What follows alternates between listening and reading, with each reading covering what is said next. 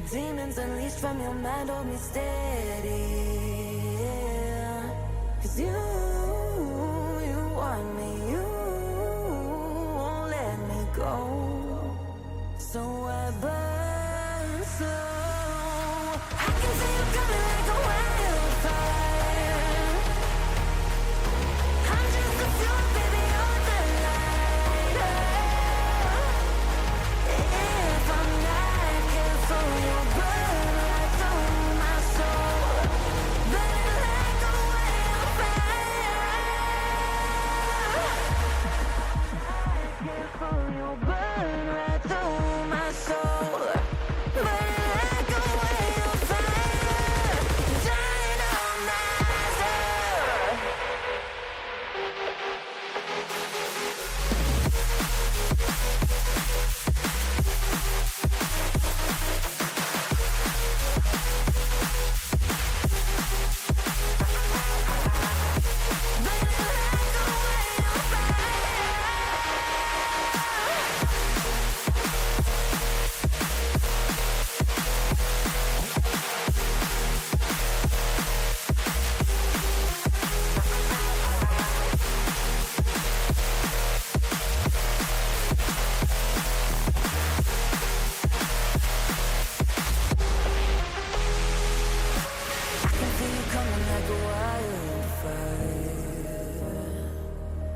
I'm just the fuel, baby, you're the lighter.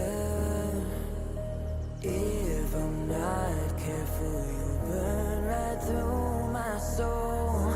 Burning like a wildfire. Dynamizer.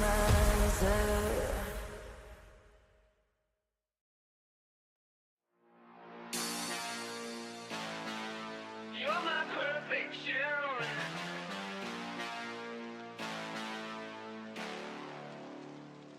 See, I need you like the radio. You keep the beat alive. Gotta have you like the stereo. I need you in my life. Hey, you're my obsession. 'Cause baby, you're my melody so sweet. Hey,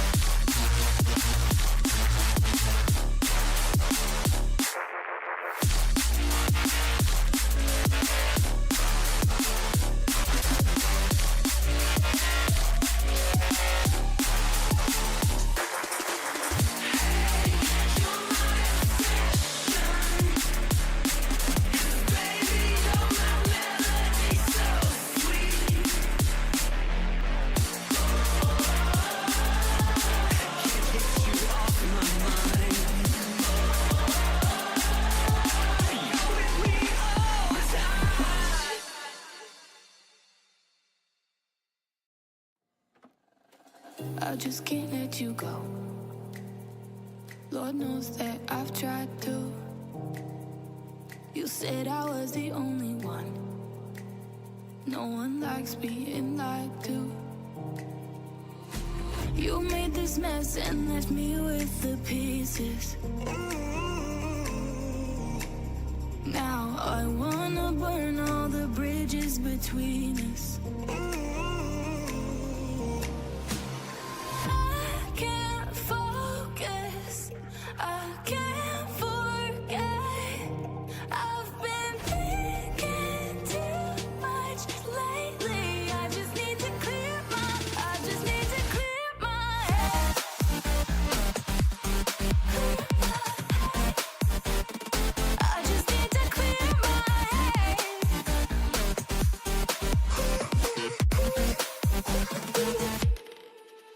I've been stuck on your memory, but it's not like I need it.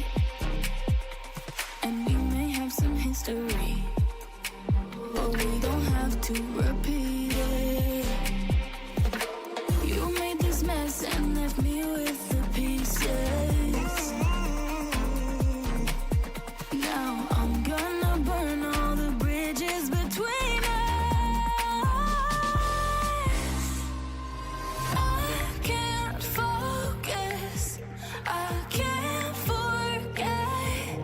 I've been thinking too much lately. I just need to clear my head. I just need to clear my head.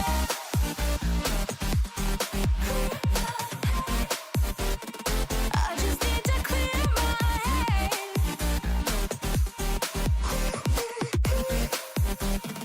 I just need to clear my head.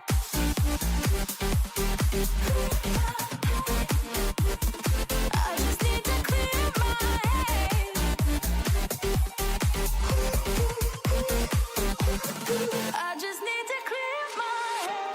I just need to. I just need to clear my head. I just need to. I just need to clear my head. I just need to. I just need to clear my head. I just need to. I just need to clear my head. I can't focus, I can't forget. I've been thinking too much lately. I just need to clear my head. Oh, clear my head. I just need to clear my head.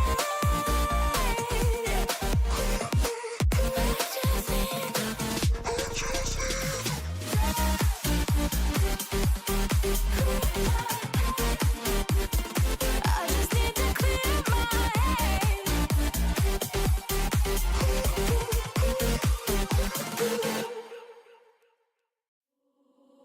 We can set the world on fire, fire.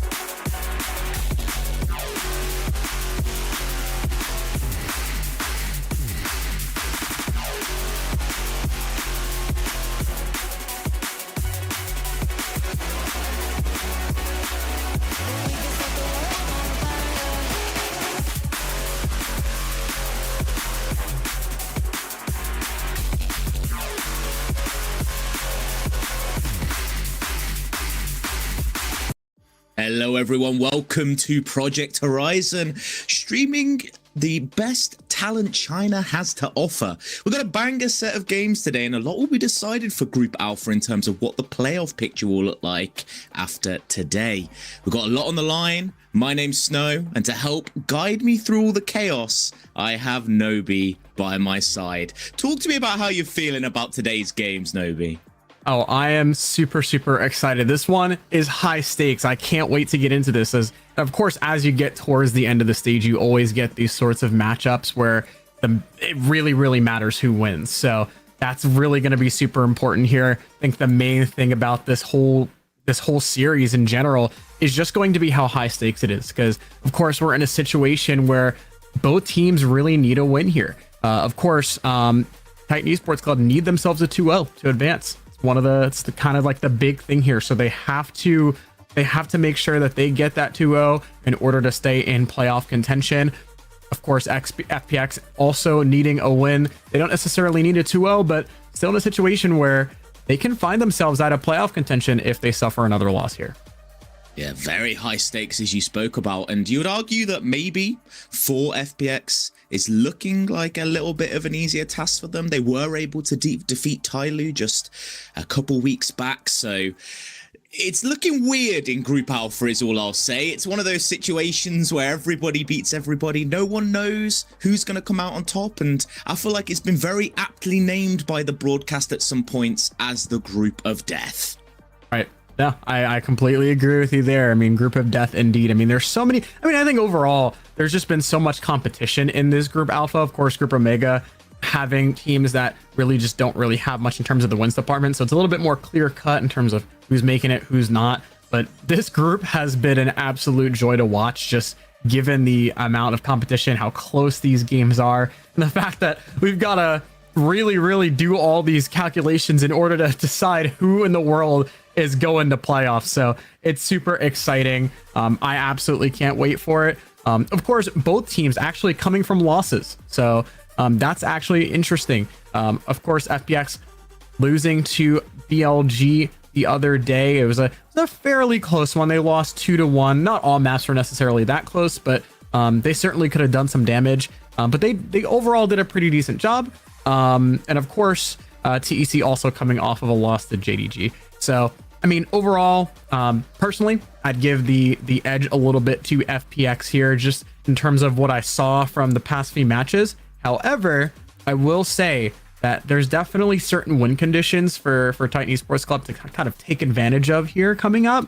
And one of those really is just going to be the fundamentals. I really think that the big thing FPX struggled with was solid fundamentals over the past few games. It's these little mistakes that ultimately they shouldn't necessarily be making, but we did end up seeing. So I think honestly, Titan Esports Club, they have to make FPX play Valorant. That's what it is at the end of the day. Well, hopefully all 10 players in the server are going to be playing Valorant today. I'm hoping for a banger one here, but you spoke about it. It's FPX being plagued by the fundamentals, and I feel like this is historically an issue that the team has had. We've seen roster changes, and it's still the same issue. They've got the firepower, they've got everything they need, all the tools in their hands to be able to make this work, but it's just sometimes the simple things that get to them. And you speak about Titan, struggles of themselves. Obviously last year lost RB, who then went on to win an international championship, so big loss for them, I guess, but it's not really been able to find that same pace that they've had in the past. Right. I ultimately just think that a lot of teams tend to believe in the notion that, hey, especially given the fact that there really objectively is not a lot of games to be played overall in these stages and across the year. So these teams are just super adamant about, hey, like if we don't see success within X amount of time, they're really keen on making roster changes. And so a lot of these teams will believe making, one or two roster moves mid-season will end up fixing all their problems, but it won't. And so, that's one of the big things here. We get into the skirmish here. Satrod manages to find one. I'm actually curious to see how this one goes, because both players are quite good mechanically. So But Yeah, and we it looks to be kind of close here. myself and Veggie were talking about this. Is like, surely this is what kind of gives you ego going into the game of being able to win that 1v1, having that kind of that prowess of, oh, I am a better aimer than you. It's got to help a little bit. Yeah, I mean, it's got to give you some sort of confidence. I'd believe if I were on that stage and I win skirmishes and stuff like that in this situation, that would be pretty cool. But Dynamite just looks to be kind of running away with it. So.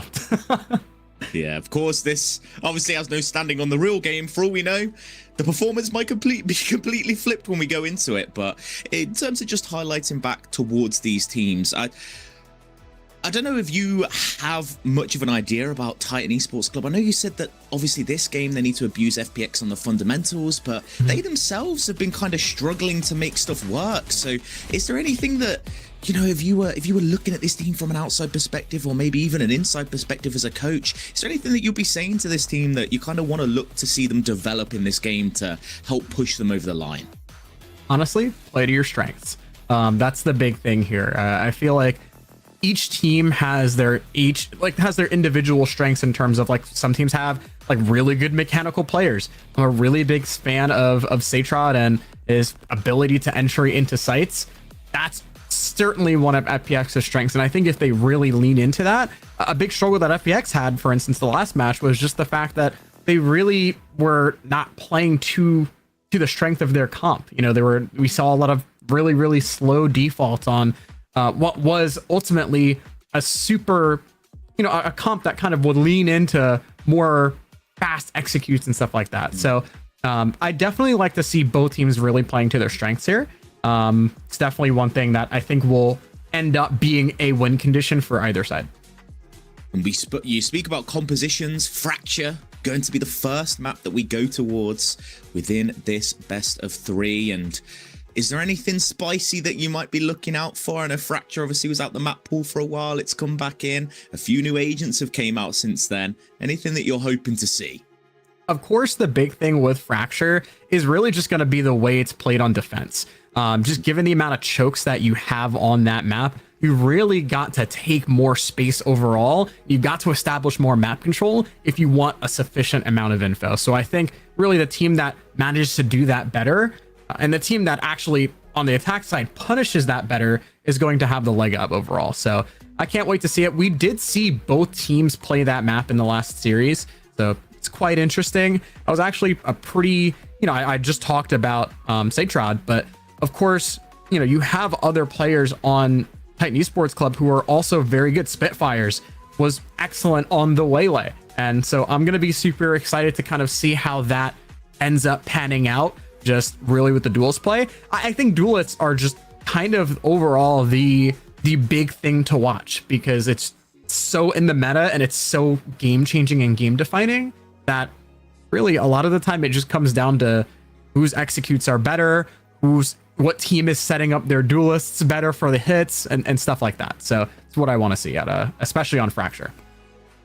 You speak about kind of taking control of positioning for the defensive side to gather that information, and when you look compositionally, FPX doing something a little bit interesting. They've been trying out the Sage to see if they can make that work, with some success against Billy. It was their map win, but do you feel like that agent can be kind of the X factor that helps push them over the line against Titan? Absolutely. I mean, I think that really the entire just combining the Neon and the Waylay together is really what, and that's the reason why these teams are leading into it so much. I think the combination of the two is really the strength. And if, you know, you have that agent mastery for both agents, you're going to see so much success, because a lot of teams are, of course, everyone's playing it right now because it's in the meta. But if you truly establish dominance, if you have players that really know what they're doing on those agents, you're going to see a lot more success than you normally would. And I feel like it's been a great combination in and of itself, that Waylay and that Neon, because the Waylay can go in and take so much space. And the difficulty is behind the Waylay, it's not always easy to follow up on the amount of space that's gained. But Neon, obviously with those dashes, can instantly reclaim that space. If Waylay needs to drop back towards their team. Neon can fill that same gap, and it's a great combination when the two of them can really come together and showcase that ability to just take sites within an instant.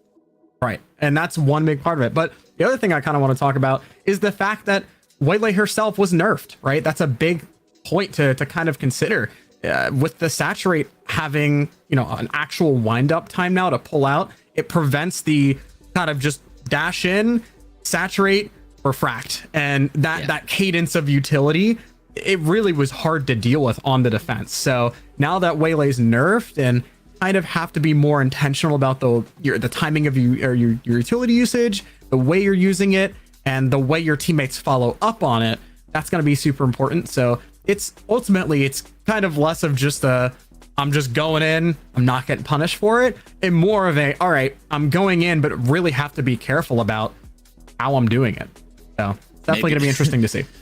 Maybe a few more lineups going to be coming out from these Waylay players. Going to have to actually learn to do something other than just click fast. But this is going to be Chinese Valorant, and they love clicking fast. They love shooting for those heads as often as they can, as does anyone in Valorant. But I feel like this region as a whole has been very much the home of kind of skill checking. It's where ego checking the op 1v1 was born, and I don't expect that to change very much today. Not at all. Of course, you have a lot of these players with just incredible crosshair placement, incredible fundamentals and mechanics. And so I feel like that's one thing that I kind of really want to see here. It becomes entertaining because of the meta, because we're in such a mechanically heavy, era of the game. So I'm excited to see walkouts coming out now. Titan Esports Club ready to make playoffs, ready to show that they deserve to make it. And of course, we kind of talked about some of these players. We talked about Spitfires, who again, I'm really, really excited to see. But of course, you have situations where, it's more or less like a lot of people tend to compare like agent by agent. So they'll compare like a Satrod versus a Dynamite, which is a very fair comparison. And I'm definitely curious to see how that ends up going. But some of these other players that are just genuinely very, very good that you kind of wouldn't necessarily compare. So like, for instance, like a Lucas versus Satrod, even though they're on different roles, of course, mechanically, they are very, very much on par. So I really want to see kind of how these individuals battle it out. And of course, as we see FPX coming out here as well, ready to advance to playoffs too. They are definitely excited. But like we said, a lot of pressure coming in as well. So, that may actually play a factor in it. The nerves, I'm sure, for these players are high. It's because for a lot of them, it's, the answer between, or the question between whether they, they continue playing or they're going home and they're watching the rest of this stage. They're watching the playoffs and potentially a trip to London, kind of just go by the wayside. So, of course, no one wants that. Neither of these teams wants it. But the real question is, who wants it more? And the issue is, you speak about that pressure. I feel like Titan Esports Club going to be feeling the bulk of that pressure. You were highlighting earlier that a lot of these teams very quick to make roster changes. And what you talk about, these guys, they're not only playing for their spot in that playoffs, it's potentially their spot at playing next season, because teams very quick to make changes, as you say. And I feel like the difference between making playoffs and not making playoffs can be the difference between getting another chance on the roster or potentially having to watch the next split at home.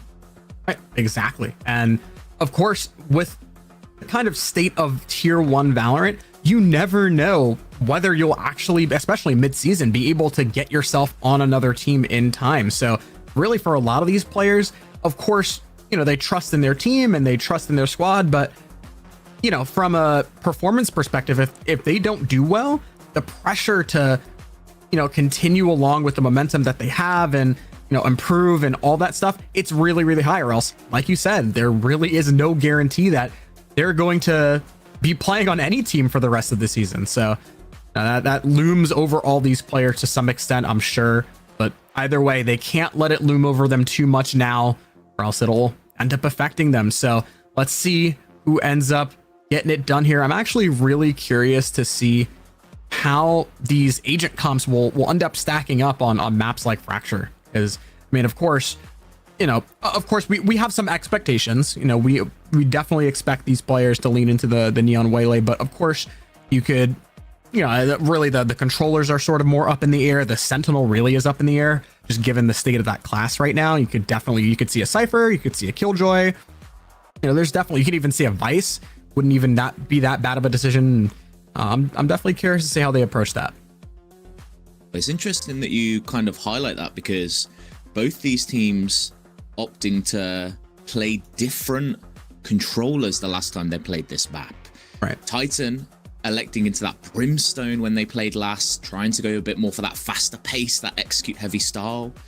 Whereas FPX going towards that Astra, but we'll see if that holds true today or if they change the tactic up a bit. And to be perfectly honest with you, I'm a pretty big fan of Astra on this map. Just the amount of smokes, the global smokes that you have there, it actually makes a huge difference. And of course, the ability to use that grav well, to use that stun, you've got plenty of opportunities to really just delay. And I think that's extremely important here. But just like we expected, we are seeing that Astra and we're seeing that Brimstone on both sides. Similar, I believe actually the same comp for both teams compared to last map. So speaks to their confidence, speaks to the fact that they really see something good in what they're playing. And so I'm definitely excited to see how they continue to iterate compared to their last match.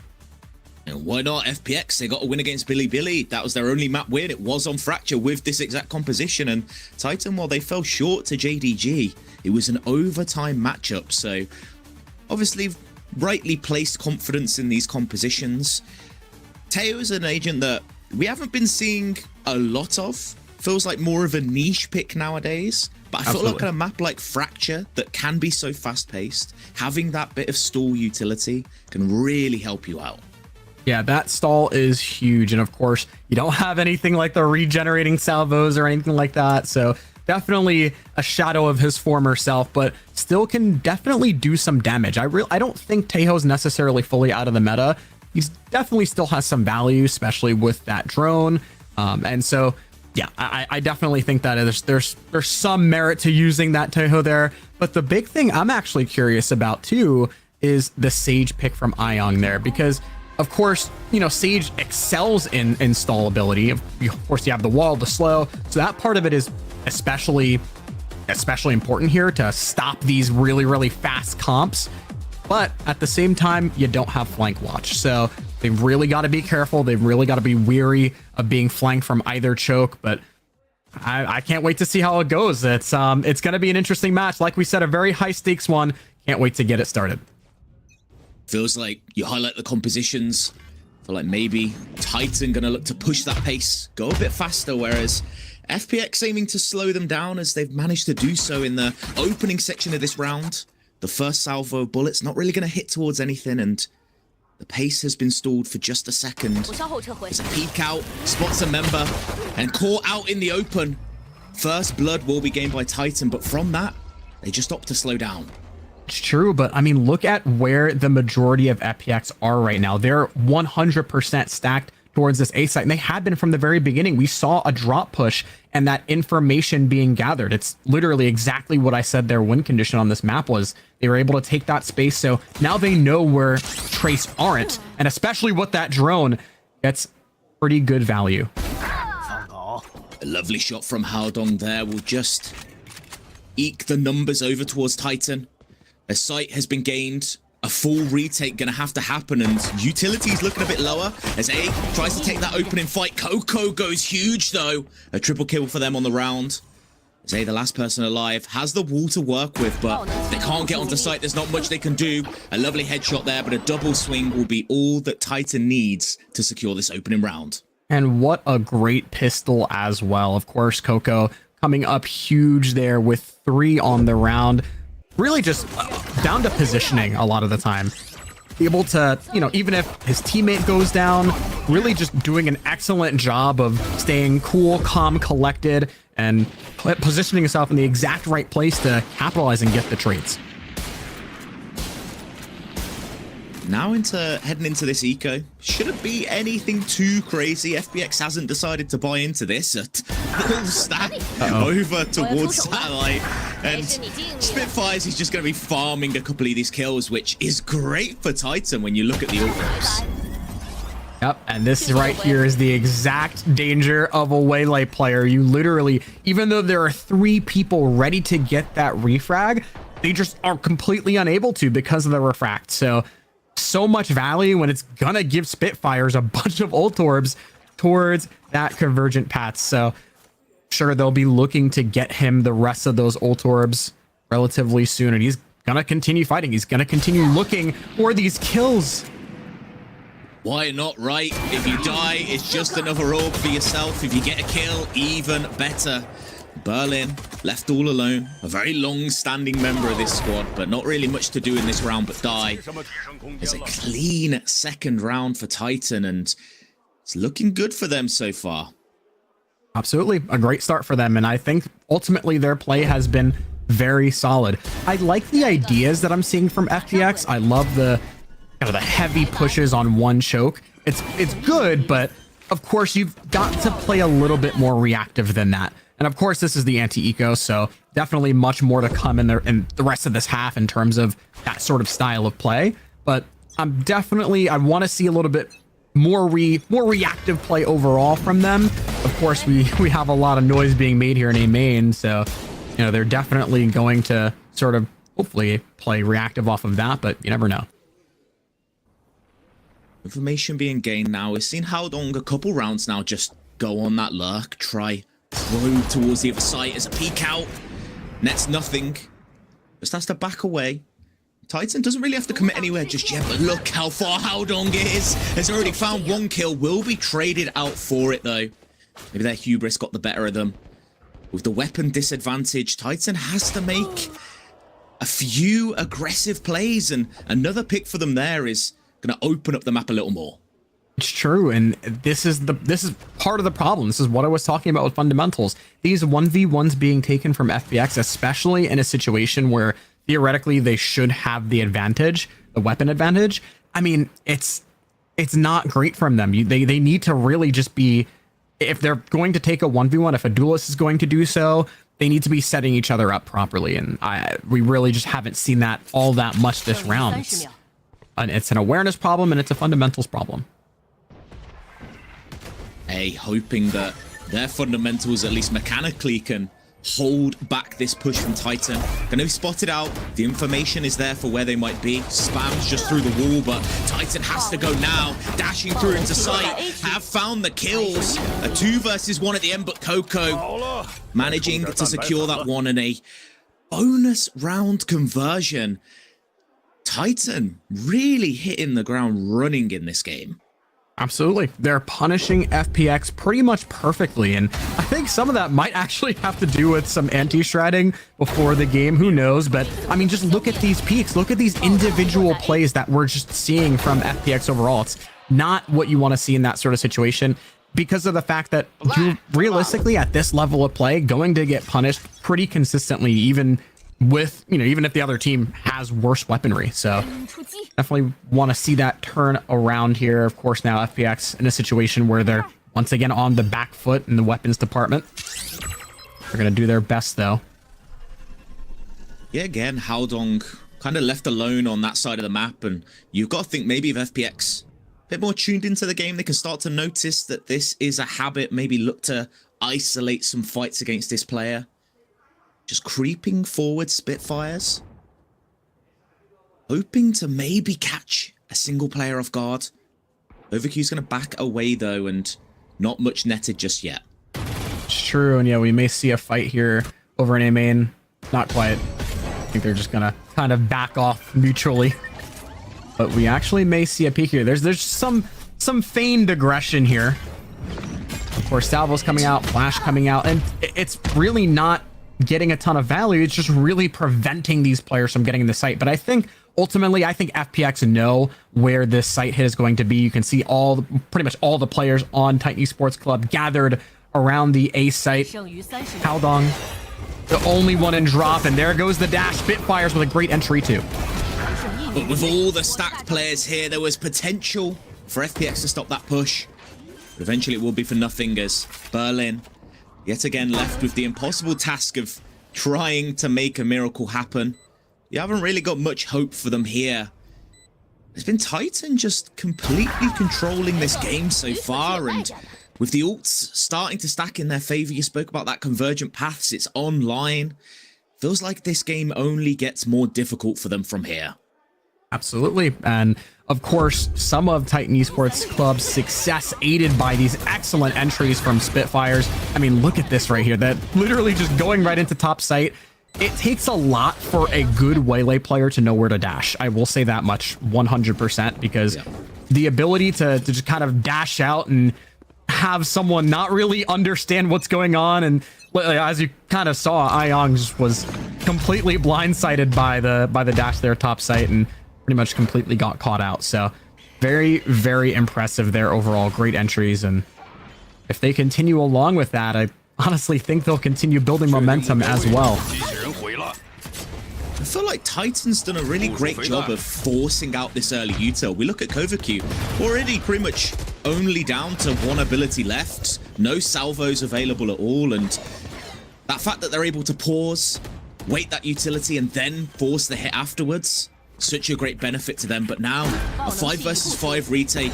Chaos about to issue on site. Bentley draws the crosshair, but it's not enough. 2 kills make that 3 over to Titan. An excellent crossfire that just shuts down the attack, and Coco on an absolute tear right now, as Berlin has an operator, but Titan will not let you get out of this round.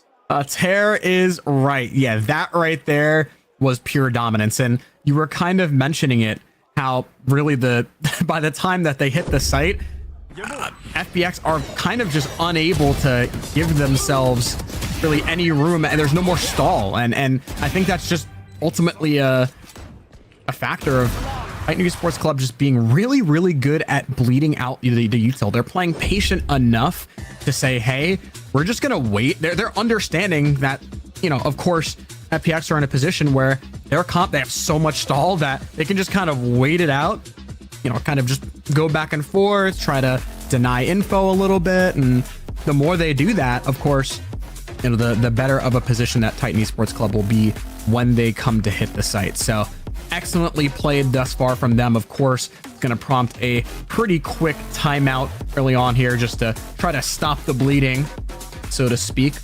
Titan Esports Club find themselves 5 up early on into Fracture.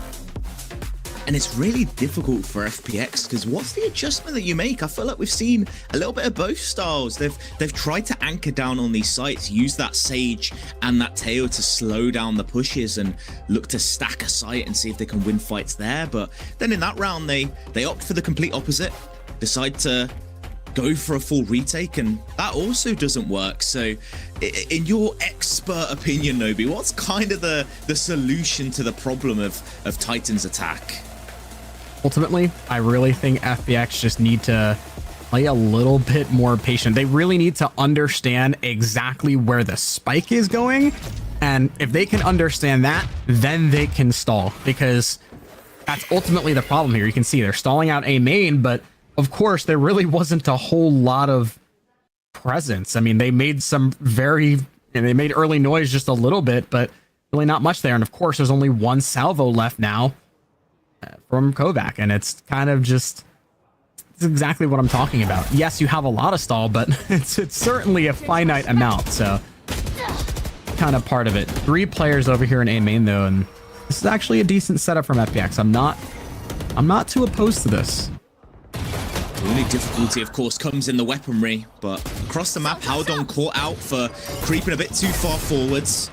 Utility used to just push them back, retain control of A main, and you can tell Titan really wants this space back. 4 players stacked towards this side, and they do not want to let this go easily. That first fight goes over to Spitfires. Lucas has their back. It is just clean, efficient play as Kovac, the IGL of the team, trying to lead them to a potential round win, but not hoping for much success here. Right, and that was great stall from FPX, but the problem is the stall doesn't really do much good for you if you just end up taking 1v1s in that situation. They had such good aim main control that it took literally like 30-40 seconds for Titan Esports Club to actually be able to gain control. And of course, you know, they were only able to do that simply just because of the fact that FPX managed to kind of just take ones in those chokes. So it's unfortunate there, but Spike is down, and of course things are just going to look a lot more bleak for them. They're just getting picked off one by one. Titan 6 rounds on the board now. And it's looking so clean for them. And we spoke about, you know, contesting some of this space early on. FPX did that, but the difficulty is when you don't really have the weaponry to make those fights work, it gets a lot more difficult. This setup was really good from them, but when it's only sheriffs in hand, it becomes a lot harder to win those fights. Of course. Yeah, 100%. And of course, this is a situation where you've got to think about how the rest of this series can go. This right here is FPX's map pick. So, of course, I mean, it's one thing to be kind of unconfident on one half. Maybe they're just not, you know, particularly defensive players on this map, but it doesn't really matter. If you're 0-6, there's, you know, it's a problem because of the fact that, of course, you could find yourself in a situation where things look bleak. But what a utility combination there from FPX. That right there is what you want to see. You want to see those early fights. You want to see that info being gained. And of course, they gained info and they gained an early lead here. So definitely a good start to the round for them.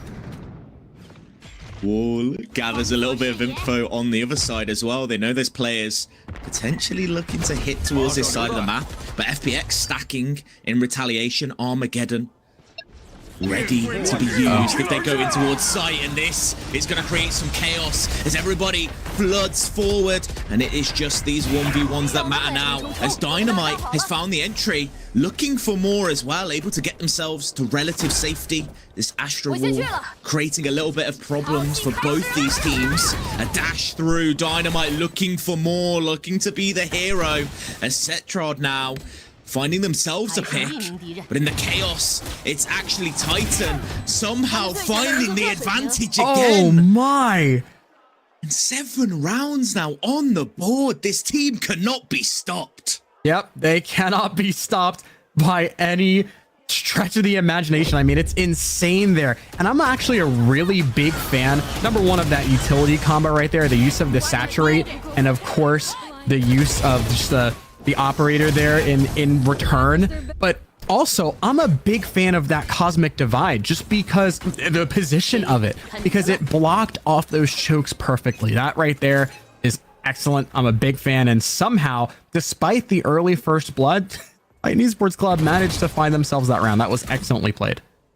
Just playing perfectly in the chaos, and I feel like sometimes you would hope that FPX will be a bit more favored in situations like that. You spoke about the mechanics of this team, how fundamentally they're lacking a little bit. Chaotic rounds should be their bread and butter. You've got all these mechanical players that can just look to take these 1v1s, but when Titan's playing so well together, it becomes difficult to make these rounds work. Sure, and we mentioned this before the match, and really how the big win condition here was playing to the strengths of these players' comps, but I don't really think they've done that so far. I really don't think so at all, but this shotgun can be incredibly punishing. What in the world? What is that from Haldong? Yeah, that is, we're expecting a one and done. Take a 2 and still alive. That is such a good performance from Haldong there, finding kills when they maybe shouldn't, and make that a 3rd one as well. This is their round to win. And they are just taking it in their stride. As now Titan playing with full confidence. Haldong was hunting for the ace there, not able to get it, but they'll take the round win as a consolation. And now they're getting to the territory where it's just kind of pure disrespect. They're just going in kind of just 100% confident in the ability to get in the site regardless of where it is. Even if it's not necessarily the optimal take, they're confident in the fact that they will just absolutely mow these players down. So much so that they're going right into their spawn. They don't care. So, you know what? Like, and you can see the smiles on these players' faces. It's great to see from their own side. But of course, FPX kind of just reeling in it at the moment. It is 8-0.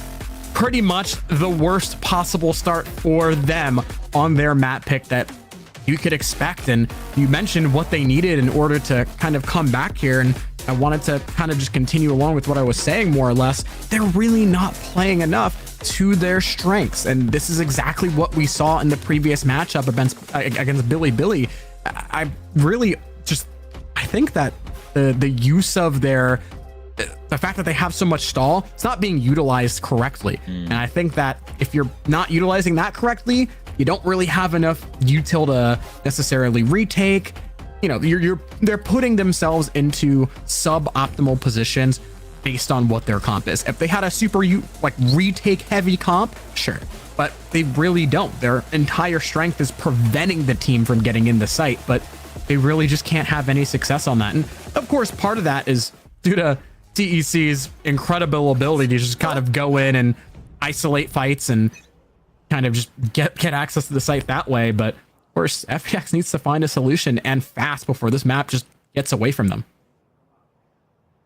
And A has had this resurrection online for pretty much the entirety of this match almost. I think they've had it since round 4, but not really had an opportunity to use that. And so far the Sage has left a bit of questions as to what they could have picked instead, but no time to talk about that as a site take coming through. Dynamite being explosive, as their name would suggest.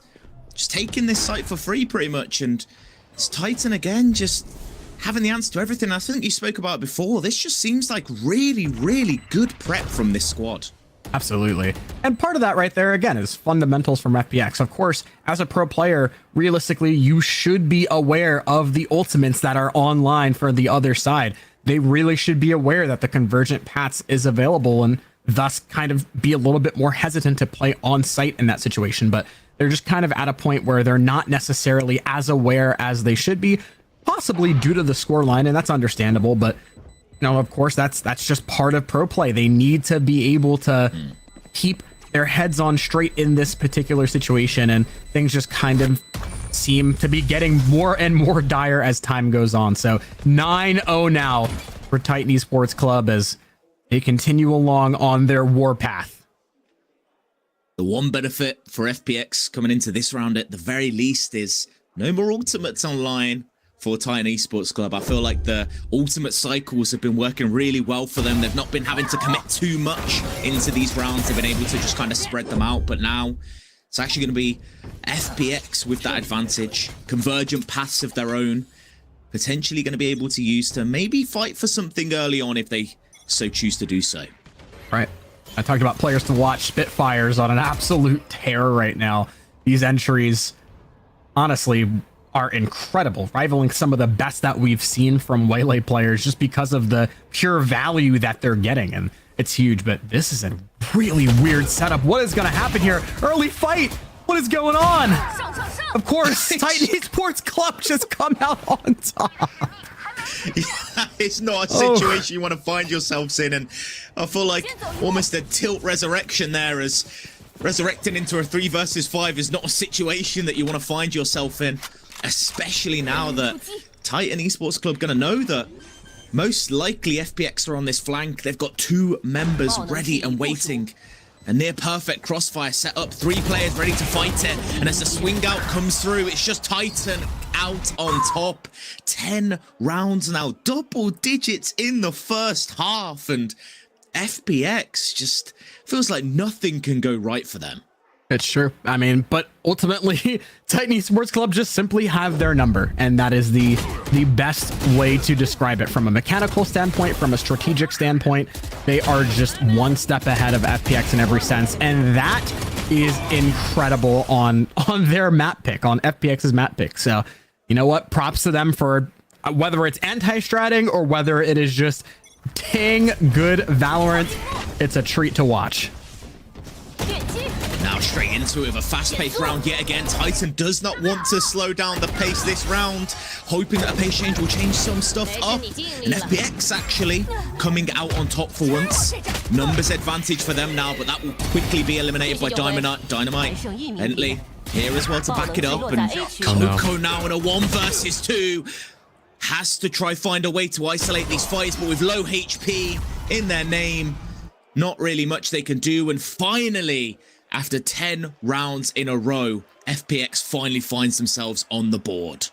Yep, and a lot of that really just came down to their pacing. I'm a big fan of the way they paced themselves that round, especially just because of the fact that they know that at this point, Titan Esports Club are just super leading into the fast takes. They just kind of stopped caring.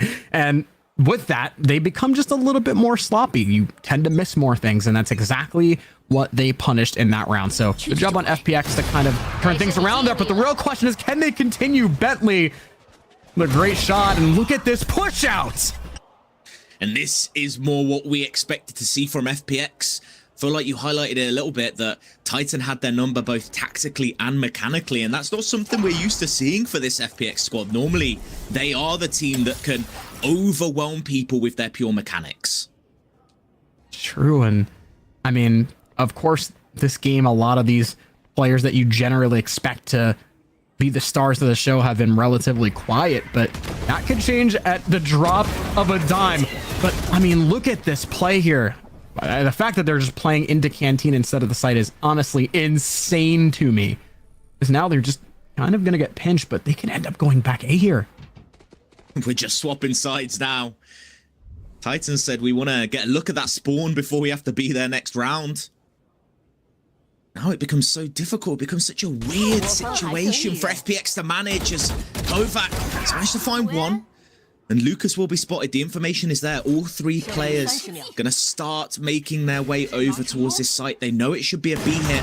A crossfire. Berlin misses a shot. A rarity from them. But the stun is enough. Setrod able to clean this round up. And it started to show signs of life from FPX. But the question is it a little too late?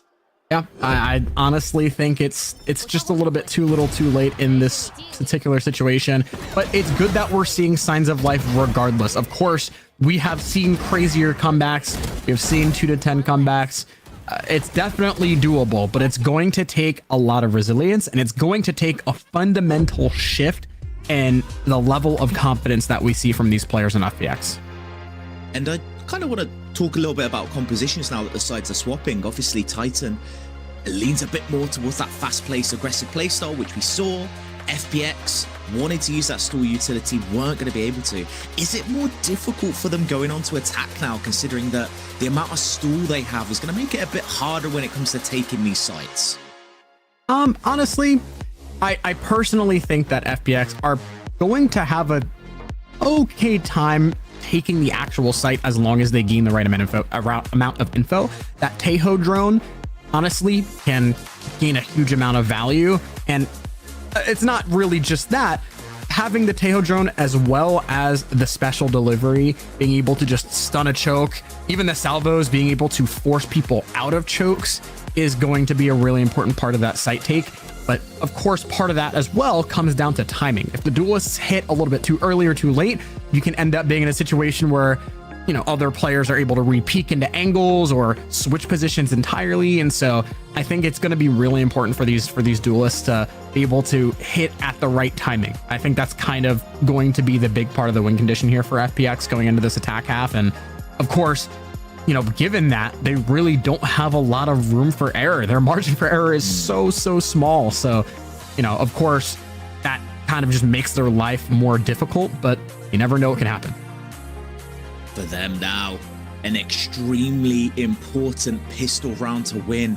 If FPX loses this one, Titan, you've got to imagine, will creep this scoreline up to 12, up to match point. FPX, you said before, no more mistakes can be made. The margin for error is so low. Right. Decent. This is exactly the kind of start that we saw for them against Billy. They kind of are just chilling in spawn. They're really, honestly, I kind of want to say afraid of players just kind of peeking out, but it's been so long. They've honestly so long that Titan Esports Club have already gained info as to where these players are. Lucas with a really good use of the Trailblazer and gonna reveal their position. They haven't even moved from that position for the most part. I mean, they're gonna walk into A main now, but more info being gathered. They know exactly where these players are, and soon we're just gonna potentially see a stack. There will be a stack and rotates being forced, but a fake as members move back. This spike heads towards B. Haodong ready and waiting. No utility set up for this main choke. So it will just have to be that pure gunplay prowess. Salvo going to be used to force them out now as the site entry comes through. Site itself relatively easy to take, but the fights afterwards, not so much so. A perfect sky flash just leads to 4 kills. And the utility usage from Titan is near perfect. Absolutely diabolical stuff from Haodong, one of the storied players, of course, and a very recognizable name, having played on EDG in the past. I mean, and of course, a player that you can expect great things from on a role like this. Even a supportive role like a Sentinel on the Cypher. I mean, what an incredible ability, especially being forced off the angle with the salvo, being kind of cut off with the neon wall, all that stuff, still being able to get to in that situation. That is so impressive. Now FPX kind of having to force out a little bit. 3 sheriffs, 2 stingers online. They know the importance of this round, potentially hoping that they can maybe catch Titan off guard. The difficulty is you're seeing 5 members stacking towards B for FPX, and there is a judge ready and waiting for them. Oh yeah, they're gonna have to get some decent info on that if they don't want to get absolutely mowed down by that judge. That is a terrifying sight that we're seeing right now. Trailblazer getting great info. Stun is out as well, and this could end up being so punishing, but it's not. Everyone gets mowed down. Oh my gosh, Lucas. And it was the perfect position. That judge just caused the right amount of chaos. Everyone from FPX is like, oh my gosh, there's a judge close on the angle. They all swing out into this player, and yes, they get themselves a kill. But look, not a single person looking in Lucas's direction as they're able to essentially just play aim labs right there and pick themselves up 4 easy kills. Literally playing grid shot with their heads. That is so unfortunate there. And of course, it's really just a product of the weaponry. But now, of course, the win conditions sort of broken here almost. Titan Esports Club 1 round away from taking FPX's map pick of Fracture in quite dominant fashion. So, of course, they're going to do everything they possibly can to prevent that. But it's going to be quite difficult to do so here. Early entry, and Haodong with a great pick. He doesn't want to let anyone in. Desperation here from FPX now, as yet again we've seen them gain the site, but this means nothing when you're against Titan Esports Club. Haodong, a player we highlighted, just able to find themselves that kill, and Lucas, the hero of last round, will be the hero that ends up winning this match, as Titan Esports Club needed a 2-0 victory to make playoffs, and a very decisive map 1 win will net them a lot of hope going in forward in this match. Dominant showing there from Titan Esports, then one that it is strictly necessary in this situation. Like we said, given the circumstances, they need that 2-0 to advance, and they knew that. So they came in swinging, and it worked out. So now they're in a situation where they have the leg up 100%, and they've honestly got to be super excited from the mental department. But FPX now, they need to reset immediately. They need to say, hey, let's shake it off. We still have the advantage in the sense that the pressure is a little bit more off of us, in the sense that all we need to do is win. They need to win this next map. We can kind of come back here. You know, if we manage to get this reverse sweep, we're chilling. But of course now, Titan Esports Club certainly with a great start on that Fracture, and these players are just super excited. You can tell. I feel like for FPX, it's almost like the coaching staff is going to have to be like, throw this game away. This is the start of the series. We just need a quick, easy 2-0 right here, because takeaways from that game are difficult to find, because it's felt like at every turn Titan Esports Club just had their number. You look at these replays, it's just a highlight reel for multiple members from this Titan squad.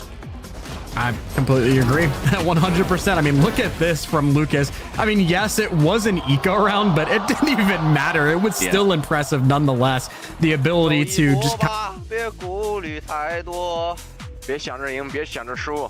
对，操作，训练再打就行。我今天输赢，我觉得我给大家说一声，我觉得今天输赢无所谓，大家玩的开心就行，享受游戏，好吧？对，大家玩的开心就行。啊，加油！加油！加油！加油！正常沟通打就行了。等一下，给狗。好，给一下给狗，然后给宝典这2颗包烟。点了，家人们。我给2颗烟，来准备。我往 B 靠了，往 B 靠了，往 B 靠，你们都靠。他们都把宝典放了。杀第一个，2个杀地，他们杀地了。我给 CT， 我给 CT。姐姐，刀是我的。 2个 CT 应该，他们应该 CT 跑得挺快的。霓虹和太阳不在 CT。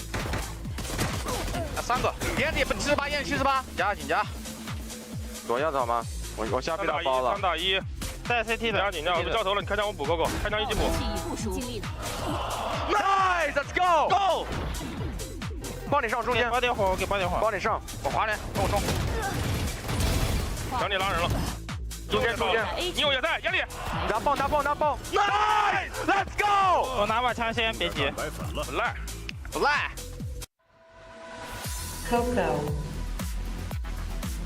Highlighted by our translator just there, kind of at the start when they were talking about it, they were saying, don't think about winning, don't think about losing, just play like scrims. And I felt like that confidence really shined through for Titan, just able to keep their cool and just play their own style.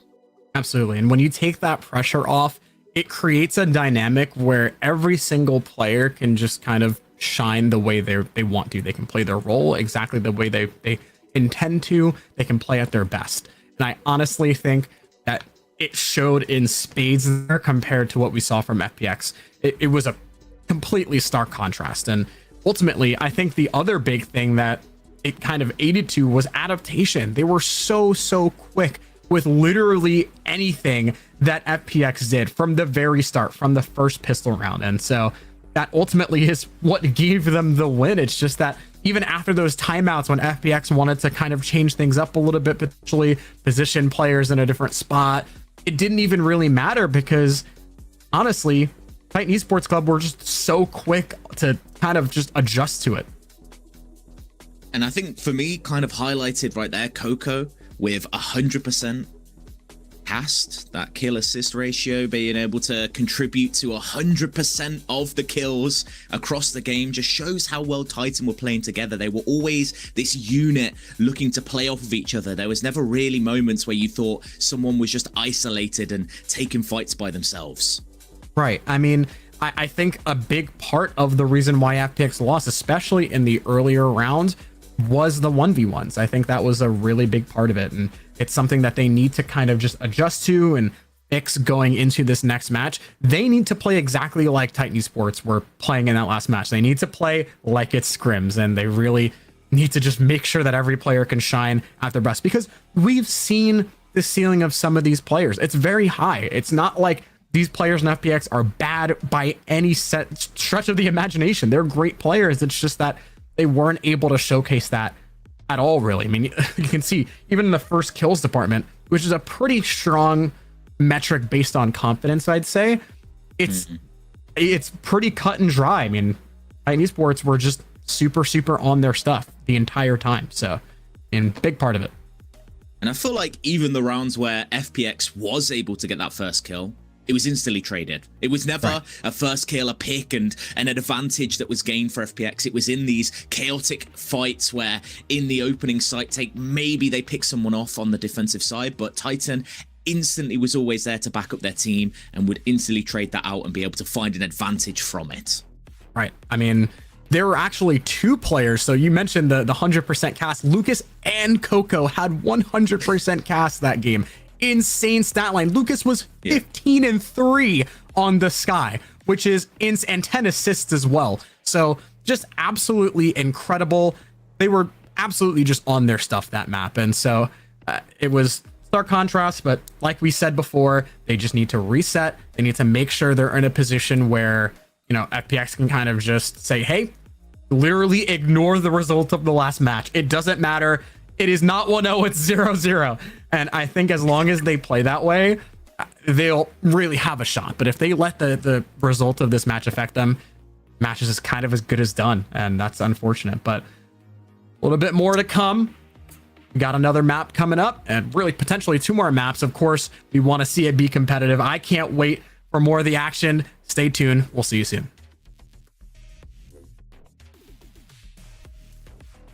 Oh, I guess not what? yet. No, Guess not. You tried to call it away, but you know what? We'll give the we'll give the signal now. But yeah, make sure you don't go anywhere, because this match is not over. Everything to play for. FPX versus Titan. This is what could be the final map for one of these teams in this season. So don't go anywhere, because we'll be right back after this break.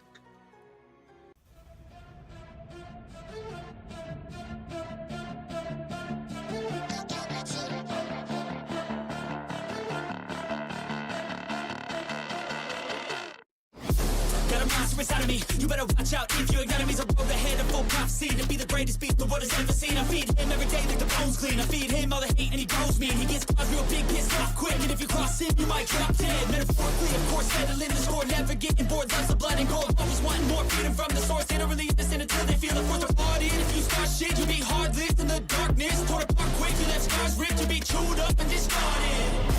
And this world ain't right, won't accept it. Negative energy, I expect it. Once it's in your mind, it's infectious. So fight for your life and reject it. You better give me space, I'm protective. My adrenaline spikes when I'm threatened. And if you stay in my way, I'm aggressive. Cause when there's no exit, I'll kill when I'm desperate.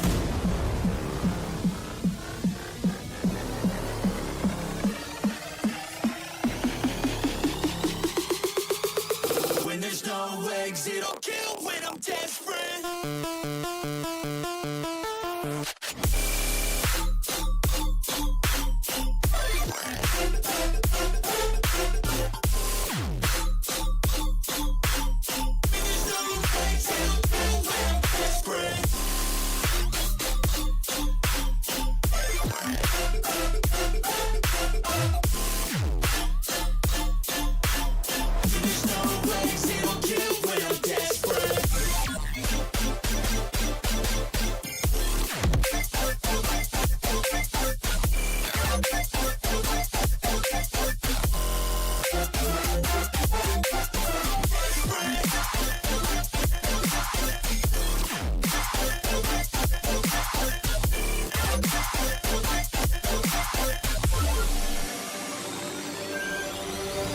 And this world ain't right, won't accept it. Negative energy, I expect it. Once it's in your mind, it's infectious. So fight for your life and reject it. You better give me space, I'm protective. My adrenaline spikes when I'm threatened. And if you stay in my way, I'm aggressive. Cause when there's no exit, I'll kill when I'm desperate.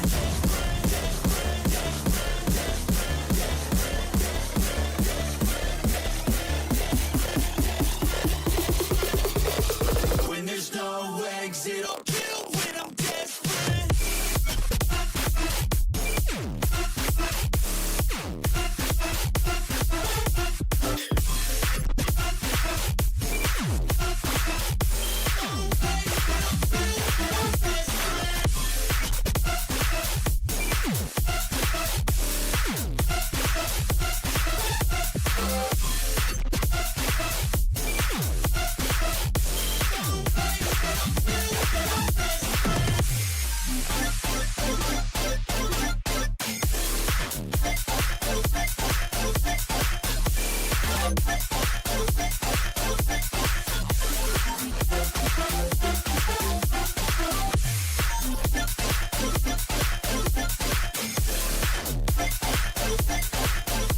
Welcome back, everybody.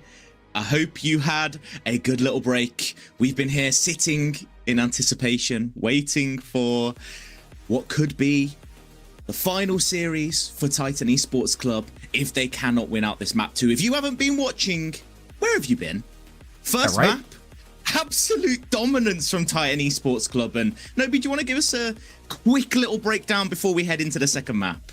Yeah, I mean, ultimately, Titan Esports Club literally did exactly what I said the win condition would be for them. They made FPX play Valorant, and they really couldn't show up. They couldn't do it at the end of the day. They were playing something else, and unfortunately ended up resulting in a pretty swift loss for them. But of course, it is not over yet. It's a best of 3 for a reason. So one more opportunity here for FPX to get going here. And of course, we're gonna see them on an interesting map. I don't think I've quite seen Split yet in any of the matches I've personally casted. So it's going to be interesting to kind of see how that goes. I'm a big fan of the Fade. I will say that much. So I'm glad that we're seeing some of that being leaned into from some of these FPX players, from one of these FPX players. And I'm kind of excited to see how as these entries go as well with these tight chokes. So it's definitely a much different map than Fracture, just because they're inherently different, right? Fracture's a super open map with a lot of chokes. Split inherently is a very closed off map with chokes that are separated and, you know, a lot easier to kind of play for the defense. So curious to see how that'll end up going, and it's exciting. Really last chance here for FPX, and of course it's kind of the same exact situation for TEC. Yeah. So this map is kind of the decider for both. Titan needs a decisive 2-0 victory if they are to make it into playoffs, and this first map gave them a little bit of hope. Oh yeah, now in this round already pushing aggressive, that confidence carrying through from the last map, but not able to get anything just yet. FPX has established themselves on mid, but with a Viper wall here, not quite wanting to go aggressive early. True, and what a flash coming out. That's a great use of it too, and they're just all converging on their positions.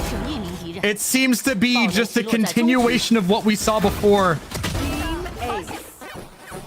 Nobi, talk to me a little bit, because we didn't really get a chance to highlight it. We didn't get to see too much in that opening round, but this seems to be a very different Viper wall to what is usually used on the defensive side. It's true. It's interesting. And to be perfectly honest, I think I'm honestly a fan. I feel like this is sort of another anti, to be perfectly honest with you, because especially teams that tend to lean into the mid chokes very often, I think it's actually very useful. And so it's cool to see. At the same time, though, they can afford to lean into that because of the double controller comp. Of course, both sides leaning into that as well, but I mean, we're even seeing something different in the following round. Look at the placement of this on the A site, really for both sides. So it's gonna be interesting to kind of see how these guys just cross into the site, just given the fact that it's kind of like an X shape going into the main choke. Yeah. It's quite cool, but interesting to say the least. But FPX not seeming to be deterred by that Viper wall being there. They seem to feel like it gives them a little bit of space. As Titan now just taking names, shooting heads. Lucas on for the ace, trying to find this one. They're giving all the utility to allow them the chance to hunt this one down. Just needs one more player, but Scumbag Coco takes that one away, and Lucas will take the defuse as a consolation prize. And there he goes. Yeah, 1, 2, 3, 4. Lucas, the king of the anti-eco these past 2 maps. We saw that crazy play that he made on Fracture too. Even when FPX had decided to force with stingers and sheriffs and stuff like that. Didn't even matter though in this situation. Lucas literally just mowing everyone down despite the paranoia, being fully nearsighted. Did not have a care in the world. And Titan Esports Club, they're having a great time. Yeah, not only mowing them down, making it look easy as well. Just Lucas with these 4Ks on these anti-ecos just seems to be frying right now. But going into this round now, obviously weaker weaponry for Titan, but FPX fell down at this hurdle on the last map, so definitely can't take anything for granted.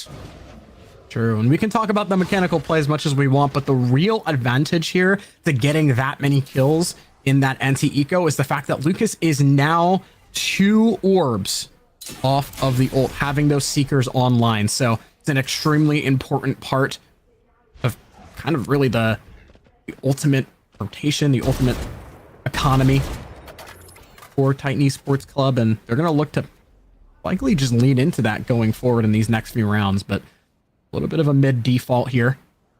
They look to just gain as much info as possible, and I think they've gained enough to understand that Titan Esports Club are kind of just paired up enough to be a little bit scary for FPX, and either way, I think it kind of doesn't really matter all that much. But oh, look at this push from Haldong. He could get punished for this. He does! Punishes. And on the flip side of the map, 2 more kills for FPX. Leads them to an advantage, and this is definitely what they like to see after how that last map went. Trying to get a bit more greedy. Go for a few more kills. Takes out Lucas. Revenge for last round. Spitfire's the sole player left alive. Slowly being hunted. Should be an easy kill for A. Rudimentary at that point. And this time, FPX will not go quietly into the night. They managed to pick themselves up a much needed anti-eco round. A much better start for them, not allowing Titan Esports to claim the bonus there. Managed to get it. And they managed to do it with 4 players alive, which is extremely important. So they carry on a decent economy going forward into this first gun round of the game. Still an extremely important round, but either way, they put themselves in a much better position than they found themselves in on Fracture. So curious to see how that ends up continuing along. Another change, sort of. Actually, not really. It's the same sort of position of the Viper Wall that we saw in that anti-eco round.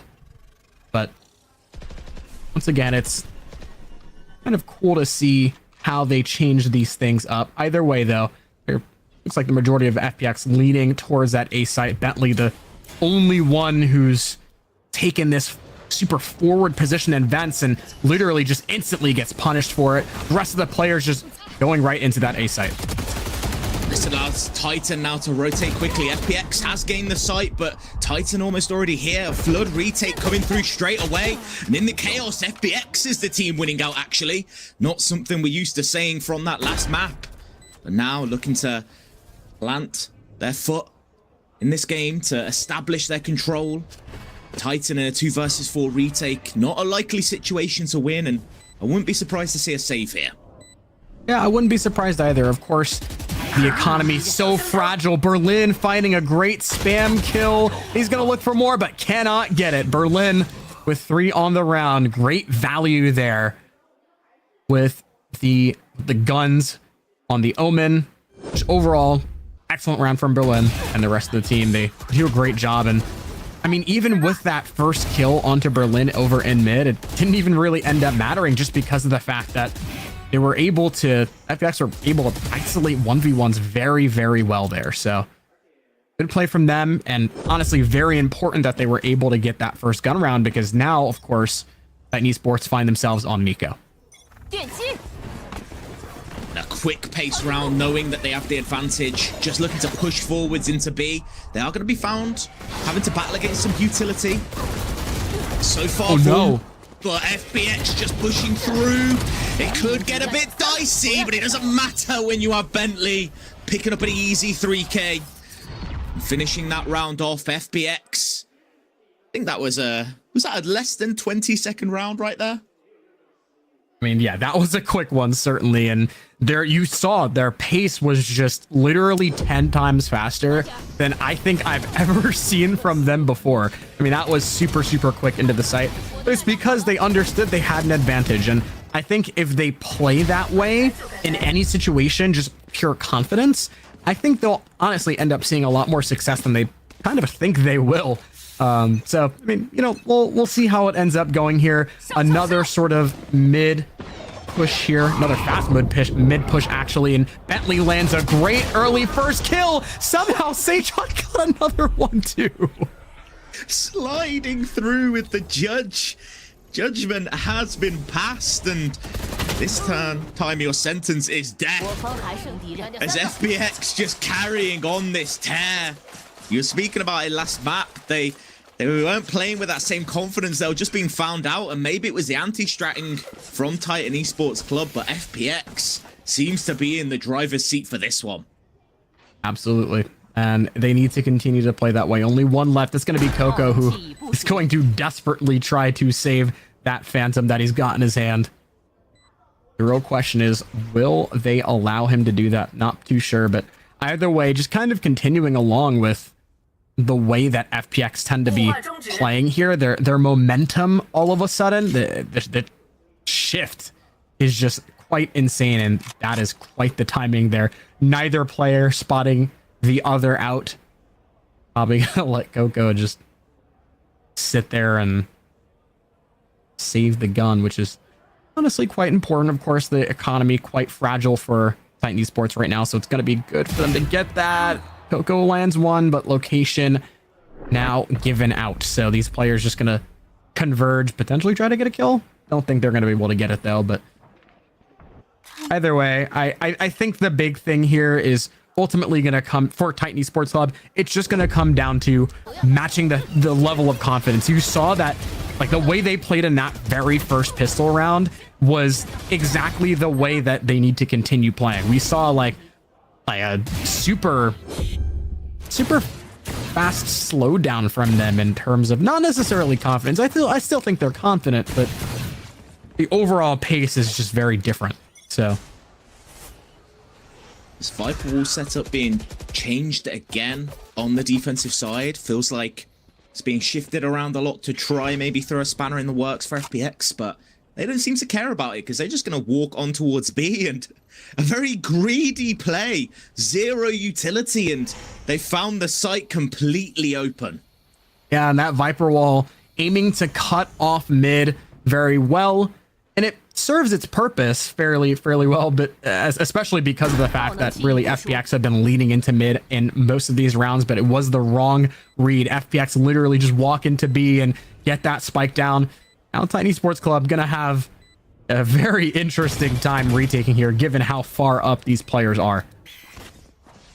Managed to isolate the angle. Dynamite now just drawing the crosshair, but the utility used to stall. Cetrod does not want to give this space up easily. What a shot. Amazing flick right there, and just tries to be greedy, going for a little bit more. And now Titan gaining a bit of momentum, but the time is dwindling. They have to find their way onto site now.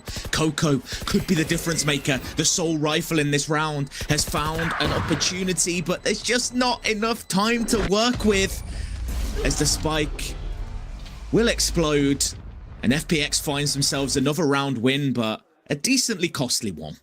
Yeah, it was definitely very costly, and of course the rest of the players that didn't have rifles on Titan Esports Club die to the spike.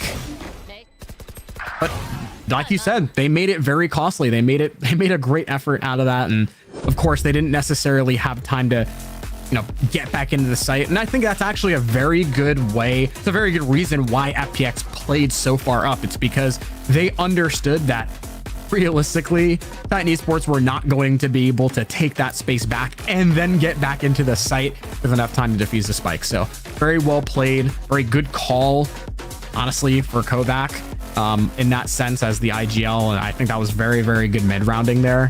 And I mean, the result of that's going to force a timeout, early timeout here from Titan Esports.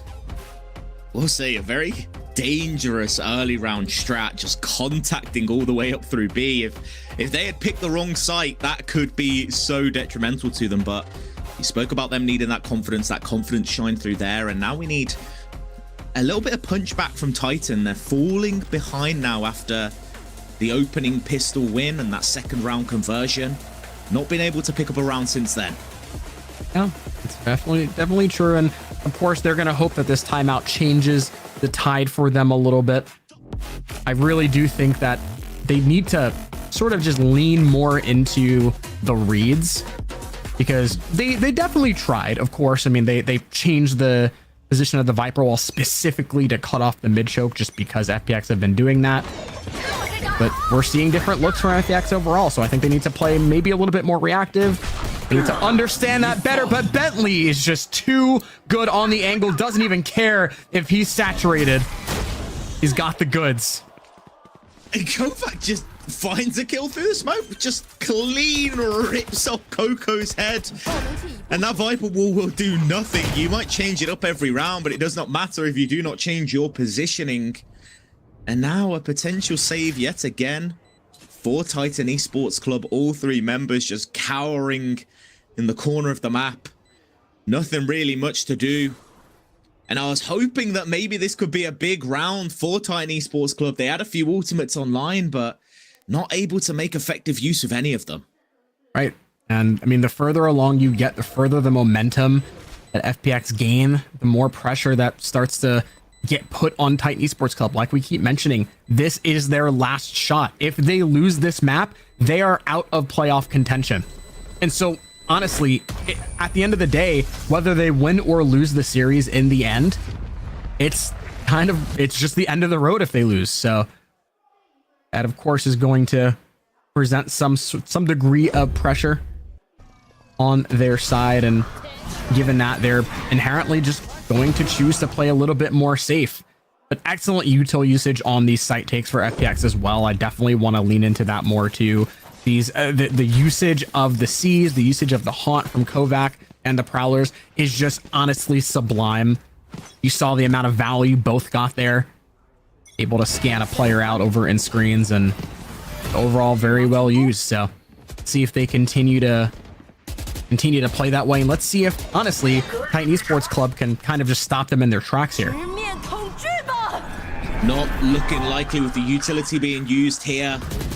Titan Esports Club does have a lot of members here, but nobody on this site. It would have to be a retake, and they're kind of split right now. There's smoke stopping the players coming through spawn. They're gonna have to retake Heaven, as Berlin's gonna be taken out first. Now Heaven has been taken, looking for more kills. That's a huge step. Convergent pass getting used, but the op is on the line. We know how powerful that can be. Missed shot, but now info gathered as to where some of these players are, and they're just gonna go right into the site. They don't even care. Coco, great kill, and they're in there. Spitfires with an op, not a situation you really want to be in, but when you find the shot, it doesn't matter. But Kovacs, the sole player left alive, not able to find anything. The Viper's pit usage was excellent to stop those sight lines being used. And Titan Esports Club punches back. A much needed timeout nets a round win down the line. Yep, a little bit too much there for the IGL to handle. Fortunately, couldn't get it done, but I mean, it was overall a very good retake. I mean, even with a flank there from Young, it didn't even really ultimately end up mattering, just because of the fact that, number one, like they understood the need to play 5-man retake there. They understood that really they were not holding that site, especially with the Nightfall being used, and you know, just a bunch of other things in the sense that, you know, they knew they had to gain the info. They knew that the amount of space that FPX had. They played it really well. But what an entry! Neon, I thought this was supposed to be gone, but Centrot says no. We need another nerf yet again. Now the operator has been picked up by Dynamite. Only close angles to play right here, so elects not to use that weapon. And FPX, perfect pacing, getting that opening pick and just backing away, choosing to reset the round. Absolutely incredibly played there. And now, of course, FPX have complete free reign. Of course, Titan Esports Club, knowing that they're down in numbers, are just going to go exploring. You see those two players walking up mid, trying to catch someone here potentially on this play, and they're just going to walk right into sewers. This could be an excellent timing here for these two. But at the same time, you see Berlin on that late rotate could actually catch these two flankers as well. This could end up being a huge punishment if they're not aware of it. It's going to be a really close timing, and this could see, it could get punished for it. Heldong, excellently played. And now the sole flanker left alive. Berlin, only an op in hand. 14 seconds left. You've got to imagine that they're just going to save this weapon, run away, and see if they can fight another round. Yeah, I mean, that timing just not really working out too well. It's unfortunate. Of course, Berlin would have hoped that he would have caught the two flankers before they managed to get the kills, but not so. And honestly, as quickly as FPX seemed to have gotten their lead, it's being cut down bit by bit by bit. They're really, honestly, Titan Esports Club only down 2 rounds now, and they managed to get these last two. It's a 6-6 half. What a half off as well so far. It's crazy performances from both these teams. I mean, it was looking like it was just going to be FPX favored, but we're starting to see Titan Esports Club hit back a little bit. Momentum now in their side. This operator, we haven't seen much effective use from either of them so far. So hoping that maybe Spitfires can get set up on a good angle and find an opening pick for Titan Esports Club. Yeah, it speaks to how volatile Valorant can be as a game. I mean, you know, you talk about momentum and it seems like one team is just clearly ahead, but it is never over till it's over. Hold on now. In a aggressive angle, Dynamite just opting to take the one and done. This peak means everything. He's going to be taken out. Can run away. There's chaos on the site. The dash gets them to relative safety. Pulls out the finger gun, looking to get some kills themselves. The utility by FPX slows down this push just a little bit. Coco finds a kill through the smoke. Berlin now still in an aggressive position, but with an operator in hand.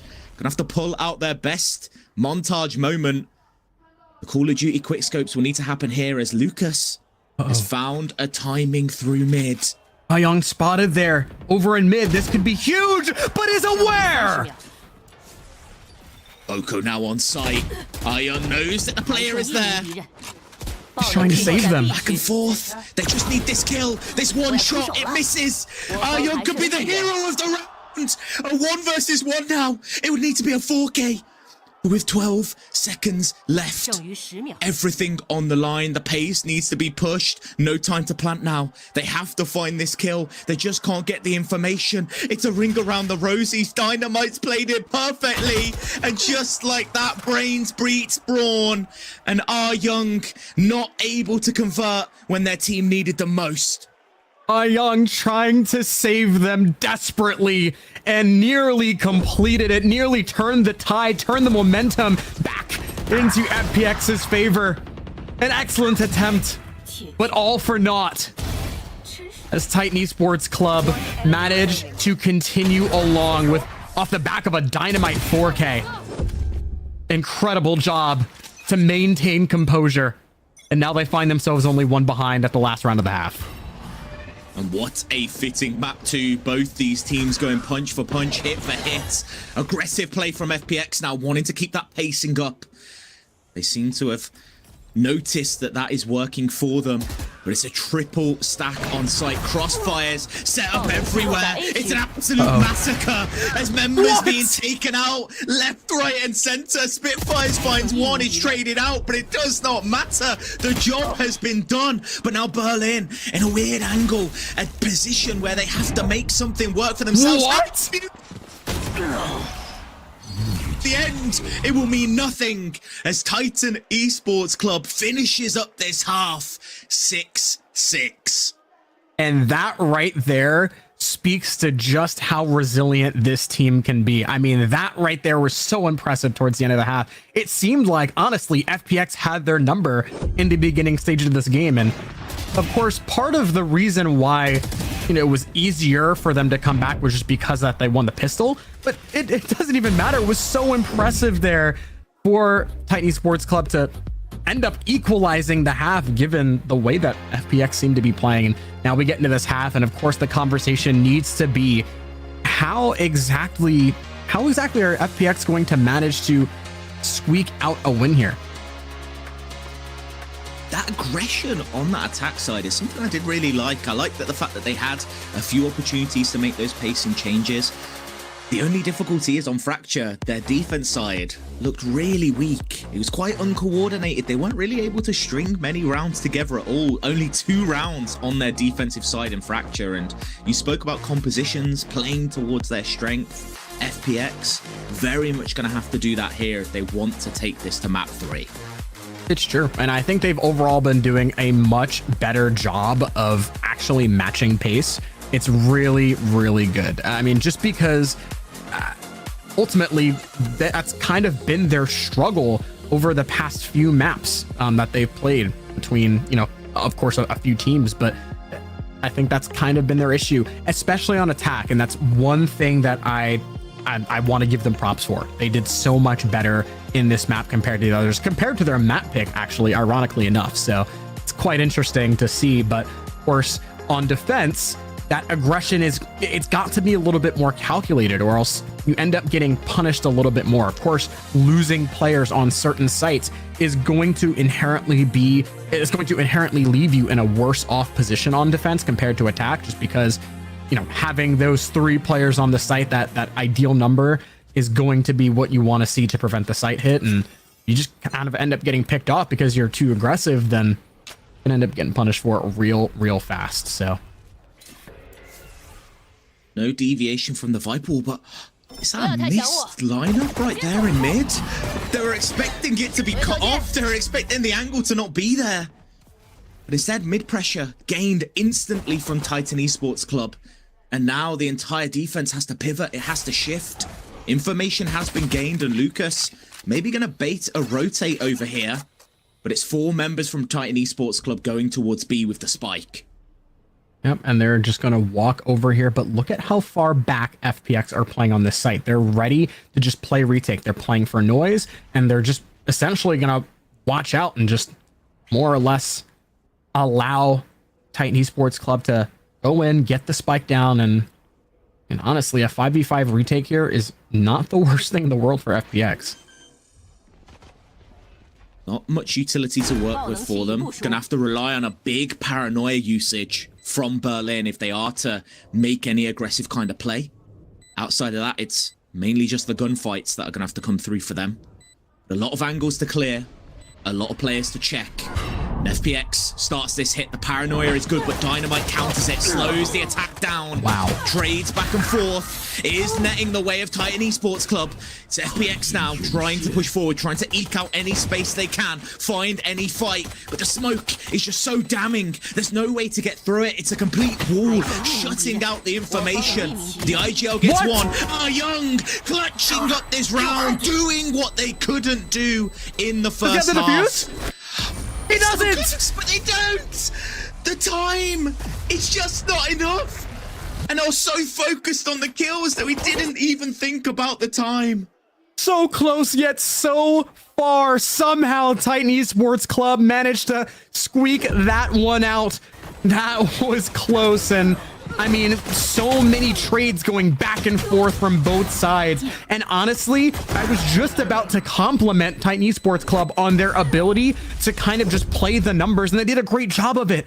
Honestly, it was sort of a lucky spray kind of through the smoke there, a lucky kill through the smoke that we saw. But either way, I mean, Titan Esports Club getting that pistol is huge there, but this could be dangerous here. These players just playing so far up in main, you could just literally swing out at any time, and they do. The bookie attempt not quite going to be successful, and it's just going to be some eco kills for this Titan Esports Club squad.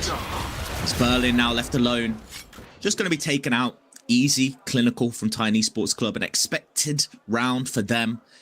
And in the first half, this is where FPX started to gain some pace, started to get the advantage, and they'll be hoping to do the same here. I mean, yeah, what a clean round from them overall, and they honestly didn't really allow any space to be taken, even though FPX tried to play so far up. And I mean, hey, like, props to them overall. But now all of a sudden the tables have turned. Titan Esports Club find themselves back on top in terms of the scoreline in this game by 2. And coming into this bonus round, FPX need to change that, and fast. We know how quickly this team can establish momentum. FPX deciding to take matters into their own hands. Pushing forwards, Bentley's found 2 on the flank. A creep up mid could just turn this round around. There's now an A hit. Is going to come through. And Kovac, easy, rudimentary kill for them. As this round is falling apart a little bit for Titan Esports Club. Coco's going to be taken down as well. Lucas, a flawless for Titan Esports Club. Was expected with the gun difference, but the way that they played that round, near perfection. Yeah, I mean, absolutely immaculate, and that's pretty much exactly what they needed there. They needed to put themselves in a position where they were able to get a really clean bonus round. It's exactly what happened off the back of excellent positioning from a lot of these players. So props to them. They're clearly still in it. They clearly still want to win, but that's true for both sides. So now, first gun round of the half, an extremely important one here. One that carries a lot of weight. So let's see what they do. FPX pushing up in mid, taking a whole lot of space, but of course, Titan Esports Club at the same time taking a lot of A space as well over into ramp. Viper will create so many questions. Oh my. But those questions will be answered as it's a fast play, but FPX just shuts it down. Haldong, Coco, the two left alive to try and be the heroes of the round, and Young carries on that form from the pistol round. 2 quick kills to finish this one off. Yeah, that was impressive. They were not phased by that A take whatsoever. They knew exactly how honestly, how Trace were just going to play it. The dash up and kind of just literally the players unable to really trade the waylay there. Spitfire's unable to really do much because of that. It's unfortunate, but of course, FPX happy to be able to take that gun round in quite dominant fashion. Of course, Trace is going to find themselves in another eco round, so the realistic answer, the likely answer, is that they'll fall behind once more in this game, but both teams maintaining a close one here. Entry onto the A site, and you may just see a super quick take, able to get that spike down. Very important for them here. I like that no one from FPX is being greedy just yet, but with a Viper's Pit used on that site, the retake becomes a bit harder. Gun advantage in their favor, and Haldong could cause issues here depending on the timing. Currently sitting, waiting on the flank, is going to know that there's players coming into sight now. Lucas taken down, a dash through to gain information. Players are known, but Coco's still alive. This Viper's Pit lives, and a potential round win as Coco has already picked up multiple members. 6 HP, looking to wrap around, can just drop the pit now and play for this time, for this information. It's a Viper on Viper battle. The tap is there, but has to stick now, and it's perfect play from Coco, the hero of the round, on an eco, manages to convert for Titan Esports Club. And that right there is exactly what is going to give Titan Esports Club wins in this situation. Coco coming up with the goods, one of the only players on Trace, Titan Esports Club that actually had a rifle there, and that was so impressive. He definitely made good use of it, and what a way to actually get that eco round. The honestly great use of the Viper's Pit. Titan Esports Club off the back of that, just wanting to push the pace, wanting to keep this momentum going, but FPX is already there, ready and waiting, and they want a counter-attack right here. Berlin creeping forwards, hoping to get a bit of information. Maybe look to push through here, but as the smoke drops, so does that relative safety and that option to back away. Oh no. Oh no. Berlin spotted out.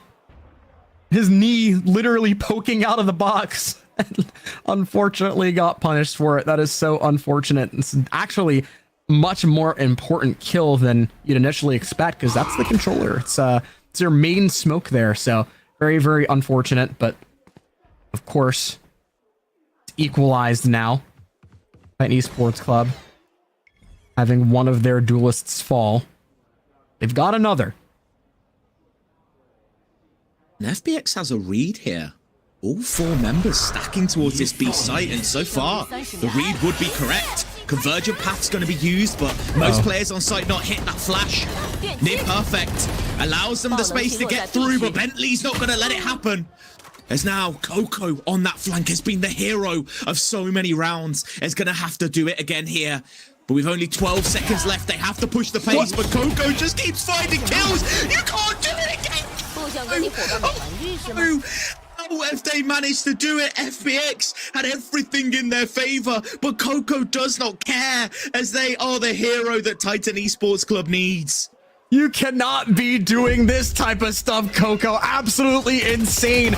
Literally every single time he's put in a disadvantaged situation, he just remains cool, calm, and collected. Look at the way he was able to isolate this fight, understanding where these players were, and it was utterly perfect there on that flank. And of course, FPX now once again finding themselves on the back foot. Titan Esports Club finding themselves 3 rounds away from getting themselves a 2-0 win and advancing to the playoffs. And FPX, a much needed timeout. Everything was in their favor. I think that was a 4 versus 2, and Coco just goes huge to turn the round in their favor. What a performance from this player, and not one that we were highlighting early on. I mean, we spoke about how this Titan Esports Club has many people that can frag out, but Coco is going above and beyond to carry their team through to a potential 2-0 victory. Yeah, I mean, look, they've done an excellent job, literally no matter, and it speaks to adaptation. I mean, I mentioned that during Fracture a lot. Of course, Fracture was a much less competitive map, but either way, it doesn't really matter here, because I think in large part, Titan Esports Club have done an excellent job of making sure that they can put themselves in good positions to adapt, even in the middle of a round. So a good part of a big reason why they find themselves in the lead here. But of course, FPX timeout, they're going to hope that it gives them some value going into the late stages of the game here. They look to like Titan Esports Club to just kind of pull take a number out of FPX's book with this mid push here, and it doesn't really matter because FPX are really gathered up towards these chokes, these mid chokes. They're 100% aware. So far able to draw out a little bit of utility, but FPX is set up for a potential play here. That paranoia was being prepped. Dynamite now in the corner alone. It's just gonna dash down. But Kovac is quicker on the draw. There's now convergent paths used. Bentley slows down a potential A hit, forces this Titan Esports Club squad to go towards heaven. Smokes cutting them off. Their own Viper wall slowing them down. Kovac gets another one and has done their job for the round already. And it becomes a bit difficult as they're pinched into a corner, have to fight their way out of this one. There's a double drop down, just nets them a kill. And Titan Esports Club has options now. Absolutely. And what an excellent take there. Yes, they were able to get the trade over into heaven, but it didn't really matter. But look at the position here on site. Bentley saving them. Absolutely insane. Like Coco comes in, gets a 4K. Bentley says, I can do that too. I can clutch up around for my team easily. And a much needed sigh of relief for this FPX squad in a game that was potentially slipping out of their hands. Bentley comes through, saves them, restores normality a little bit and says, let's just calm down, take this round by round and get ourselves to map number 3. I mean, that was ultimately a great round from FPX. They maintained their composure there. Honestly, I really do think that Titan Esports Club had a great position when they were able to get that trade over in heaven, but weren't really able to capitalize on it well enough. Weren't necessarily aware of who could be on what site, but now they certainly are as Young falls. Cetera tries to make an aggressive play, but doesn't net anything. Dynamite looking to be the hero themselves. Says Coco, you've done enough this game. Let me take the burden of carrying as a 4K already.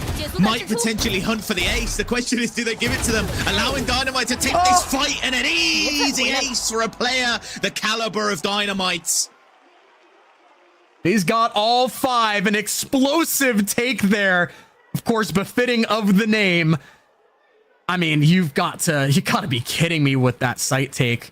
Able to literally just go right in, not a care in the world, and just mow everyone down with the Neon ult, managing to get 3. And of course, the judge getting incredible value, literally just picking it up off the ground. And an ace that honestly pushes them so much closer to success. It's even going to prompt FPX's last timeout. So this is their last opportunity to discuss things with the coach. This is their last opportunity to make sure that they stay on the right page, on the same page, because their window of opportunity is running out. I'm at last time did net them around victory. So hoping that maybe this one can give them a bit of momentum as well, as it feels like we're getting ever closer to their last chance. They lose this round, no more mistakes can be made, and FPX wants to leave themselves with at least a little bit of buffer room. I mean, who knows whether or not they can actually gain that buffer, though. That's the real question. Of course, last rounds of regulation coming into play here. Both teams understanding that really this is it. This is it. And so Titan Esports Club gonna look to maintain their composure as much as they can here. Coco has just, I mean, of course, we've seen the clutches, but overall has just been a consistent force throughout this game. 21-10 on Viper. So much value being gained from the utility and the gunplay. And that's super, super important. Very fast entry here that we're seeing. TP into backside, but it doesn't even matter. What is that from Spitfires? Lin trying to go aggressive, trying to be the hero that FPX needed, but it will not work out. Viper's pick was used towards mid, but there's no one there, buddy. Young, you're gonna have to leave. You're gonna have to go back and retake that site, and in a numbers disadvantage, it's not looking very favorable for FPX right here. There's a dash in from Bentley. Setrod follows up. Kills going over towards them, but an excellent position, and Coco never misses. Another 1 versus 1. Young could be the hero this time, but it's just Coco who is so clean with it. He is honestly almost single-handedly carrying them to the playoffs right now. A player who's getting so much value every single round from his positioning. And even though he wasn't on the flank that round, it didn't even matter. He just tucked and played it as patient as possible, understanding where these players were, their health, and the fact that honestly, he wouldn't be expected in that position. And now the chances have run thin for FPX. Everything in Titan Esports Club favor. Weak buy from FPX, a Sheriff and a Bucky. Not all the util in the world that they could ever want. Going to have to rely on some kind of unique play. A double hold. Yeah. Potentially looking to bait out shots for this judge to do some work, but Bentley's caught in a corner. Has to back away. A lot of utility being used. Seekers gathers information as well. Just off the back of that Titan Esports Club. Pauses. They know it's good they don't information. Have to Yeah, it's great information because of the fact that they now know that this is the strong side at the moment for FPX. There's a judge sitting in A main here. There's 2 other players on the site. They don't want any part of this. So they're going to go ahead and leave. They're going to re-explore mid while also inserting Dynamite just to make sure that they don't push up and take too much space. FPX knows now with a lack of information, they have to be greedy. The barrel is spotted, but Bentley hits a much needed shot. But now, a 4 versus 5, Titan Esports Club pushing the pace. Young can't do anything there. Berlin does manage to get out of sight, but only a Bucky in hand. It's a weak weapon. Kovac being the hero now, finds a shot. Could maybe get themselves a rifle. Berlin there to back it up as well. It's chaos all around. Lucas finds an angle. Berlin, you survived so long. You did the work that was needed. And FPX, with their backs against the wall, keeps this game going for 1 more round. Yep, and that right there was, I mean, beyond it being match point, that was a necessity from a confidence standpoint. Honestly, it was unfortunate that Dynamite fell there. It was more of a crosshair placement issue, just because of the fact that he really was, he got the first shot off, but actually was only able to hit the body. And so that's an unfortunate way to fall there. A crucial kill, not going their way, but Titan Esports Club gonna have another go at it here in this round, and that's a good early omen smoke. It's super deep, but pretty much forces them to really consider where these players on FPX might be. So they're going to try to peek it together. No one there, gets cleared out. And even these close angles, going to try to get cleared as much as possible. Here comes the entry though. A weak buy from these players. They're going to have to fight together. And the utility is perfect to net them a kill. Sector did a close angle with the judges taken down by Haldong. Convergent paths used to counter it. But Titan Esports Club, these rifles are doing such huge work. They don't have many of them, but they have just enough to make it work. And now, the two members left alive, the IGL and Bentley, who has been the hero for many rounds in this game, would have to go huge here again. Lucas spots them out, gets the info. Kovac, the sole player left alive, needs to find a way to isolate the fights and can't. And Titan Esports Club has just punched their way into the playoffs by eliminating FPX. A heartbreaking way for FPX to lose, for them to go home. A situation where on paper, they probably thought they had the advantage. They did. They literally only needed to get themselves a win. It didn't even matter if it was 2-0 or not, but of course FPX, they're not able to come up with it. Titan Esports Club with a clean 2-0 victory. And unfortunate for them, you can see on their faces they are sad, they're disappointed with themselves and their own performance, but they will of course have further opportunities. They have another stage to get another go at it, but fortunately, obviously with them not going to playoffs, there go their dreams of also booking their ticket to London. But Titan Esports Club, their dreams are very much alive, and as they find their way into a playoffs that is honestly quite stacked, that is going to be quite stacked. Of course, they've got a lot of things ahead of them to worry about, but for the moment, they can celebrate their victory. I'm sure that's exactly what they're going to do. Coco with honestly, a generational performance there on that map. It was incredible.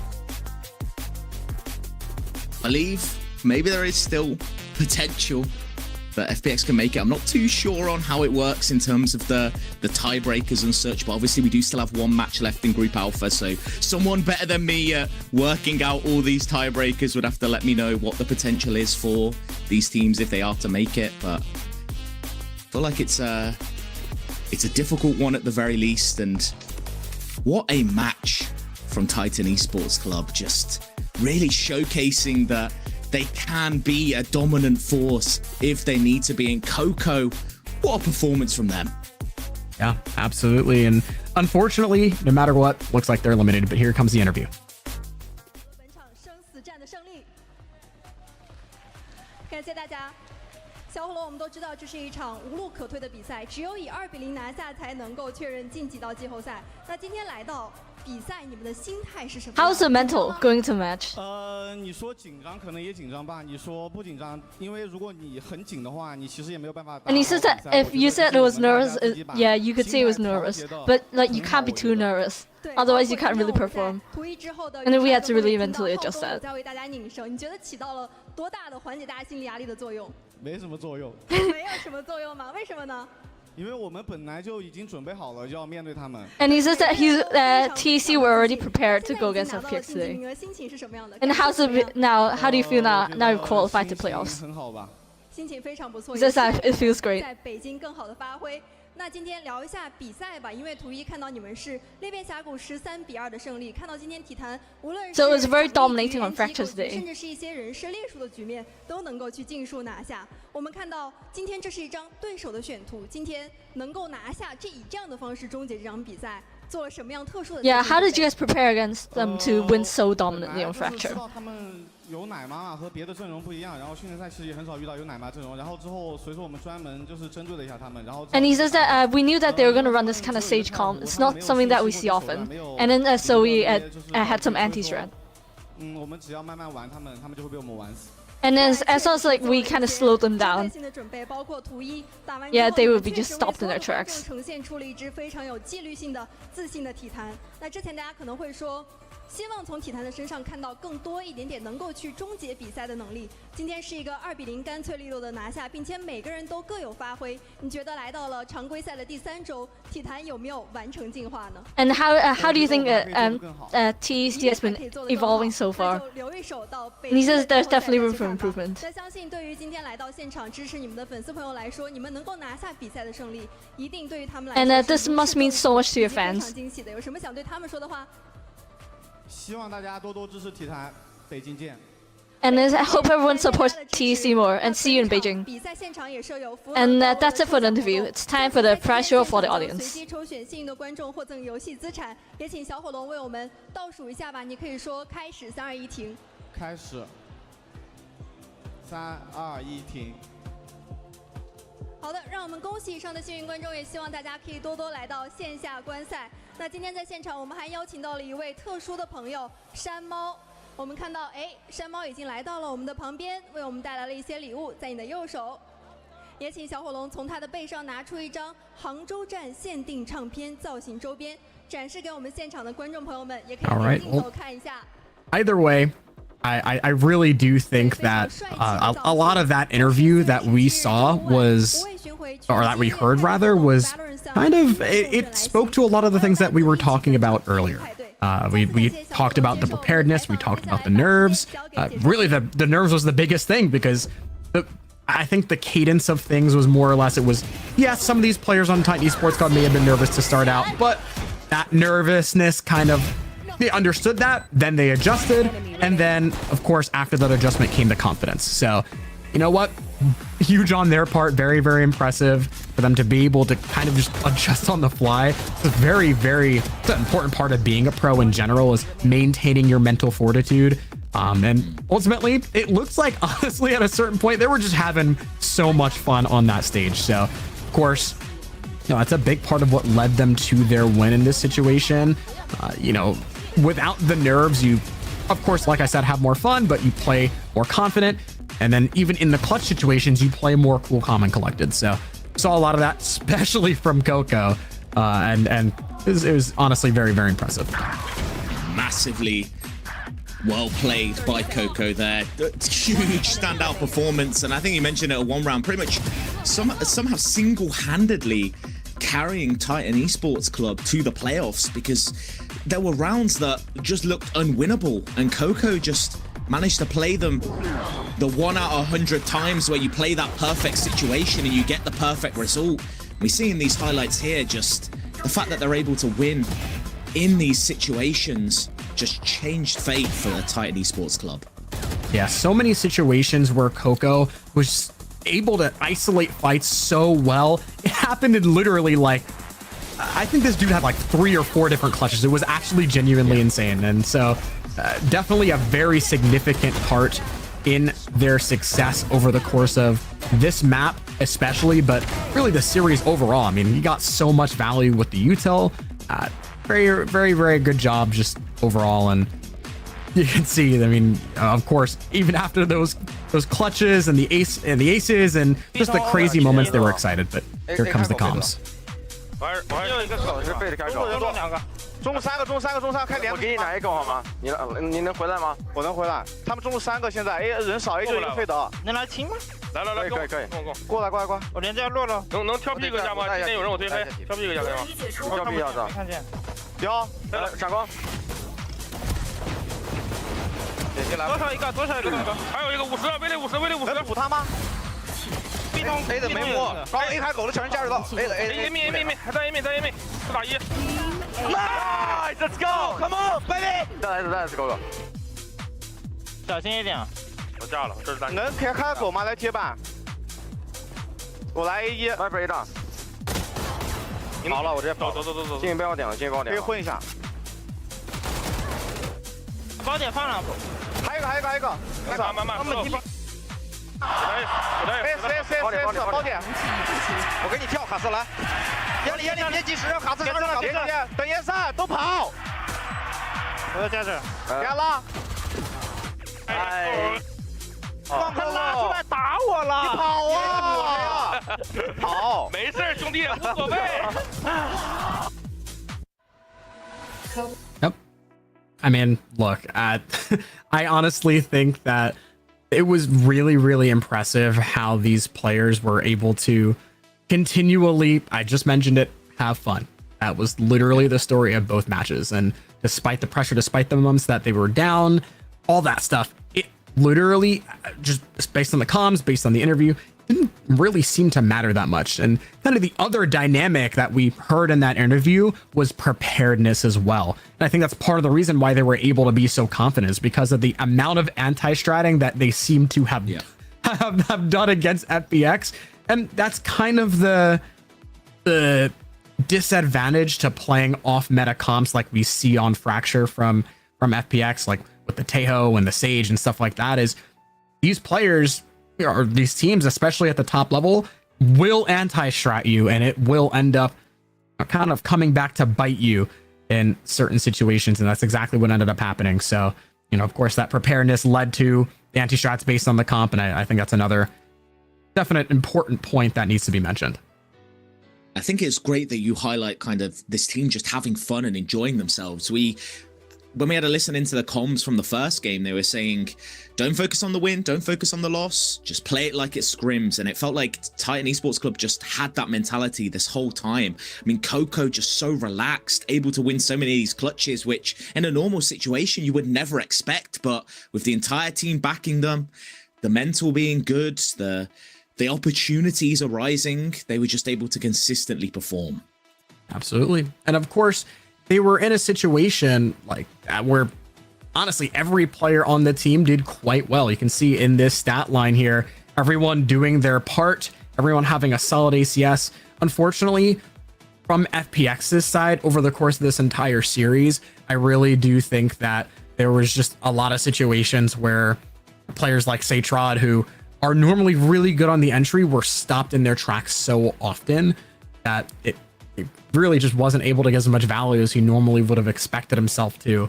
And that's definitely an unfortunate part. And I think it definitely played a significant portion in FPX's loss here ultimately, because I really do think that normally Satrod is an excellent entry player and does a great job, but fortunately just didn't show up as much as the players probably would have expected him to today. But I think just it was mainly also Tiny Sports Club just having their number. It felt like every play that Satrod tried to make was just shut down instantly. Every dash in they had, they were just ready and waiting for. There was counter utility to cut them off from the rest of the team. And I mean, you see here Bentley as well having a great performance, but just not able to do enough to pull their team over the line.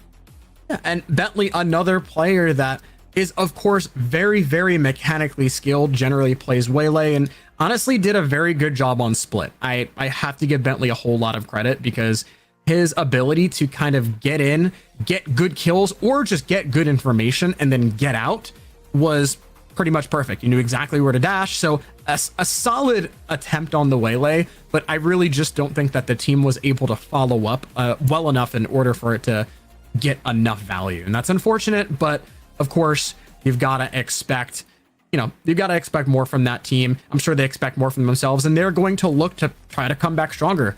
The other question is, who knows? We talked about, of course, teams' eagerness to make roster changes in between stages and mid-season and stuff like that. The real question is, are we going to see more of that from FPX going into stage 2? It's difficult, right? Because it has been a close group, this group alpha. I mean, you've got everyone beating everyone. The teams that are qualifying are 3-2. Titan Esports Club are qualifying on 2-3, and it's just difficult because it has been a really close group. Now, only time will tell how strong Group Alpha was, obviously. It might be that they go to playoffs and get blasted by Group Omega, but all in all, it's difficult to be the decision maker for FPX because they've performed okay. Yeah. I mean, look, there are very strong teams on either side. I mean, you have powerhouses on Alpha, like Billy, like All Gamers. On the other side, though, you have very, very strong teams on Omega. I mean, that honestly it's certainly more cut and dry, but either way, I mean, you have teams like Edward, you have teams like XLG, DRG, and Trace, who are becoming those teams that are a little bit more storied in China. But you cannot by any means count out any of these teams that are making it to the playoffs in Alpha, just because of the fact that it is so competitive, and they know how competitive this can be. They have to show resilience. And so, of course, ends up being a situation where these players are just going to look to go to the playoffs and, with as much confidence as possible, especially coming, with a win in this fashion. They're certainly going to be, on the upper echelon of confidence. And it's, that confidence is going to need to carry through, because you speak about those storied teams that come from Group Omega. It's going to be a difficult run for them either way, having to fight the likes of, like you say, Gila Gaming, Edward Gaming, these teams that have been around in the league for so long, have that international experience as well. And while Titan Esports Club themselves have been to an international tournament, it's not to the same level as a team like EDG. Yeah, it's definitely true. I mean, I think the region as a whole has a lot of teams where they sort of find themselves in a very set bracket area. And so like you have your upper echelon, you have your teams that a lot of people would consider mediocre, and then you have your bottom level teams. But I think we can end up seeing that get shaken up relatively soon. And I can't wait to see that happen. So, we'll end up seeing how it goes, but either way, that is the series. Titan Esports Club punched their ticket to the playoffs. Unfortunately, FPX fall out. They're going to watch the rest of this stage from home. Next match is definitely going to be an interesting one, as looks like, I believe we have All Gamers versus Billy Gaming coming up next. Stay tuned. We'll see you soon.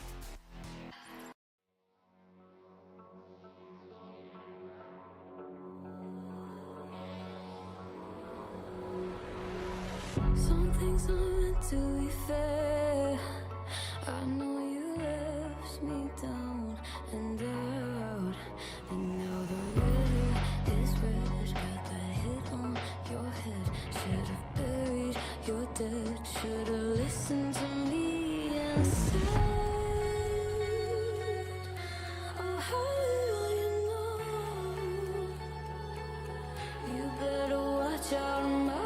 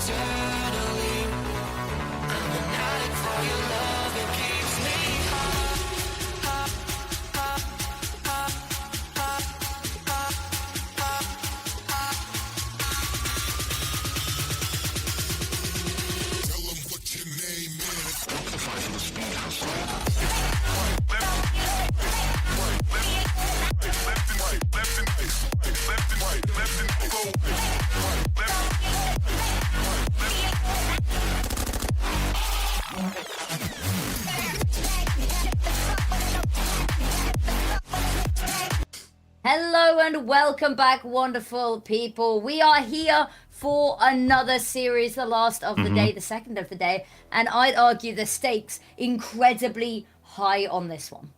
This is probably the highest stake game that you can get in week 3 at this point. This is a win and you're in, lose and you're out situation. It is I thought as you were going to high... write something with lose there. Win and you're in, lose and you snooze.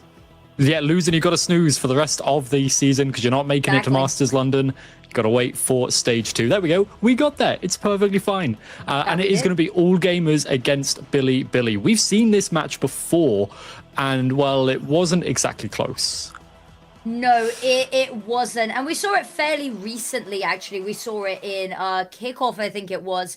It was a 2-0. One map was somewhat close. It was a 13-3 on Abyss. Abyss, of course, no longer in the map pool right now. And then the split was 13-10. I'm not expecting to see too much deviation in the veto, to be quite honest. We have seen a couple of changes in the team staff and team lineup since then, though. Yeah, there's been a few changes for both of these teams. A new kind of first/second entry, whatever you want to denote, use as for the side of all gamers. But as we look here, the pistols, for me, are going to be one of the most important things. Both of these teams are positive in pistols, which is rare, but BLG have such a high win rate. And if they can start with that momentum, that is how they're going to be able to win this series, get their revenge, go 3-2 in their org history against all gamers, and make it into playoffs. Yeah, exactly. And I was, doing my little note prep yesterday. All gamers have, depending on where the veto goes, a nigh on flawless record with pistols between not only this stage but also kickoff as well. We're getting to see some of the replays from their last matchup. We talked about it over in kickoff. Actually, you pulled up some interesting stats about these teams and their history versus each other, and how this is kind of a tiebreaker to decide which of these teams actually is the better of the two here. Yeah, so over their history, if we include the kind of Evo Series events, these two teams are currently 2-2 against each other historically, which obviously that's, different lineups over different lineups, time. a few changes across the board. There's a lot that has happened since their first matchup to now, but each of the series have been 2-0. It's never really been a super close affair. It's always been just a 2 maps and we're done. So this could either be super close because these changes for both of these teams have looked pretty good, maybe better for Billy. I think all gamers are on a slight downwards trend, I'd probably say, since kickoff, because they looked incredible there. They looked incredible at kickoff, and then they made some changes which I think raised a lot of eyebrows because it looked like they had this sort of recipe for success. There were many people who'd be like, don't move, don't panic. Everything's fine how it is. And, a lot of teams won't start changing stuff until something doesn't, it stops working, until they're starting to be countered and they can't find the answers to it. No, they folded under no pressure on this one. Yeah, it feels like they had what felt like perfection. Obviously, the thing is, Master Santiago did not go well for all gamers, and they could be feeling the kind of hurt from that. That could be a big indicator of why they made some of these switches. And we can see Use here, that new player coming in for all gamers, not the best stats. So I'm really not feeling super confident about this. And if I'm purely looking at recent form, I do think that Billy Gaming just have looked that slightly bit better. Yeah, I think has been the case a little bit. But, coming into this, Use doesn't really have the wealth of experience and background that maybe we see from some of the other changes that we've seen come on in from kickoff across this region.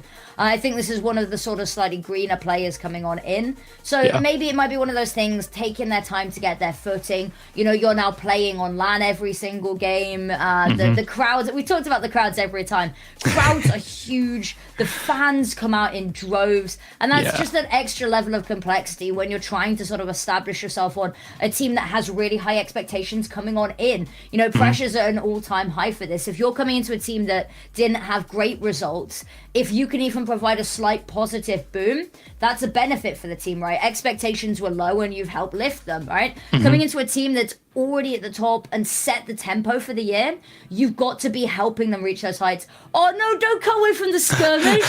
No, bring back. There we go. There we go. I love the skirmish. I think this is the best addition to the ecosystem maybe ever. That's this a is- hot take. Wait, no, but this is the coaches battling it out in the Is it the coach? skirmish. I think this is how it's done. I think we're nominating a champion. I think you got to put the coaches forward.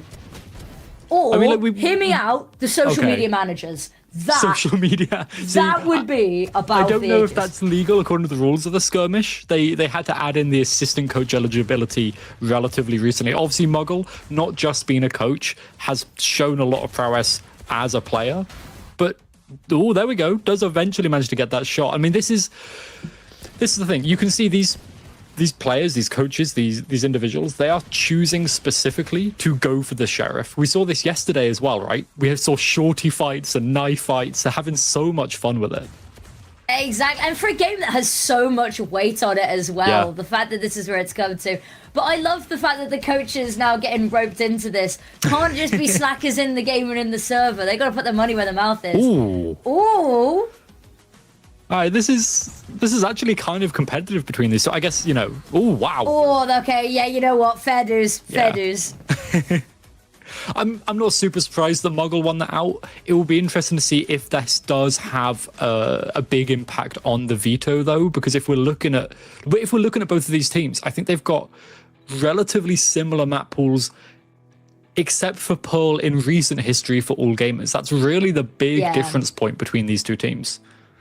Okay, Fracture Band, Split Band, yeah. Lotus coming on through is the first, okay. Pearl, we said that we were likely to see Pearl come up again. Yeah. And then Bind being that decider map, I quite like this as a veto. I think this is going to give us a really good series.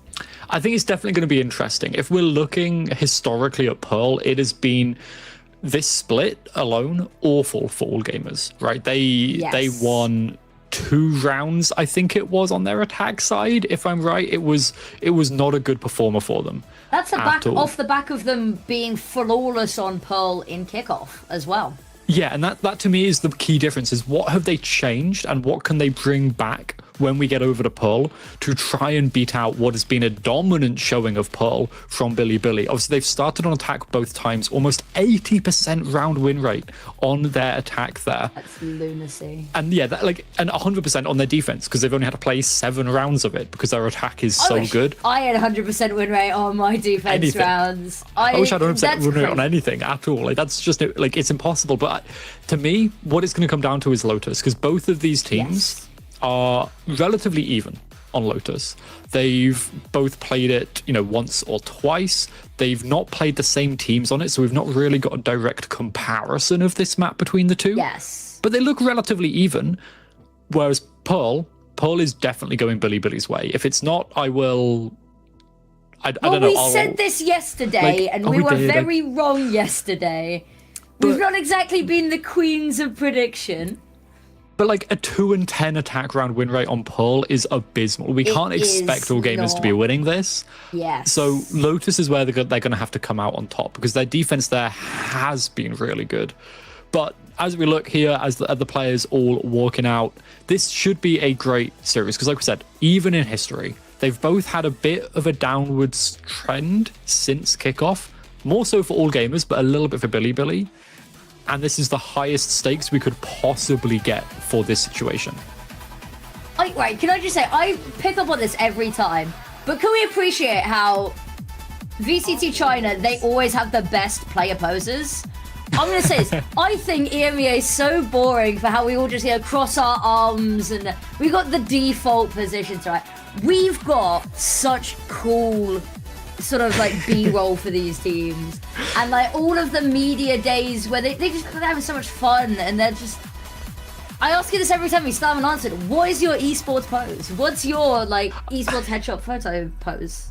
mean, mine's probably default. I'm boring. I'm a nerd. I just sit there and look at spreadsheets. You got to do the analytical one, you know, like hand on your chin or like pointing to your head, you know. You got to do the big brain coach ones. I think it was Demon 1 at one point had his finger pointed to his head. And he's not an analytical player. He's just like in their heads, right? I think that's one of the key differences. But like part of what I love here is that we've got the moving images. I think that brings so much more life to the poses. It's dynamic. I love. Yeah. So we're also. Echo and I are kind of nerds about the back end production stuff as well. So we're dragging you along for the ride on that one. But to bring it back to the series. Yes. High stakes. It should be close. My biggest shock is that we didn't see All Gamers ban out Pearl. I think they banned out Fracture instead, which is not a surprise because it's pretty rough for them. We've not seen it yet. They must be banning it for a reason. But it's also not a good map for Bilibili. So All Gamers could have potentially looked to play a little bit risky. Float Fracture, because you don't think Bilibili's going to pick it. They're 1 and 2. Their defense is abysmal. They could have maybe tried to ban out Pearl because they know that it's going to be a tough ground and take it to Haven instead. You're a stickler for this, aren't you, though? Yeah. You hate the concept of permabans. You hate the concept of it. Permabans are strategically very bad. It's a good idea to have 1 or 2 maps that you don't want to pick and you prefer to ban out the way early, but especially against a team that is bad on your permaban, you shouldn't be banning it because the chances of them picking it are incredibly rare. We have seen it a couple of times. You see some teams kind of floating these maps in the hopes that no one will pick it. I mean, G2 goes, I'm just thinking back to Game Changers playoffs, G2 goes and floated Haven and it got picked against them, right? Yes. It can be risky, but there's still that advantage of being able to ban out instead Pearl in this situation where getting rid of this map and taking it to Haven, where both of these two teams are much more even historically, I think would have been a better plan for All Gamers. I'm already leaning Bilibili in this series. Yeah, I think something that really quite took me by surprise that I really like about Bilibili is that when you look at all of the individual players, all of the individual parts of this machine, right, that nobody really... there's not really standout individual levels. Yeah. We're not seeing these players be, you know, we don't see any of them in the top 10 for ACS across, you know, the tournament or first kills per round. Nobody is really carrying it statistically, but they're getting the results, which I'd argue is better, is a sign of a healthier team, right? If you're getting the wins, if you're getting the victories, and it seems more cohesive that no one individual feels like they're carrying the weight of the world here. They're just a team that comes together really nicely, and they're winning on these win conditions a lot more often, and I like that. I think that they're a team that's absolutely crazy for that. It is one of those things where if you have a team like these, both of these teams that are relatively even, as we get to see the mascots before we go into map 1. You mentioned the mascots yesterday. They are so much fun. The Bilibili mascot is, if I had to be a mascot, I think I'd be a Bilibili mascot. I love it, the little lightning bolt. It's very neon coded, you know? I mean, I saw FPXs in the previous series and it didn't look enough like a Phoenix to me, which I was a bit surprised about. I felt like They should just hire a real life Phoenix. That's what they should do. They should. Yeah, no, 100%. But Lotus, we're gonna be going in any moment soon. Now, as Agent Select is, I'm surely about to come up, this is a very interesting differential between these two teams in how they're playing this map. Bilibili are playing the old kind of classic Fnatic comp that they kind of brought back in 2022, 2023. And it's not, they don't really change how they're doing this from Fnatic. They've taken a lot of inspiration from the original way this was played out, if we look all the way back to kind of pre-partnership. Whereas on the other side, All Gamers, this is a much more modern comp, right? You're running the Waylay Neon, you're allowing Fengir to go aggressive, to kind of get that saturate in. Yuzi then comes in, tries to follow up, and then Fengir trades, and they kind of like play this multi-layered attack. On their defense, they have to retake. They don't really have a lot of stopping power. The Cypher is good to try and halt the pushes that Bilibili, I'm sure, will be bringing out. But the big strength of Bilibili's comp is that they can default, because they've got that Viper. So if they can default enough, take down the Cypher trips, and then enable their executes to site to be that little bit easier, this is looking like Bilibili's attack side, which has been pretty good in the past, 67%, should continue on that well. I could agree more. I think the comparison of the old versus the new is quite nice to see. Although I will say I'm loving the double layered attack kind of meta that we're seeing come in at the moment. Yeah. With the waylay, I think it's great. I also think that there's just there's no power that the Sentinels have to stop this on many levels. So I think it seems like a cheat code. But as you said, the power of the Viper to be able to default, forcing your opponents to have to play retake.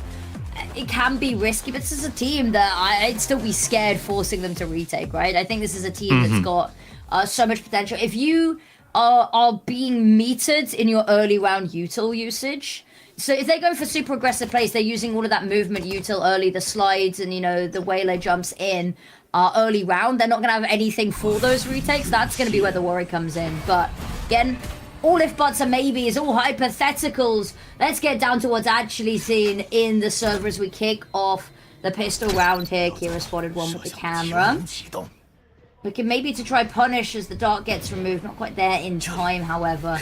Here's all this commotion in tree is getting pushed left, right, and center. Using the smoke, get up and get safe. And as we said, playing for the retake already. Yeah, they're going for the pre-take though. They're here, ready to push it before the spike goes down. Lovely find there, deny it. Trim getting two is criminal. Fang Yebei able to push on in. Kira finds one of his own. Now it's just that Killjoy remaining. And I mean, spikes in no man's land. This is a tough one. And even trying to isolate a fight here is going to be difficult. Oh, they're stacking. Look at this. I mean, firing squad, able to get one kill. I think, you know, you take that. But yeah, pistol round secured under the belt there. Yeah, I'm really not sure what Billy were trying to do there on the attack. They sent Neff super aggressive with the TPs to open the door really early, and then the team took another 15 seconds to then scale up towards tree, open the door again, and by that time, all gamers were all here, ready for that pre-take. Eli's flank was fine, but it was way too late in the round for what Billy were playing for, and AG just capitalized on that perfectly. And now, as we said, the pistols are going to be so huge, especially on a map like Lotus, because now they've got such better guns. Trip going to be replaced by Kira. Nice little micro tech to keep that trip up into the late round. But now Billy moving over towards A.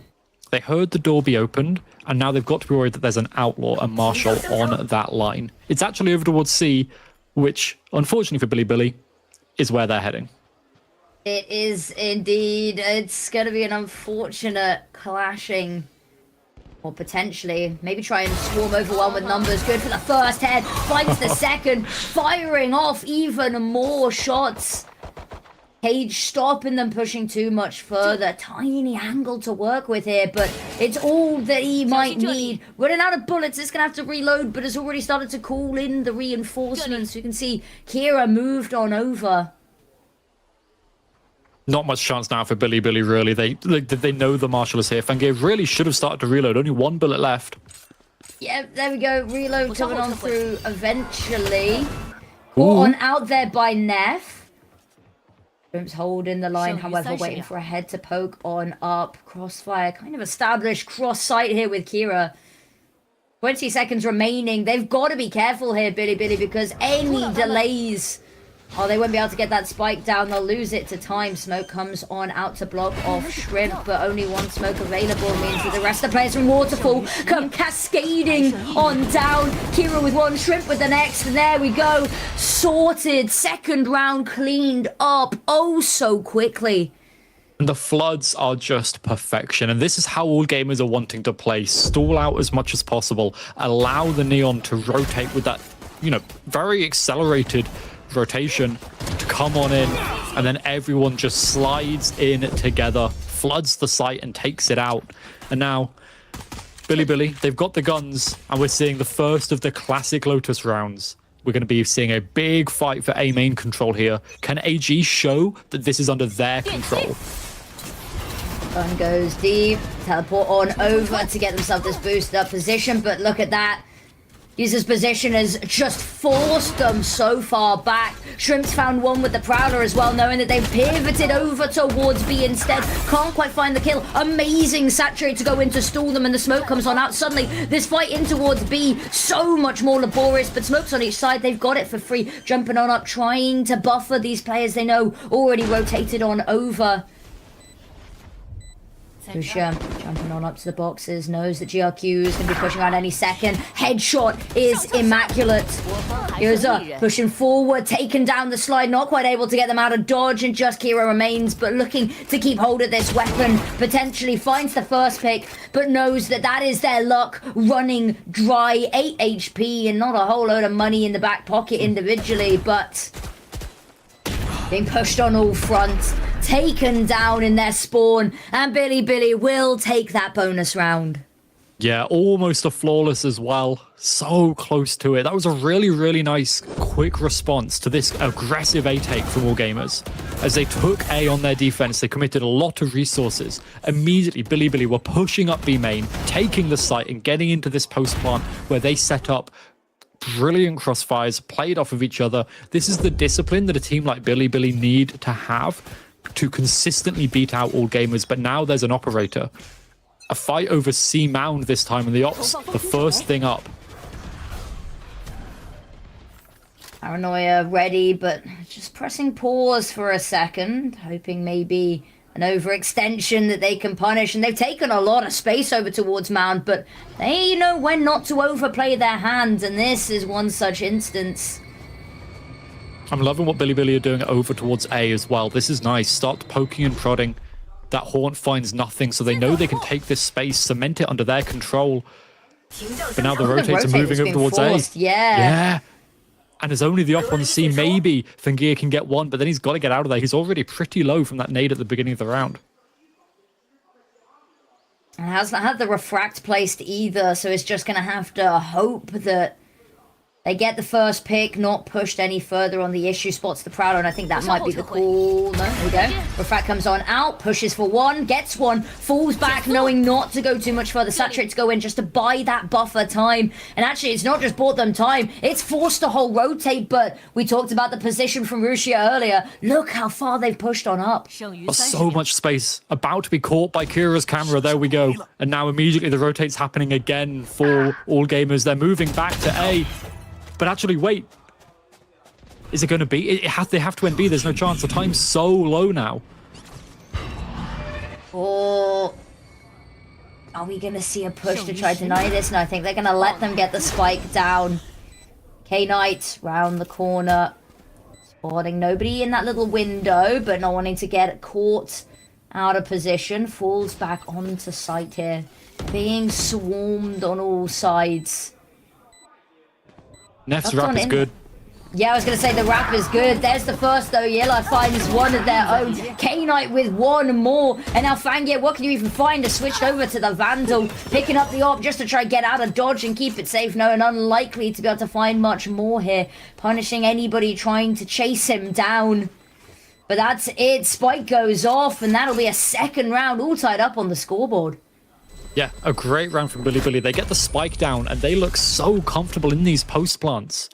That was a 3 versus 4, technically a 2 versus 4 on the site itself, but they were playing off of each other, using the discipline that they've learned. It was a nice early pick from Fangir. I say early, it was still quite late in the round. And this is something I think all gamers are going to have to be really wary of, is Billy. They don't mind playing super slow late into the round. They've got the Viper for the lurks. They've got Omen and Killjoy. 3 agents that are more than happy to go off alone, trying to find some space. And now all gamers, an op, pistols, and a Bucky. This is going to be very difficult to win. The A fight is going to go Billy's way for sure. But Neff is spotted. I love that the moment you say it, you're like, oh, wait, hold up a second. Where there's a will, there's a way. Missed shot from Fangir, looking to immediately get out, get to safety here. Bunker down on site as the onslaught approaches, but they're turning on heel and heading in towards B. Shrimp's found a lovely pick with the Sheriff here to kick us off. GRQ slipping back in towards to go. Rebolster look to hit early, but I'm loving this position from Neff. You're waiting. Are they going to clear this? No, they don't. Round the corner, go for the first. And the second comes on out. Both kills, I fear, may have been stolen a little bit. But Fangye's got one as well. And now it's just Nep. Footsteps have been heard, caught by the camera, and flashing like a beacon. Location broadcasted. What a round to steal away. They had no right to take that from Billy. BLG had such a gun advantage. They had such a positional advantage at so many points in the round, but they overcooked it. As soon as Shrimp got that pick towards B, they realized that they couldn't just plant on B, so they had to move towards C. But it was just open, and they had no idea where AG were, so they were setting up crossfires in their own spawn and winning them with weaker guns. BLG can still buy here, though. It's going to be a slightly weaker A fight for AG, just trying to put a little bit of pressure on. But Billy are going to take this. They're going to try and cement it under their control. And if they're going to play like they have been so far, they'll now re-explore as we start to see Wheezy leave, go elsewhere, and default for just a little bit. Fangye pushing on up, wall comes up. Gonna embolden him to a little bit further of a look. Only a couple of steps. The rotate comes on through early, heading in towards C there. Rusha looking to punish anybody going for info. That was only the Viper spotted, though, so they know it's not going towards A, so they're bolstering B. It's the correct decision. BLG leaning there to start with. Cyphertrip's not been dealt with, and the stack is good to get some kills. Oh, 2 for 2 there. It looks so good, but the trade's instantaneous. Fangye already in position. So dynamic with this op. Everywhere and nowhere all at once. Still trying to funnel in towards B, and realistically, with the knowledge we have with the minimap, there's no other option for them. I love where Kira's pushed up to here. Kira's got so much space. They know that it has to keep going towards B. The Viper wall can't be popped either with Rusha being dead. So it's a backside plant, most likely for Billy to have any chance of winning this round, but it's still so open. The door's being tapped by Kira. Knight's so worried. Oh, there we go. Converging path comes on in. User good for the first. Nev jumping on up, needing to get proactive with this, but walks directly into Kira's line of sight. And AG, there we go. Again, just looking so good now, able to position their defense there, reinforcing the site that needs reinforcing. And yeah, okay, this did eventually go for a 2 for 2 trade, but Fangye was still there with the op as that kind of third line of defense. And in a post-plant 2 versus 3, when they know you're trapped towards back site, I think the convergent paths might have been a little bit of an overinvestment, but if you're AG, you're still happy. You got the round, and now BLG is down to a pretty rough buy. They're forcing up in a situation not a lot would force. They don't even have the Viper's pit yet, so I'm assuming the Viper will probably try and get the plant down on B, get the spike in, ult orb up, and play with the pit. Yeah, it's a fast exec towards B. How beautifully called. We're on site. Here the door. They've left K-Knight to deal with this, however. On the other side, though, an op. They know it's in play. They're just waiting to hear it ring out in the server. And as we said, Viper's pick comes on out now. K-Knight tucking on in. Kira in for a whole world of nasty surprises. Smoke goes on out. K-Knight's got the angle. YZ holding the close fight with the Bucky. Running on in, users trying to find anything, runs face first into the stinger of all things. Ness found one with the judge. YZ with the Bucky, trying to get in the right position, upgrades the weapon here. Ooh, okay, nice takedown of Yilai. YZ though on the side, Fangye can't really get into this, and the weird messy buy, well, comes up looking golden. Yeah, I mean, Fangye's only died 3 times, and because he's just been saving that op as many rounds as he can. But you called it the great messy buy with that Viper's pit. It's because there were shotguns. Let's not kid ourselves. It's because there were shotguns that I thought it was going to work. Hey, come on. There was a stinger as well, you know, like there's some other guns as well as shotguns, but it works so well. And that's the kind of thing that Billy, they're going to need to keep pulling out to get those advantages over AG, because they're still a consistent team. Cypher setup, though, from Kira, it's changing every single round. He's playing it so different. But BLG, they like B. It was open last time. It was. And we see the showstopper popped, invested early, not going to find anything, but they've got the sight. Rusha on the other side, though, on A, trying to whittle down the numbers. No, somebody's jumped past him. The smoke's fade, caught out in the open, pants down. But that spike's already gone down. That's the real issue here. And the setup pushed so far out of sight. Up buffer to end all buffers. There's the first. Almost the transfer to the second. Shrimps in a little bit of trouble here. Does take down Eli, but Kira's found one to double this down. The Tether's going to find one more. Shrimp's got the pick. And that's it. Beautiful retake in the blink of an eye in what seemed like a round that had gone really wrong really quickly.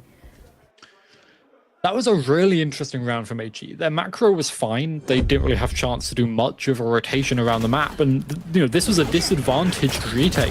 While the spike went down, they were in a 4 versus 5, and they just managed to win their ones. All of the discipline that I was praising Billy for seemed to disappear. I wouldn't be surprised if we see a timeout here to kind of try and get the team back together. Yeah, Billy wanting to talk and be like, okay, look, early half, you were brilliant with your discipline in those post plants. You were so good at working together, playing off of each other, and it's gone. I don't know how you bring that back as a coach, except for reminding your players of it, but you've got to. Yeah, it's one of those sort of ethereal concepts that you never really know how to anchor players back to. We'll find out in a second if they've able to find the magic words to inspire that once again. No pen spins this time, though. No pen spins yet. We're gonna have to keep an eye on it, because I think that was a big player yesterday, right? Was those successful pen spins? They worked out well. You can see the cogs turning in the coach's brains, and that is visualized and embodied by the pen spins, you know? So what you're saying is that when I was head coach, my team rarely did well because I wasn't doing pen spins. Exactly. I think you're to blame here, Echo. I think you single-handedly in your lack of pen spins. So do I need to learn to do it whilst I'm casting then, to keep the brain up too? Yeah, you know what? We'll have to try that for stage 2 later in the year. We will. But the timeout's over. We're back into the game. Well, back into the game in 5 seconds. Getting a little bit ahead of myself. Full buy across the board, which is very nice. BLG still got a chance to try and bring this back. And they've got some good this move ultimates. To B. I love that they've stacked B this time.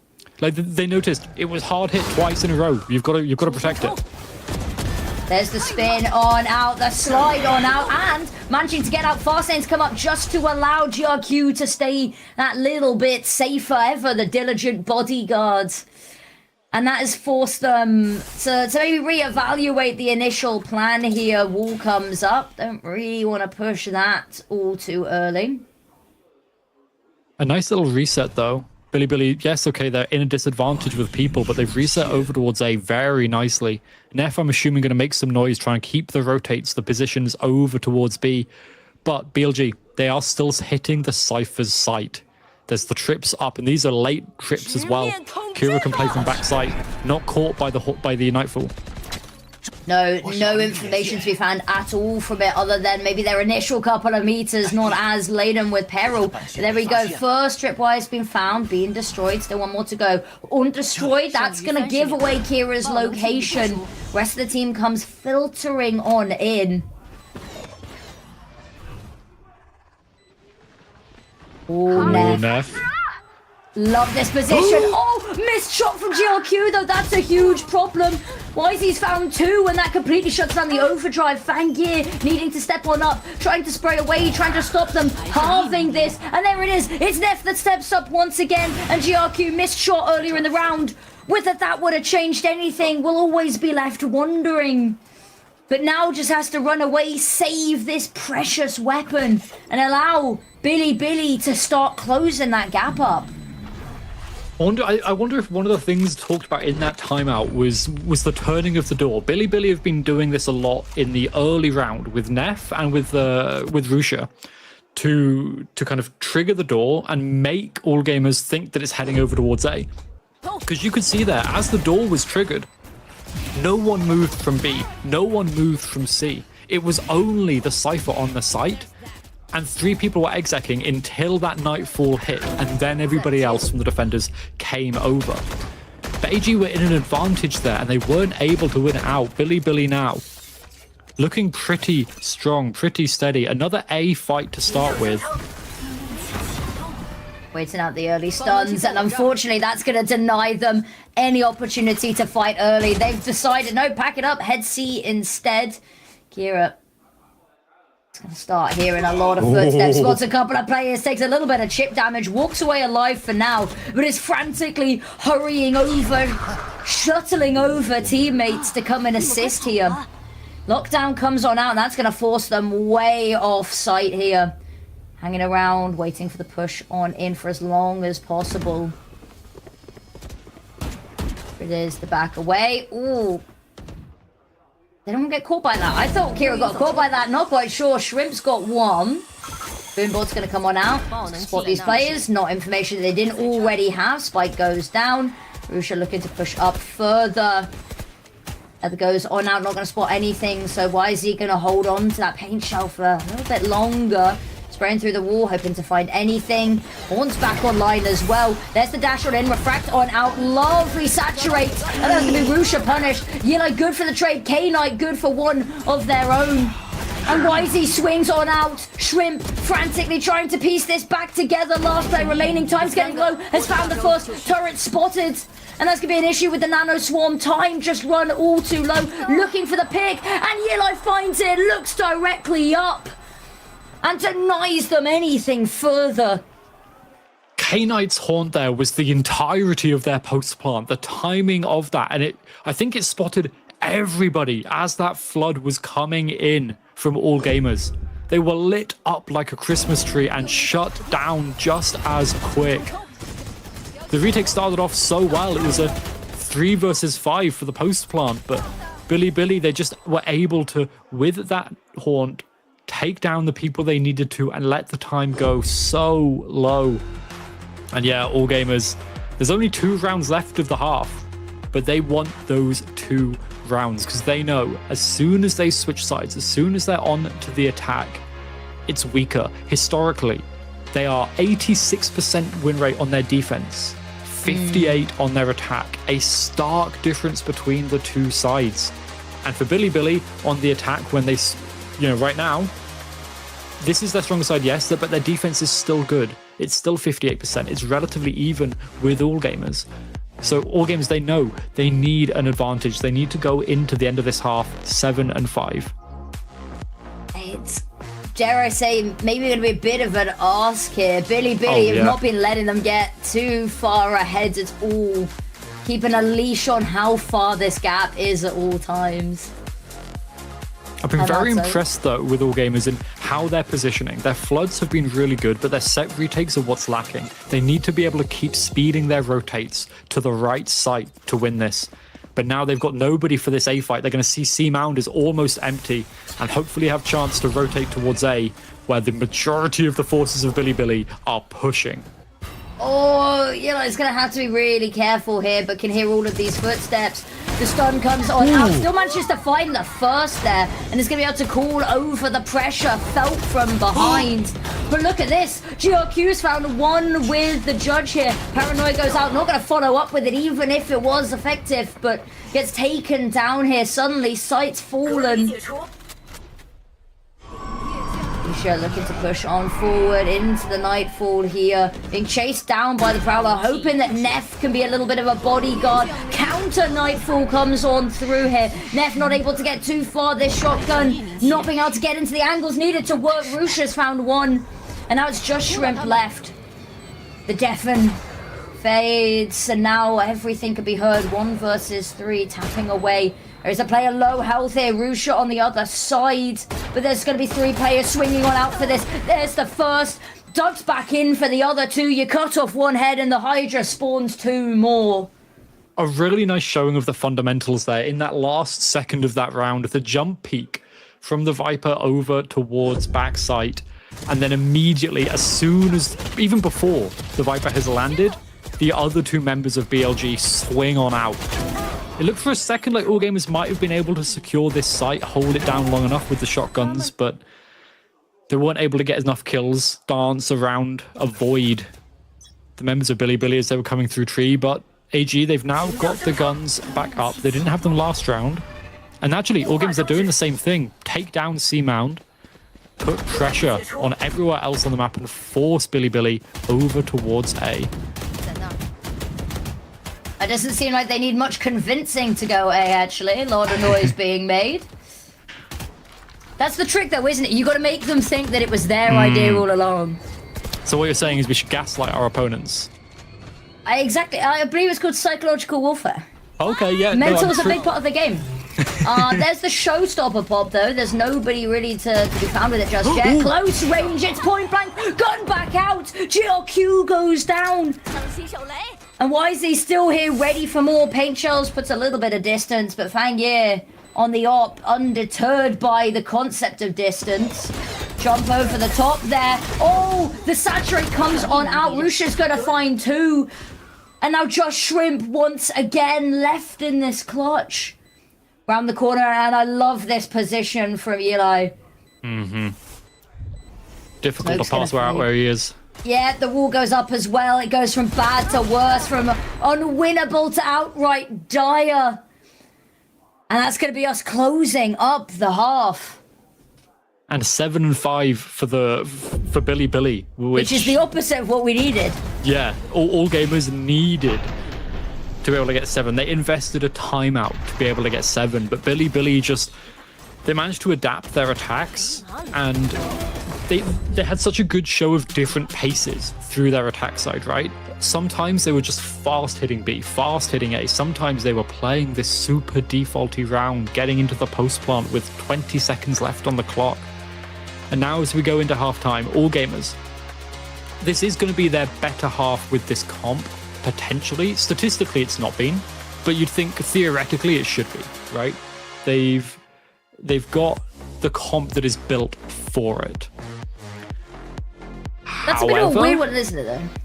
Yeah. The statistic is like, on paper it should be better, but then you look at the paper and it doesn't say that, and you're like, that's not what's meant to happen here. No, and I think to me that shows that they were very good at their flood retakes, right? All gamers typically, but Bilibili have been able to counter that. Now, as we move onto the attack side for all gamers, this is going to be difficult because the Viper Killjoy comp has so much stall. And if they can stall out the Neon from coming in and following up on the Waylay, or stall out everybody else from the team once the Neon has followed up, they can isolate these fights, take out the duelists, and just win. Now, quickly, the halftime question there was, what's your favorite way to warm up, the range or the new skirmish game mode? Ooh. And I raise you straight into comp, no warm up. And this is why you buy shotguns so much, Lena. I'm practiced on them, you know? It's sure, muscle memory. Yeah, and I guess you don't need to warm up for shotguns. Also, yeah, no aim needed. That's just pure reaction time, you know? I mean, I say the same about my Odin, to be fair, so maybe we're just as bad as each other. The answer is the range, because the skirmish would require me to go up against other people, and we all know I'm losing that. My ego can't handle it, so... But that's the point of the warm-up. Anyway. Sure, we're back into the game. Are these players still warmed up from that first half? Neff going to be the first point of contact here. I love this Omen smoke. It forces Neff back, because now you don't know where they're going to be peeking. If AG are peeking, they're not.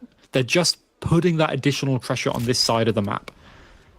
Blocking out the information, playing the fog of war, and now they're contacting back up straight into Neff. The jump peek spots it. There it is. Oh, not able to refract in time. Not able to punish the slide, however. That's 1 or 2 movement abilities almost dispatched of single-handedly. That is the C site falling, but 4 versus 4 on the retake coming on soon. Eli might have a little bit of a tussle going on here. Timing is going to be everything. And Kira's found the pick, and that's going to add so much extra weight to this side push here. GRQ's got 1, K-Knight's pushing on in. Wise is actually going to steal the kill away here. Tapping away through the wood, not going to find anything. K-Knight pushing forward out of bullets, though. Holding the Devious, hoping not to be swung, but GRQ swings anyway. And that's the pistol round taken, and a very necessary round to start closing that gap up. We said we wanted to be at 7-5 going into the half. 7-5 against them, however. That pistol doing wonders to try be that difference maker, to try fill in the gaps. It's going to be the key, I think. If they hadn't won that, it's very little chance they can do something special unless they win on the eco round. But even if Billy had won that fight towards site, Kira was on that flank. We saw Kira. He got that kill onto Eli, which was so big over towards B. And now All Gamers playing this anti-eco safely. Little bits of pressure. Try and bait a mistake, as we almost saw that from Eli Shrimp. Not able to take him down. And just waiting for a mistake from Billy. But they don't make a lot of them. No, they certainly don't. Goes up a little bit of an information play. Lucky not to get punished for that one. Fangia was holding for it, but shot doesn't quite connect in the way he needs it to. Look like they're looking to rush over towards A here, but they're going to be met head on. It's a party out in the open here. Kira good for the first. Are they? Oh, they're being careful. Wall goes up, trying to protect YZ, but will be unsuccessful in doing just that. The slide on out there, the movement takes perfect. Rusha falls. 2 versus 5 as Spike goes down. You're like going to punish Fangir going up the rope, but now has to back away. That smoke causing a little bit of uncomfort. And surely you died a Spike here. I think Billy don't want to give over any more ult orbs if they can help it. Realistically, you really don't want Neff dying as well, because the Omen ult's not going to be a key part of your victory. Eli, though, getting a kill, that's good. Build up towards the lockdown as much as you can. And now, die to the Spike. They used Paranoia? They don't look like they want to die to the Spike. This is not dying to the Spike behavior. But they... Surely they... Yeah, it's too late. Time's gone too low. Yeah, it's too late, and it's going to be punished there. Good hold, but... we're like, don't feed them any more ult orbs. Don't do it. And you could see them doing it, and you're like, stop, back. But no. They also invested Paranoia, an expensive ability, into that for very little reason. Time had already gotten past the point that realistically you're going to be winning that one as well. I do like the fact that Yile managed to get some kills and die to a person, right? Lockdown is going to be a lot closer now. There's good potential here, especially on the defense side for that ultimate. Still far away because it's an expensive ult. And now a fight again. All Gamers, they were good at this on their defense. Can they do it on their attack? Oh, the slide on in. Face first into the shotgun. Walks away and lives to tell the tale. User and Kira both fighting. There's K-Knight, only good for the first. User swings out with the classic. And they are making a round out of this. One player remaining, Yilai. And now just so worried. So many angles to work with. User on the other side here, spots the shoulder. It's not going to matter. It's the 4K. And that's them back in the lead, back in the driver's seat. Very shocking, honestly, that it managed to work that well. Great work from User to get that first kill. Sliding in with the stinger. And then so quick. Neon really messes with people's timings, right? Being able to get to that position and take down those two players that were stuck in I think people call it dark now. They were able to take them down and just immediately won it out. And now Billy, they're down to an eco. Stacking A. Oh, the angle's perfect. Oh, the kill gets stolen by Neff. I mean, it was going to be a headshot kill any which way you slice it, but... you know, forced off site, chased on down by the Prowler, looking to play for the retake here. Maybe even trying to get ahead of it, however. Billy going for their own flood here, I think. There's the stun coming on out. The Paranoia is so good. User vulnerable, but lives still. Overdrive pop. There's the first found. Waiting for more of a push. Boombot goes out. Knows that there's at least one really close by. There's the swing. Wisey's got it. But look, Kira and Shrimp have their backs. GRQ's waiting for the peaks from Waterfall. Holding on from Mound as well. Round the corner. K-Knight's got the first, but now maybe a little less worried about this. However, the health bar not looking good for Shrimp. That's going to be a little bit of a scary peek. Has to get aggressive. Has to clear their space on out. Dart taken out, removed. The reposition coming on through from Kira. Switches weapon upgrades, has been tagged again. They know that there's no danger this round, slipping through their fingers. K-Knight, it's a lovely pick, but it's all just superficial. It's all just flash. As the spike goes off, it's an extra ult point. That's the ult online now, but that round doomed for a while. It was doomed from the start, realistically, right? They had this eco round. They managed to get this first pick here onto Fingir, who kind of peeked solo into what he didn't know was 4 people. I love this from AG, though. Planting the backside, pushing so aggressive towards their opponent's spawns, stopping them from kind of setting up for that flood was why they won that. Otherwise, Bilibili, they absolutely had a chance, especially with K-Knight on that flank. But now All Gamers, a fight completely under their control, and it's just K-Knight here. He's got to back off. We're going to be seeing a 5 versus 5 retake, and as K-Knight can find something special. I mean, we have the Nightfall online for it. I'm expecting to see it invested. Wait for the right time. Pushing on through. Crowd looks clear on. Nobody's there immediately. Boombot round the corner. Paranoia from GRQ could be huge. Nightfall comes on out. Is going to force back the early retake. Fangir in position. Good for the first 2 here. Teammate jumping up top there, user providing that little bit of a space to allow the rest of the team on site to work. Holding the line, swings on out. Roosh is going to wing that fight though. GRQ, there's the first. The smoke in the way is going to make this difficult for Neff. Neff falls. Roosh needed for a multi-kill. Not going to be able to find it. Double digits secured, and I don't know why we were even worried about their defense side here. This is looking like really great micro, realistically. Fangir playing a little bit of an off angle, swinging wider instead of tucking back out, and GRQ doing the same thing. This is All Gamers showing we are better than you. We will win these duels, we will take these fights, and you will go down to another eco. I'm assuming this is a timeout because at this point, Bilibili, they need to find their confidence back. The confidence that they had in that first half to get it up to 7 and 5. They've got to find something here, and I think it's confidence. I think it's literally just the lack of confidence that they're showing in how they're taking these fights now. I would agree there as well. The confidence definitely starting to shake, and around here would be, I think that Boone would be the pivot point that they need. Anything further and they're running out of leniency, they're running out of wiggle room with rounds left on the board, and that weight just starts to add pressure on and pressure on. Now, Pull coming up next, maybe it's not the weight of the world just yet, but given that this is for, you know, elimination or qualification to playoffs, I can't see any reason why the confidence isn't going to play a big factor here. I do think part of it might be the map pick, right? This is All Gamers map pick. They wanted to go here. They were probably thinking they were comfortable against Bilibili regardless, right? That's going to give you a lot of confidence as players, as individuals. But if Bilibili, if they can eke this out, then Pearl, where they should be winning, should be going well. But immediately the fight is just going All Gamers' favor. The confidence favors them. Fortune favors the bold, and in the opening duels, AG look way more headstrong. They're stubborn with it as well.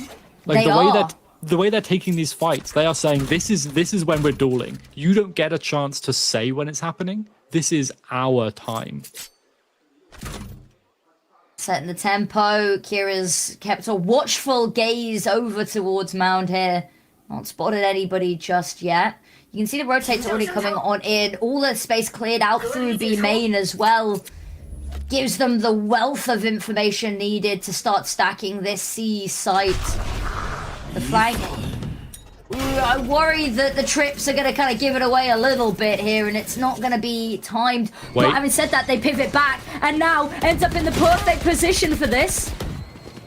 Unfortunately, Rusha taken down. GRQ, lovely find. That was our main worry. Now these C players held at bay by the smoke. Spike goes down. Oh, catching strays through the smoke as well. And now just Yilai left. You don't really want to save this shotgun either. No. Make a bit of noise, try and keep them here, but you know there's not much chance you can win this. You can see Yilai's just having fun at this point, and he's getting surrounded, being pincered on through spawn. Might actually find one here. Nope, not quite. Not quite. Not a chance in hell, and All Gamers taking their map pick by storm now. 2 more rounds and they can secure it. Try and set themselves up for a map 3 or a big upset on the Pearl. But I mean, what a shot from Wheezy to start that out. Fangir just shot out of the sky. And maybe if Rusha had just waited a little bit longer, played the patient game, that could have gone differently for Billy, but no chance at all. And now All Gamers, they have no ults. This is the one shining star for All Gamers, is they have a lot of ults that they can play with here. Got to see them in a position to be used though, lining up the shots that could easily have been a multi-kill. Showstopper popped. Clearing on through, not spotted anybody. Oh, caught by Fangir on the corner there. Saturate goes on in, and look at this from Wiser. K-Knight is actually going to be able to put down that little bit of rebellion. Travis going to spot somebody on out. K-Knight holding steadfast, however, waiting for the next fight. Takes down Shrimp as well, single-handedly turning the tides of this round. They are not done fighting, not just yet. GRQ swings out for the first. K-Knight's low as well. And there it is. GRQ round the corner. That is map point. Oh, and it looks so close for Billy. Fangir from B Heaven trying to turn the tides to his favor. And immediately K-Knight countering it on A. Taking the fights when he wants them. Shutting down Fangir. Shutting down User. And just unable to win that last fight. He was down so low, the Walking Dead, and shot 6 feet under. And now Billy, the buy is rough. The ults are online, and you've got to use them, but the convergent paths is still available for All Gamers. They can use this in the post, they can use this to get to the site itself, and they're pushing A with all of their might. One more round, that's all they need. Brute force and ignorance may be the way. Oh, Kira, it's an absolutely stellar peek. Users peeked on out, slid face first. They know they just need one more and systematically dismantle this. The jump on up has spotted a shoulder, hungry for blood, and finds the last. And it is a perfect, flawless half there for AG to take their map pick. So dominant when they switched sides. We expected it based on the composition. Maybe the stats didn't show it historically, but this comp and the confidence, the speed, the aggression at which All Gamers were fighting was so good. Billy had no chance to think, to wait, to counter. And as much as their post plants and their discipline might have been good on the first half, it looked like the second was not just faulty but broken. They really couldn't find a single leg up. Not when All Gamers are just swinging in with this level of confidence. And they're going to take this map pick, and it is so needed based on the map that we're seeing next.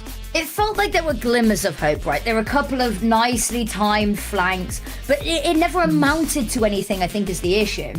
Yeah, it was nice, fine macro-wise. They were playing their defense okay. They left a little bit too much space open for All Gamers to kind of get the initial push, and then that allows them to execute really, really hard. But as soon as it flipped, as soon as it switched to this half, the last half, it looked like Billy just lost. They lost hope. Yeah, and we said we needed something to inspire that, right? This is for qualification for these teams. And the mental pressure, I can imagine, is insurmountable. But that confidence, it was there in the first half. We hit the second half, and it just sort of taters off. Like, you know, you lose the pistol, you lose the anti-eco, or like, it's not a great start. It's fine. Yeah, it's not a great start, but it's fine. Then you lose the bonus, and it's like, okay, this is not so good. Suddenly and then they're you go into in the round lead, 4, yeah. all of a sudden everything's gone. It just runs away. And all gamers, they are momentum based. I think people have theorized that a couple of times, but you could see it here on this map, and now the momentum's in their favor going into one of their weakest maps next as well. Do you know what I would describe that second half as, analogy-wise?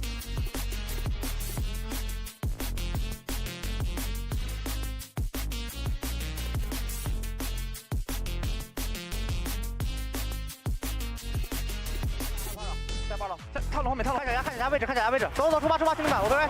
Big。我在 slow default。好点，走。剩1名敌人。走一边。Maybe CT, get CT。我下楼，好吗？I have stairs。我下楼。Erik smoke。好了，heaven。好定。We can call。如果 heaven。我这下。我下楼梯。Yeah, watching there。我 stairs。蹲到齐，别拉，蹲。OK。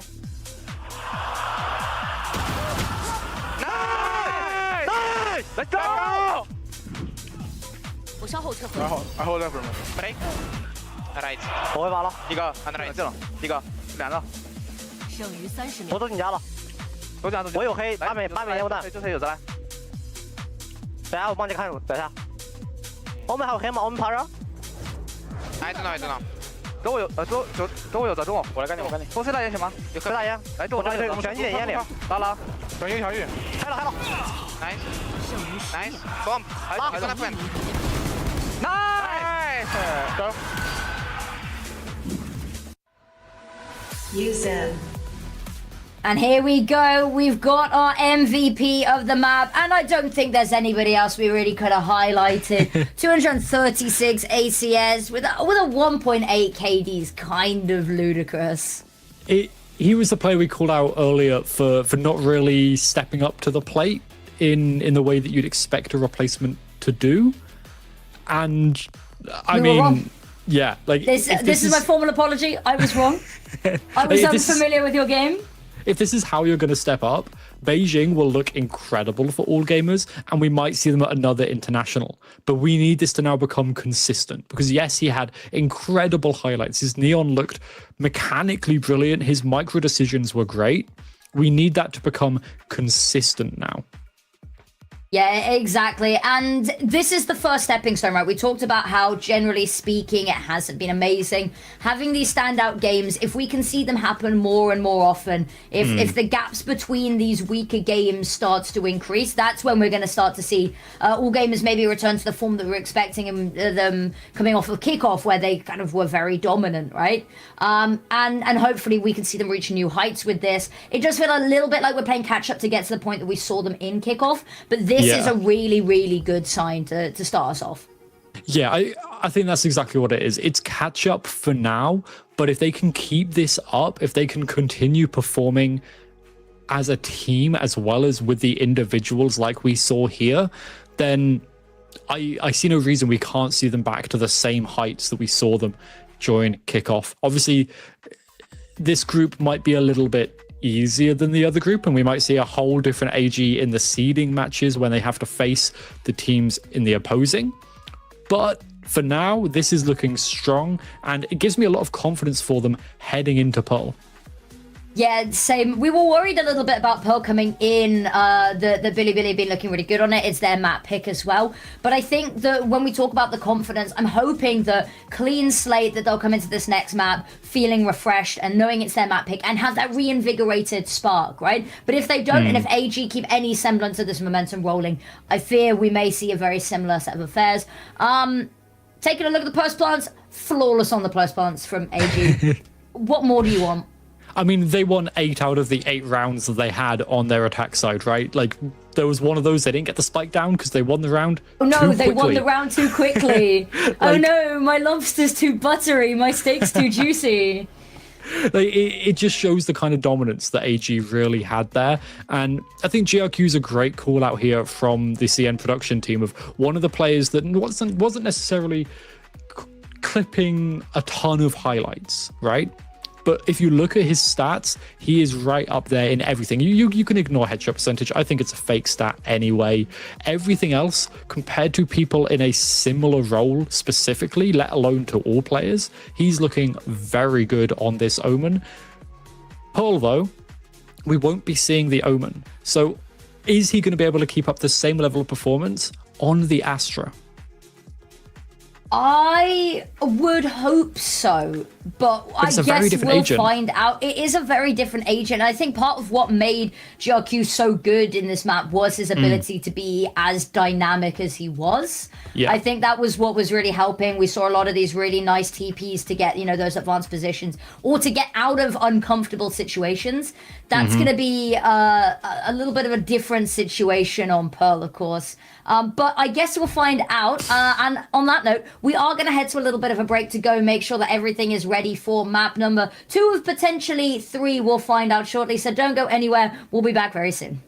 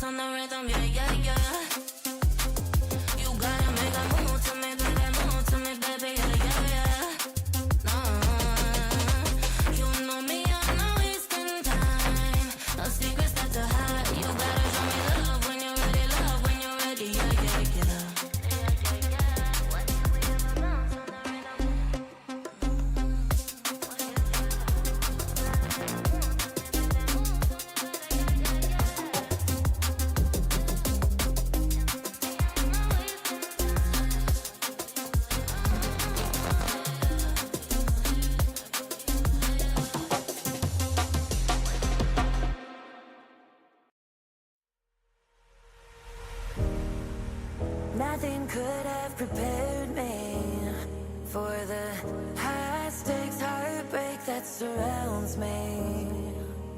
You want me, you won't let me go. So I burn so. Welcome back, everybody. I'm still Affinity, and this is the Rick to my Morty Echo. Sorry, they're on that side. My bad. Yeah, close enough. And we are back for map number 2 here. Pearl coming up now.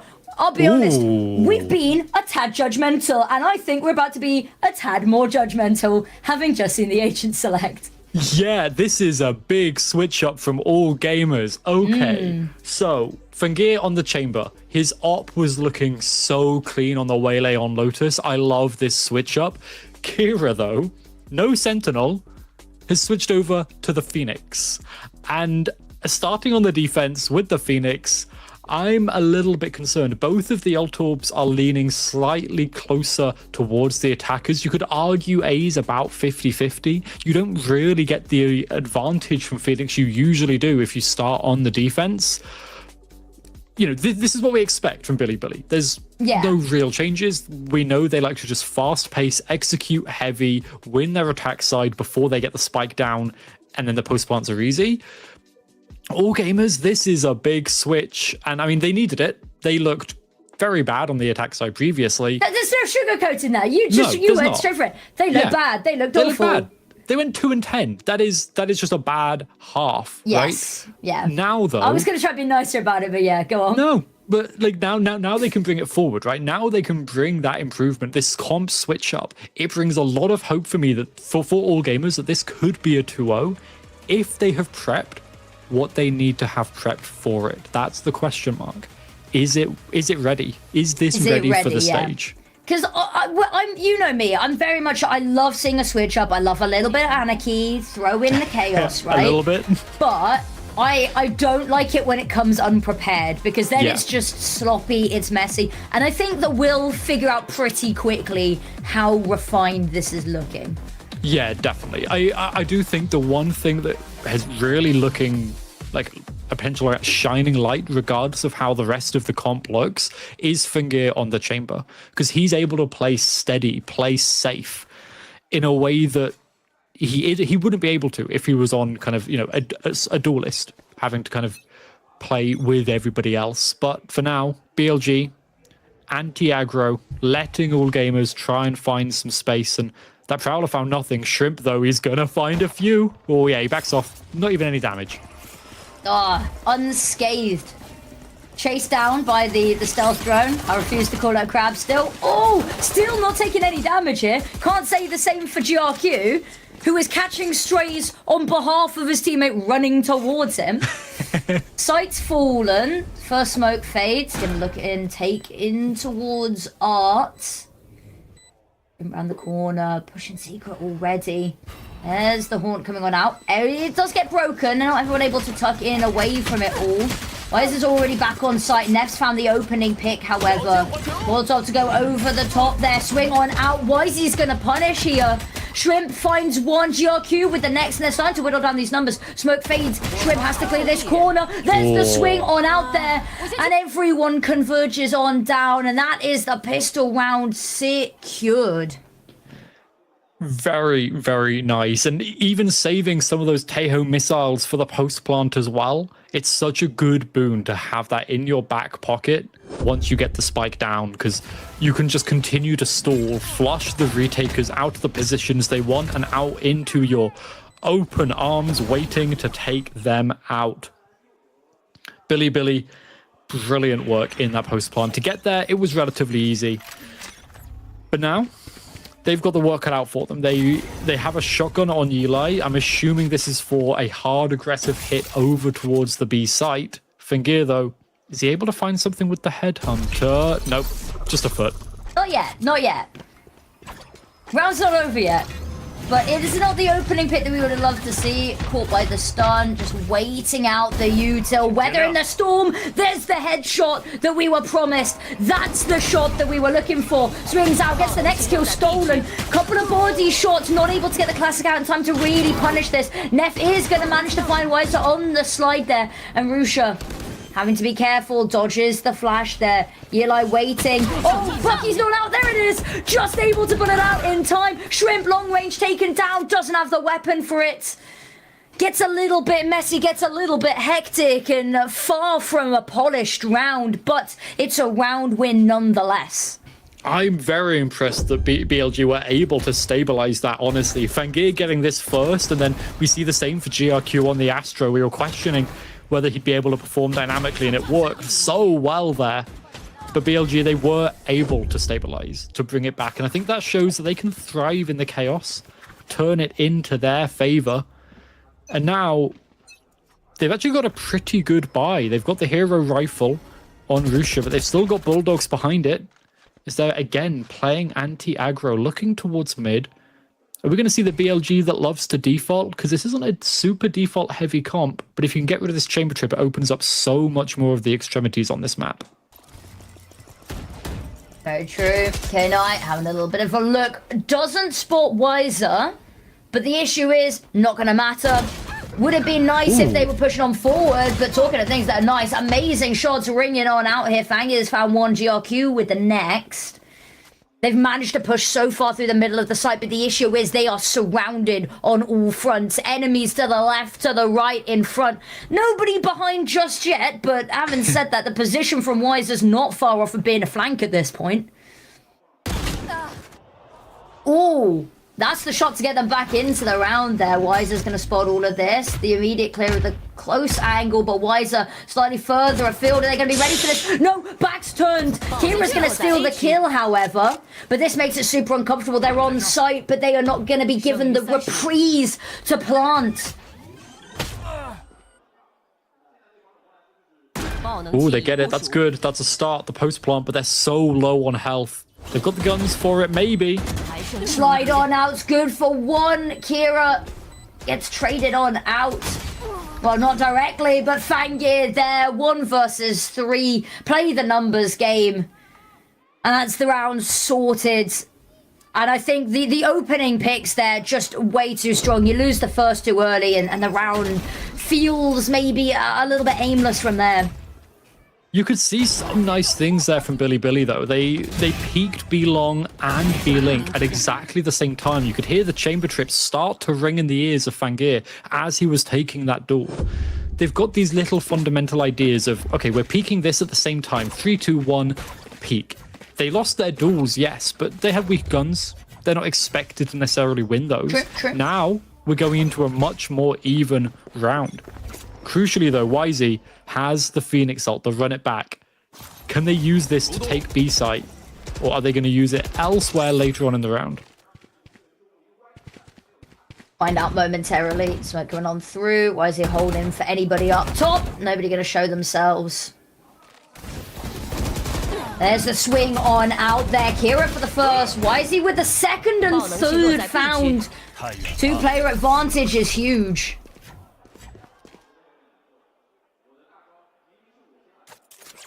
Now we see silently keeping away. And I mean, Rusha's got a nice position in mid, but the issue is Spike is just irretrievable at this point. Well, now the round kind of stabilizes. BLG, big disadvantage. They've not really got the resources to push forward to take any more space, and this stack over towards B-Long, holding down the Spike. And they know no one's got past. No one snuck past in that 1 second smoke. And now it's a full. And yet, Billy, they're not even trying to do it.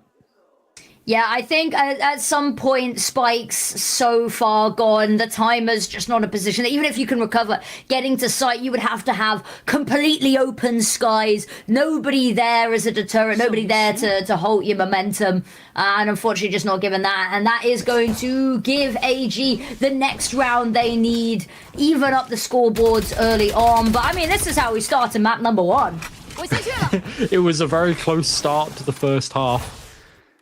Second one, not so much. We'll have to see if AG can pull out the same as they did over on Lotus. Now, as we move forward, we should see what a relatively even round, I think. We've still got the ultimates from both of the Phoenixes. Could play a big part in this next round.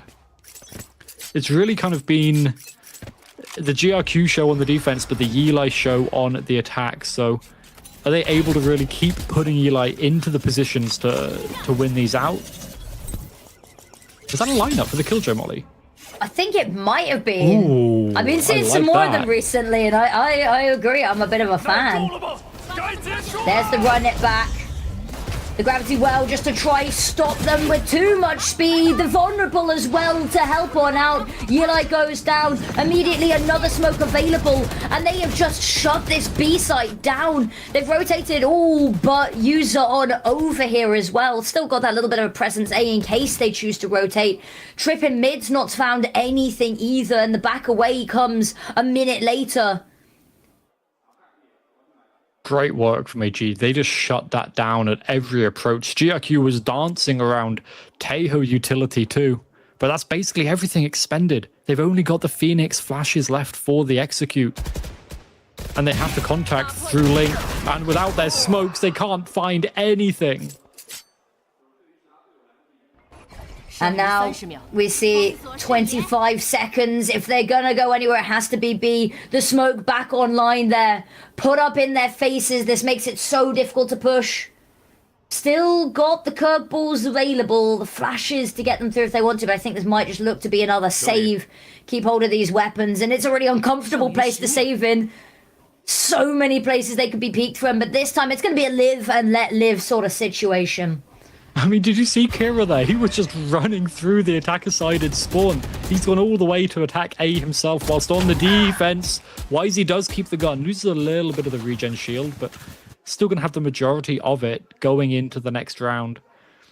And that was a very impressive stop to that push. Really able, GRQ able to dance around the site, getting a lot of nice kills. And then the one thing that, if I'm Billy, the one win I see from this is where all gamers rotated when they were hard anchoring a site. Afterwards, they left most of the map open. If BLG have noticed that, they can abuse that into further rounds. But for now, an A fight, immediately the defenders backing on out. Don't want none of that smoke. And Billy, do you force the issue? Are you looking to exit here? Is this just a part of your default? User round the corner, waiting, biding their time here. It'll be a little bit of a bloodbath. That one Astra start could once again shut down all this momentum, I fear. On the other side of the map, so all of the information going to be second hand. Kira, Molly ready. Smoke comes on out. And you can see them already backing away again. Yeah, see, this is really nice from Billy. They expended too much. Wait a minute, Fangir. Oh no, a missed shot. Actually, that opens up so much of the map. I was going to say, I didn't like that they hadn't had any map presence previously, because now it means they have to re-clear everything, but that single kill, that opens up a world of possibilities, because they can still look to re-hit in towards A if they want to. Still got players main, they've cleared out that foothold in Art. User around the corner, finds the first there. Stun comes on out, just trying to buy precious seconds to stall them on out. Fall back. Look to regroup back site. Flank coming all the way around the world from GRQ. It's going to have to be a little bit quicker than that with everyone falling on site. User taken down as well. Kira needs a multi-kill, needs something, anything to buy the time to get this main position ready. But it's not, and GRQ now too late to the party. All the snacks are already gone. All the punch already drunk. And now is left with a 1 versus 3, a dire situation. Finds the first fight, won't win it out. Insane reactions from K-Knight.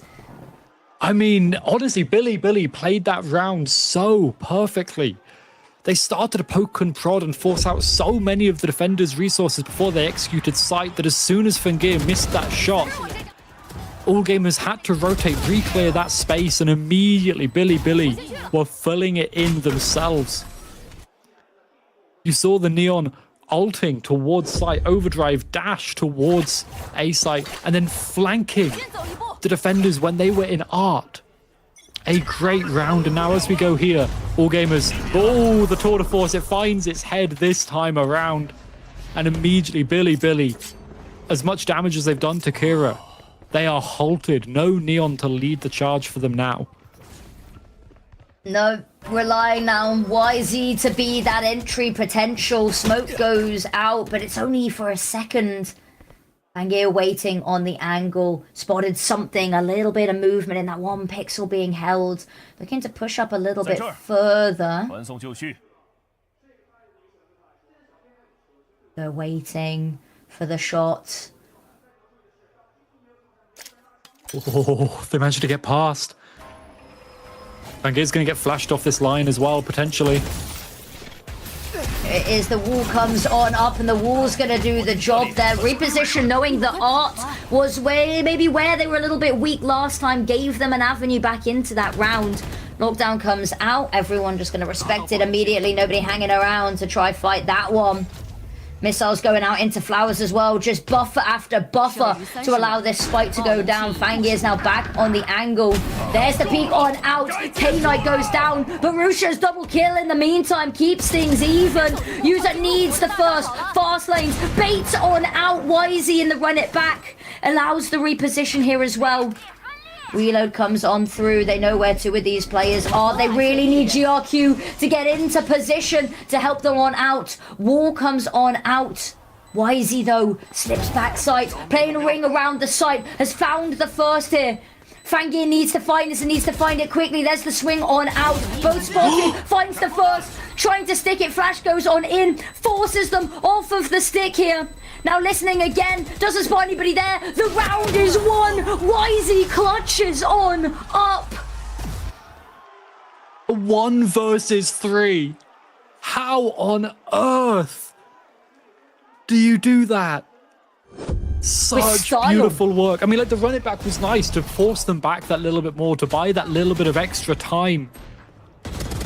I thought Fangir had won this for his team, but I mean, Wisey's Phoenix is brilliant. His util here, it's not just his kills, but the util, the flash to then wait to force them off of the spike, and then playing around the smoke to take it away. And yeah, I'm not surprised about this. All gamers, come on, what you gonna do? You've got to be trying to pull back into this. Yeah, I think the other thing that GRQ, I understand, you know, anchoring the other side, the rotates take a while, but it's been consistent now the past couple of rounds. Just too late to be involved in a meaningful way. It means that these retakes are coming down to the last second, where you allow players like Wisey to use that utility. A single flash completely stops the plant there, completely disrupts any ability for that round to be clutched on up. And it's one of those that a commit to rotating on over sooner, just getting there a little bit faster would have done them the world of trouble. But that's the trade-off, though, isn't it? You know, having a player that sits on the other side just in case they rotate keeps them out of the action. But it's now been a consistent factor the past 2-3 rounds. It's one of those things, especially when you move off of the Omen and into the Astra. Being able to play quick and dynamic is a difficult line to balance. And now all gamers down to an eco. Hero rifle in Fangir's hands, and I mean, Yuzi's hands are looking a little bit electric this round too.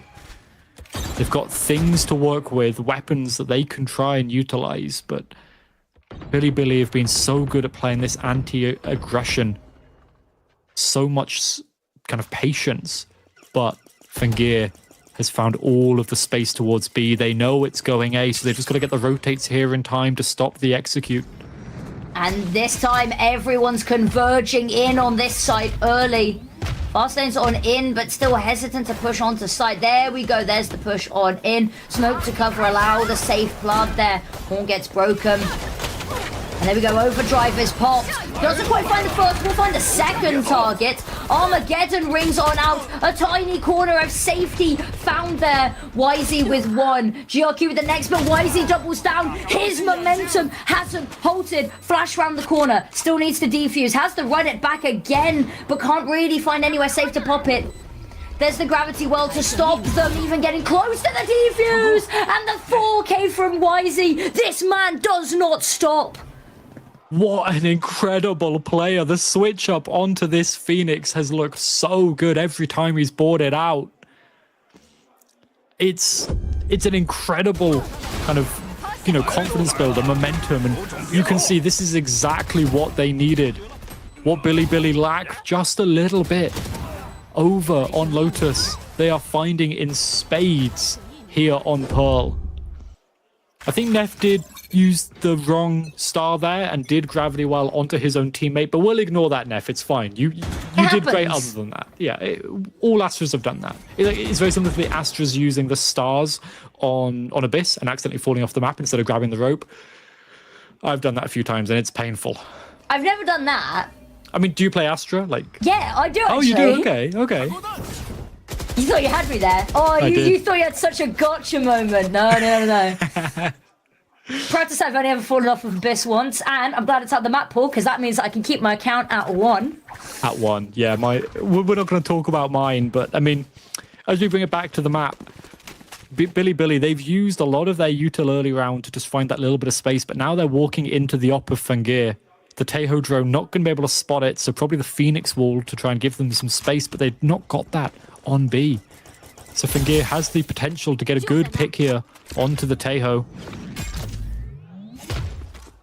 Q. Oh, that's a lot more players. There is a lot more pressure and heat on them than initially anticipated. That smoke flashed on through.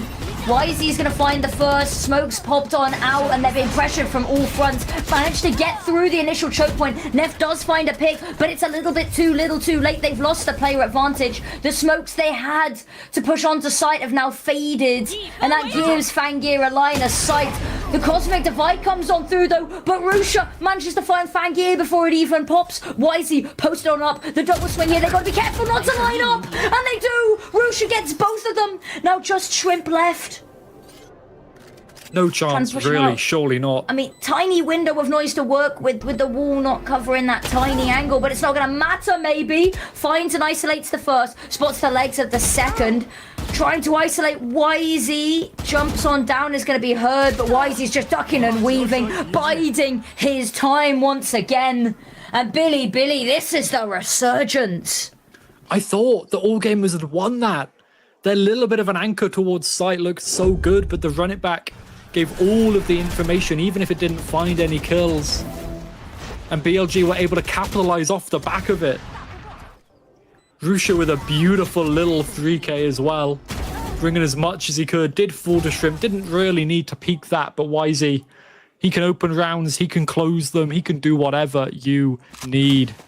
12 and 5 on this Phoenix, and I mean, Bind is already calling, I can't lie. BLG are looking so dominant every step of the way.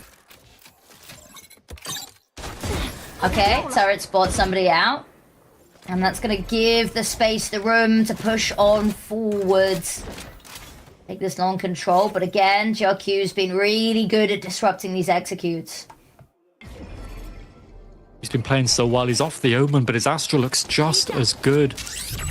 Taeho drone spots absolutely naught. And look at the mid control. Fangir has so much space there. This lockdown is good. Try and force everybody out. But even if Billy get the site, they're so far away. I don't think they'll be able to anchor themselves by the time this lockdown ends. The flood is going to come in from AG. Ooh, Kira's going to get caught. And we'll see how impactful that is. I mean, it's going to be wearing off any second. And as you said, long distance away. So all these milliseconds starting to add on up here. Oh, so much damage. Counter flashes come on out. Yilai, Rusha both finding their picks. Kira, though, the run it back. Use a lovely swing on out there. Does get traded out instantly. Fangir, good for one. Rusha getting pushed from all sides, from all elevations. K-Knight hears this, has no more utility to try stall this from afar.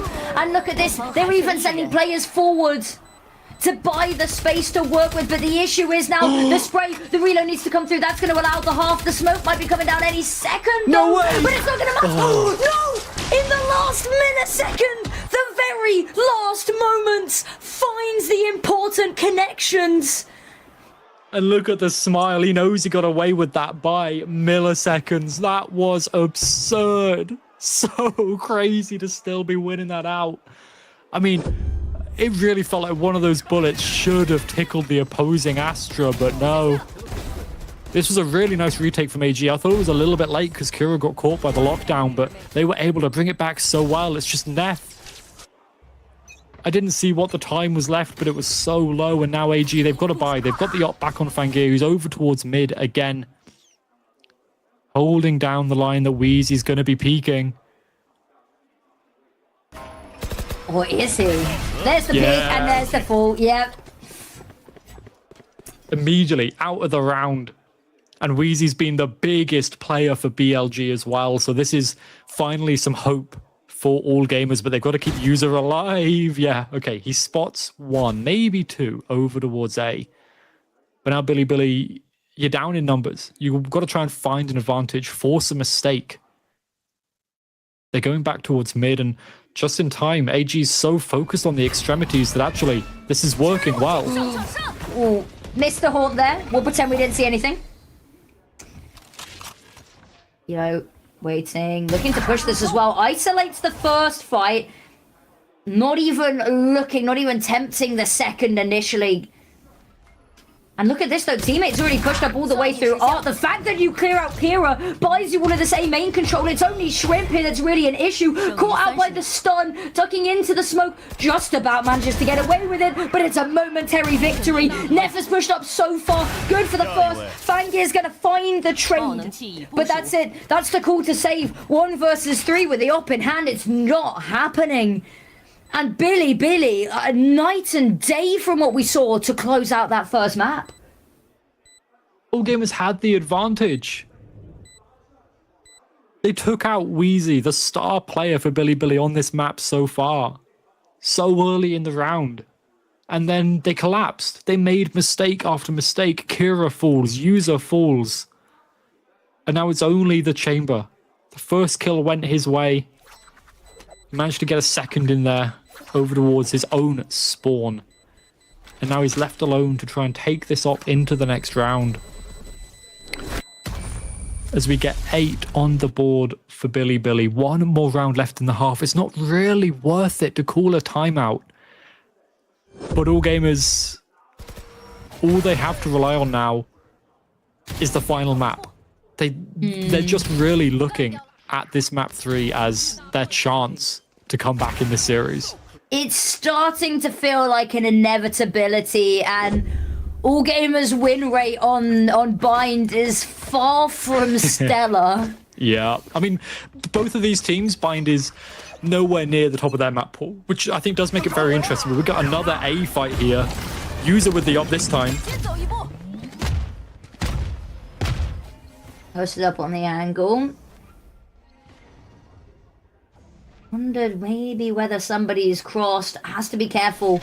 Goes for a quick little peek. Not going to spot anything. Just running away on the edges of it. Dashing on backwards. Re-establishing back sight. Now, Billy, they're peeling away. Yeah, they kind of want to reset the round. They've been forcing a lot of mistakes out of AG by doing this kind of cycle, right? First phase, taking space. Trying to take a fight. If they don't get a fight, they still get map control.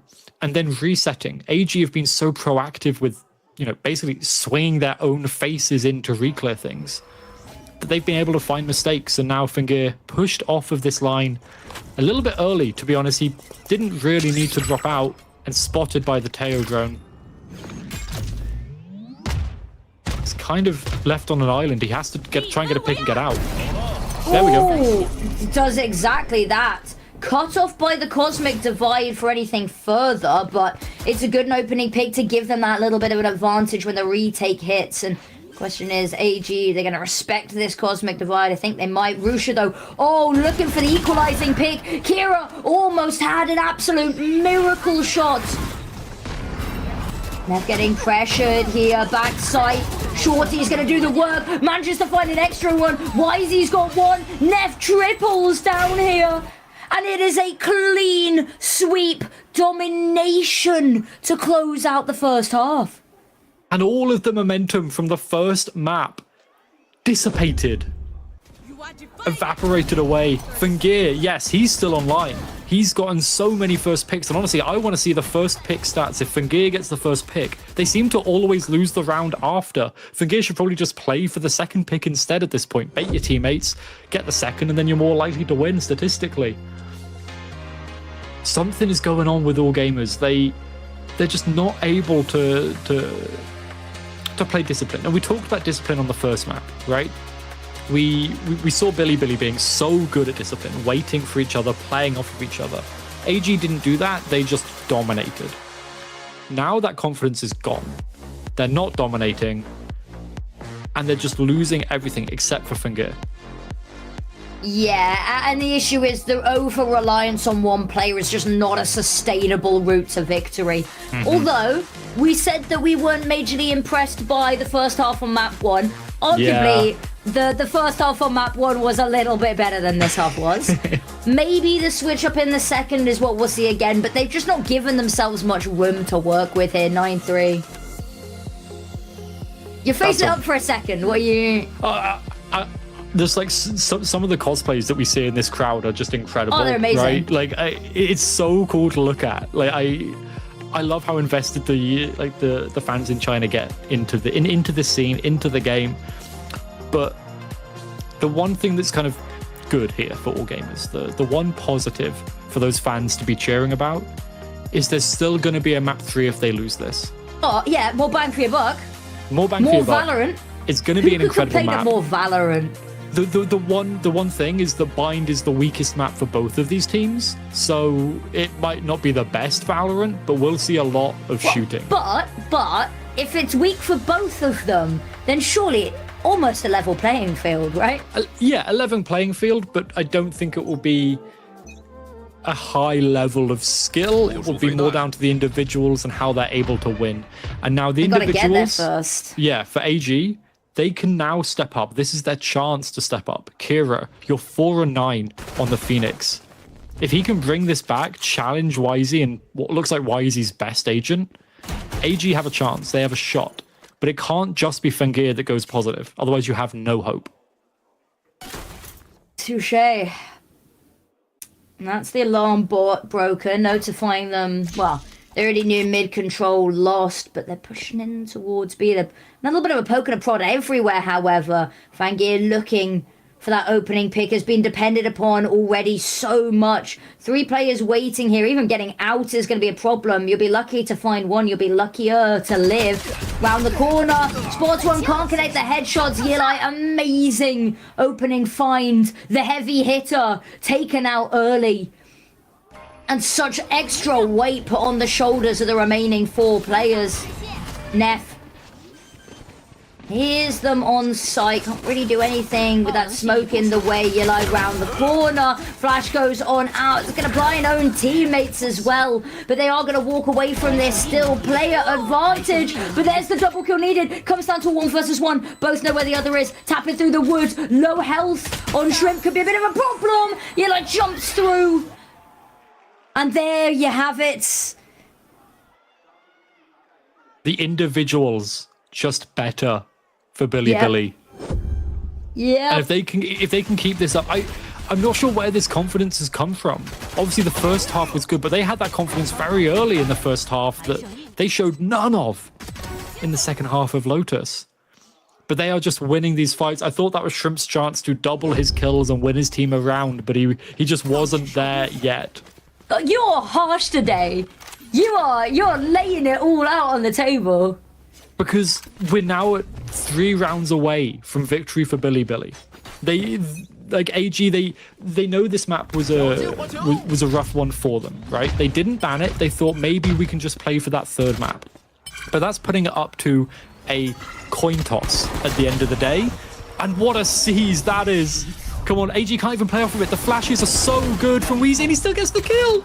How do you let him walk away with 2? No! Criminal! Lock him up! Kira's found one on the other side of the map, but at the moment, look at the health bars remaining on AG as well. So much damage done. Yilai hears this as well. He can get the quick flank. What's Fengir doing on A? I don't know. I don't think he knows. Yilai's they've been flanked already. Yilai round the corner, the bandit, that's the spike drop. Wall goes up, stun goes out. No, I mean, why not? Hungry for kills. Kira's backside, finds the pick onto Rusha, gets traded out by Yilai. Just Fangir left, who is in God knows where. In Narnia, in their spot. They're probably going to be very surprised. I mean, Yilai's holding for this, He's holding it already, he knows. And here we go. There's the swing around the corner. Not able to find the shots. The judge is the best weapon in the game. Absolutely diabolical round there. I don't know what happened, but Yilai managed to push up through mid and get the most perfect timing. But this was YZ's round. Again, I've said that 1 billion times on this map already. To be able to stall out the push despite being seized with a teammate and still get 2 kills and escape with his life. The craziest stuff. A 2 KD and now Fengir not able to find a leg in this half. He was the only member positive for his team and that could change this round. As the defenders, BLG, they now get Wheezy's ult online. They run it back up. Yilai, as if he wasn't broken enough before having the ultimate ready. And now Yilai went aggressive, took this aggressive line, saw absolutely nothing, so they're already sending rotates towards B. The issue here is all of Billy is off site, so they're going to have to play the retake. Kira also has his ult, but now stalled out by one Killjoy Molly, and Billy are already here. I mean, safety in numbers. They've got everyone here. It's a Kira fake. pops. Yeah, it's all a fake, a ruse. I mean, you got to get out of there safely as well. And you can already see the rotates come back over from Neff as clocked this. It's going to be a little too late to get there ahead of the site take, but they are going to be able to pounce almost immediately upon this. They don't want to trickle in one by one, but the key thing is they've still got YZ's ult. The run it back on the retake is going to get so much info, potentially get kills, because at the end of the day, YZ's been popping. Kira, though, on his own flank, should have a rewrap around onto Knight, unless he goes towards Art. But Knight, they're already watching for him. The running back gets a kill. He's just gone unchecked, unstopped. Users found one. But look, they've been forced so far back. Oh, Fangir, when the smoke fades, might be able to find something. But with the space they're already clearing in towards main, with the picks they're finding, Kira goes down, and Billy Gaming look dominant. They are unstoppable. They had such weaker weapons. They were on the wrong side for the majority of that round. They don't even need to be on site to win it. That's what I'm hearing. They still get a successful retake off of the back of the run it back. Billy's winning Masters. I've seen enough. Pack it up, everyone. Pack it up. I mean, hey, I'm Weezy very ready for it. is just one Valorant. Just hand him the keys to the game. Like, that was a round they should not have won. And if we thought the second half of the first map was dominant, I mean, look at this. We could see a 13-3 here. That would be a crazy result. I mean, Billy's... we did see that last time. We saw a 13-3 last time that these two teams played, and I think it might have been on Pearl again, actually. I can't remember if it was Pearl or Oh, it wasn't Fracture. Maybe it was Pearl. It was... No, it was Abyss, sorry. It was Abyss that, that was a 13-3. Well, and look, you know I live in La Vida Loca, right? I'm always going to be talking about the map vetoes. I still think this all comes down to the fact that all gamers left this map open. Yes, they won the first. Yes, that's a good thing. They allow themselves bind. But bind is really a 50-50 between these two teams. And you don't want to be leaving open to that. If you leave open Fracture, don't have that as your permaban, Billy's unlikely to pick it. And maybe you could have performed better on Haven, which I imagine would have been picked here instead, and it could have gone completely different. But now, all gamers, weaker weapons. They've got a shotgun on their Chamber, who has been their top fragger. This does reek of desperation. A good seize again. It's an amazing seize. But it's not going to matter. None of it seems to matter. This is a lesson in futility. You go toe-to-toe with Billy. You better bring the heat, because they don't miss through the smoke. Why has he got one? Because why hasn't he? Shrimp's now wondering where his team has evaporated to. Fangir goes down in the middle of nowhere. And now Shrimp, they're just going to run him down. Slides on out. Yilai's going to go down. Wisey doesn't miss, though. And it's a 13-3. Absolutely marvelous. I mean, that is exactly what Billy needed to come back in with after Lotus. Like, the second half of Lotus, you were worried that this could be a quick 2-0, but nah. All gamers couldn't find anything on this map. I'm sure the coaches knew that it was a risk leaving it open. But going into the final map where you've not won it this stage, your opponents haven't won it this stage, you've not got more than, what, 4 rounds on either half, max? Yeah. Like, you need confidence. It's gonna come down to confidence. Taking the fights, and since that second half of Lotus, we have not seen any confidence from all gamers. and I don't know how you regain it after a map like that. I fear YZ now.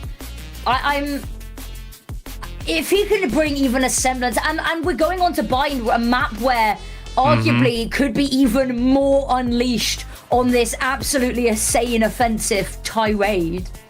The one thing is, he probably won't be on the Phoenix, right? We've not seen Phoenix from them on Bind before. They were running the Neon Waylay. Maybe they just bring it out after because a map like that, I mean, if it's remotely prepped, I'd be having a look at it going, surely it's worth the consideration. Maybe not for this series, but going into the future. I definitely think we've got to be talking about YZ on this map and YZ on Phoenix on potentially others.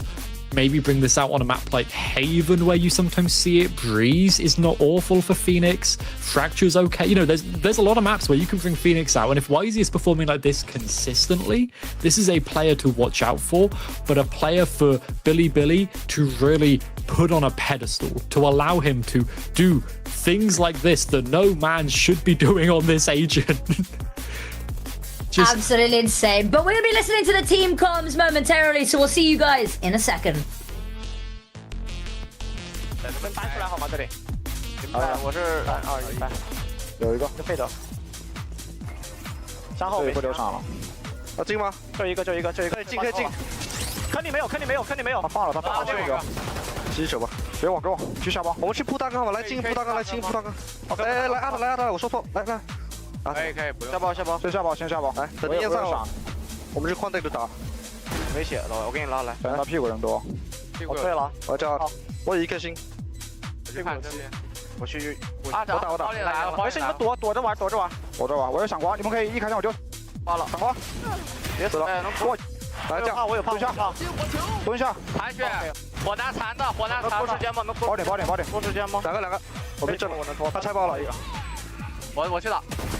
拆背 ，nice！ One hell share. That's then, and there was nobody else. There is nobody else that was ever going to be, was it?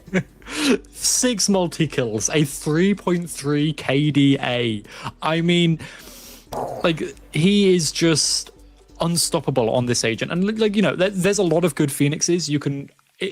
He's a momentum-based agent for one, and he can really allow a player that has the aim, the mechanics, and the confidence to do this. Honestly, lethal zones, I'm sorry. The whole map. Yeah, just whole put map. the whole map in as lethal. Because get rid of the map, put the world on it. This man is not defined by our construct here. But the one thing I do think this shows is that both on the defense and the attack side, if he was over towards A, he could utilize his flashes so well. Right? He was able to dance around Coffee, to go out towards main, to play fully seized in a main. What a player we have on our hands. That's what really stuck out to me as well, is that round where he gets tethered in A main, throws out a single flash and lives and walks away with a kill and no damage done to him. It's a sign of an incredible player when you can do this not once, but he did that twice, fully seized in A main, and still go off and do multiple 3Ks, a couple of 4Ks. And Fangir, the only player who was going positive for AG for most of that map, couldn't even end up going positive. This just shows how much of a domination this was from BLG. Look at K-Knight. Look at his KD. I didn't even notice. He didn't need to get kills. I mean, he was dying a lot, though. I will say that. That's my character. That's mine. Yeah. You've been a little bit cruel today. That's mine.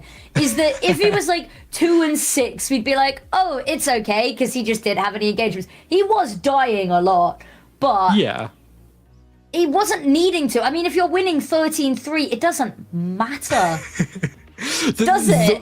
Yeah, like realistically, the one question mark for me is now going on to Bind, where he's playing as that solo Sky. You need info on Bind. If he's dying like he was here, that could mean that this leans slightly back towards All Gamers. But they've got a lot of things to pull from. Look at the first kills. AG got 8 first kills. I imagine most of them on Fangir. And they still lost most of those rounds. That's a worry.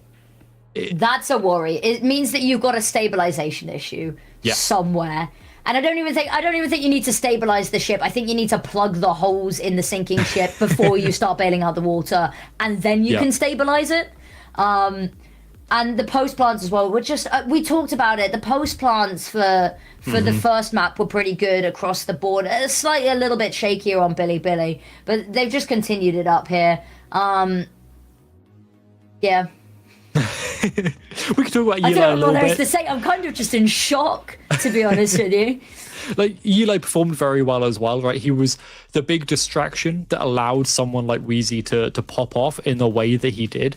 And he was still popping off himself, right? Like, this is still very good stats across the board. The only one where he's not better than average on is Cast, and Cast is sometimes a fake stat, especially when you're winning 13 Okay, you keep 3. saying this. You're like, headshots are a fake stat, casts are a fake stat. I'm starting to think that you just hate stats, and that worries me, because your whole job is the stats person. Look, I think headshot is a fake stat, full stop. Spamming through smokes is a good thing, don't discourage it. Okay. Cast is a fake stat if there's a domination. And there's no other word to call that. Okay, let's just get it all out in the open. Are there any other things that you think are fake stats before we go to break? Just so I can get over this mental hurdle of you just hating numbers now. I will think of someone and get back to you. I do love stats, though. Everyone should know that. Everyone should. And you know what you should also know is that there is a break coming up, but there is also a third map on the horizon after that. So we will see you guys for map number 3 very soon.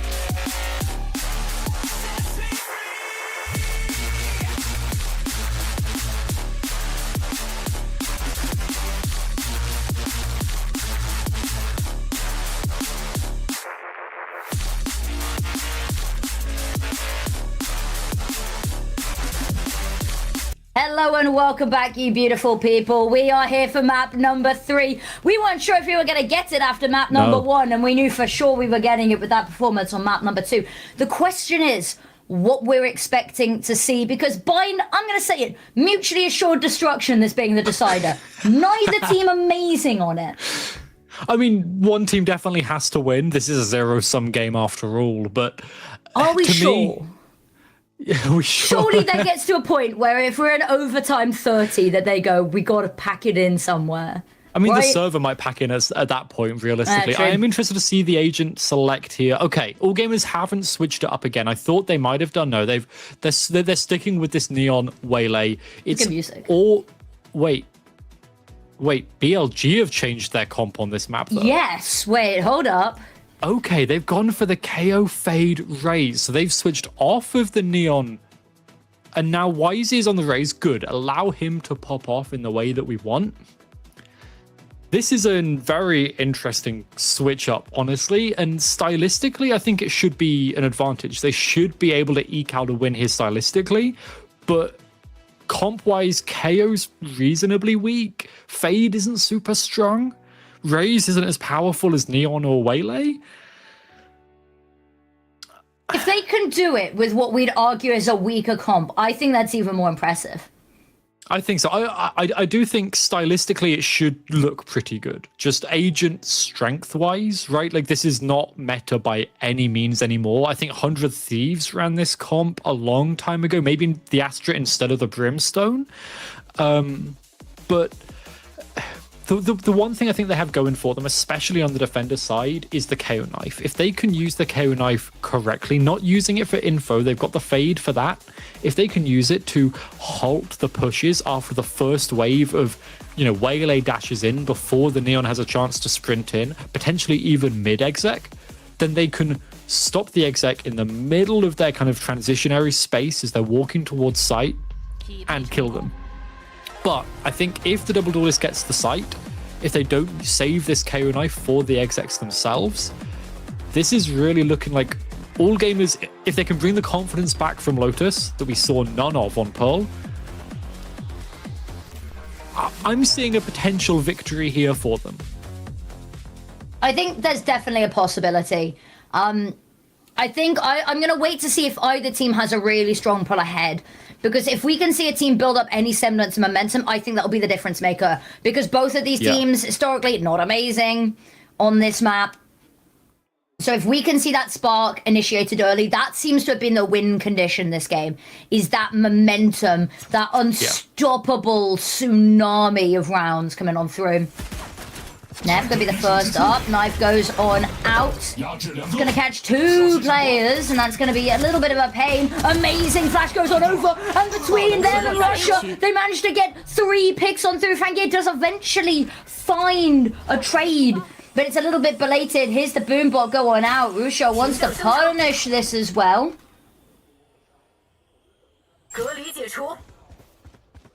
And now a pause. AG putting a little bit of doubt into BLG's mind. You can see the pings on the map. They're still going here towards A. As soon as the spike gets tapped, there's only Kira to defend it. Ooh. Oh, what a swing. And there was dangerous potential for Kira to find the trade there. Waiting. Kira's going for more. This is a change up of pace. YZ, we're asking for miracles. Horn gets broken, there's one there, force them out of position, but Kira up top still swinging. K-Knight making no attempt to conceal themselves. The double swing on out. Fangi is going to find the pick and a round on the board. It comes a little bit late, but they finally started this map off well, and that's what we wanted. We wanted a clean slate coming into this. And that was a 2 versus 4, by the way. The spike wasn't even down when it was in those numbers. I mean, Neff just decimated the side of all gamers, but they managed to bring it back. Both of these players, Fengir and Kira, taken as much as they could. And now we've seen this a couple of times already today in the first series. Waylay with a Marshall, just eco-farming to get that convergent paths online. He's only 4 away already as Fengir. He got the spike plant himself. So if he can find a few more picks, their bonus is looking very strong. But BLG, they're more concerned about Hookah. A shorty and a classic holding it down. Yeah, a lot's going to fall to K-Knight here, potentially. Yeah. And if K9 goes down early, this could kind of be a bit of a problem. Smoke goes out. Kira again with the Sheriff just making magic happen, albeit on the other side of the map, and that's going to keep Russia's attention for just that bit longer, looking for a peek, looking to clear this on out. I'm not going to spot anything, and is so far removed from the action now because of it. Oh, and this pause again from AG. BLG reinforcing the B site. Team flash for a little bit, but now the exec sure to come on through, and oh, those BLG players, they are stuck in hookah where Kira is ready to pounce on their backs. Exactly. They can't really afford to leave this, but attention so diverted here. And as they funnel back in towards Garden, they're setting up for this post plant. Yeah, lovely find there. But can they spiral this into anything more? Yes, it's a 4 versus 4. The weapons aren't great. Wisey's only got that shorty to work with. Long range fight. K-Knight's going to win that one on out. That's the player advantage. Now weapons still heavily on their side. Time on their side as well. And Fangir's just swung the balance completely. 2 back-to-back shots is absolutely amazing. And that timer starting to get lower and lower. And at this point, it's done, it's dusted. It's just how many more can you find? How many more names can you add to your ledger? And we'll find the remaining 2, 4 wiped clean off the board. And that's the Convergent Paths Online going into round 3. The bonus looking so strong, regardless of the guns in it. Kira also noted exactly where Neff was, but I'm sure Neff's going to remember that position of the Viper lurk for the future. But I mean, Fangir, what a man of the hour. When he's got a scope in his hand. Looked great on Waylay on Lotus. Looked really good on the Chamber at moments. And now Convergent Paths. Vandal as well, because he got so many kills. He can get that online here. And this ult is going to be very powerful for the exec or for the post plant. Looking to use it on the entry there. K-Knight ducking on in. Ducking and weaving between all of the stuns coming his way.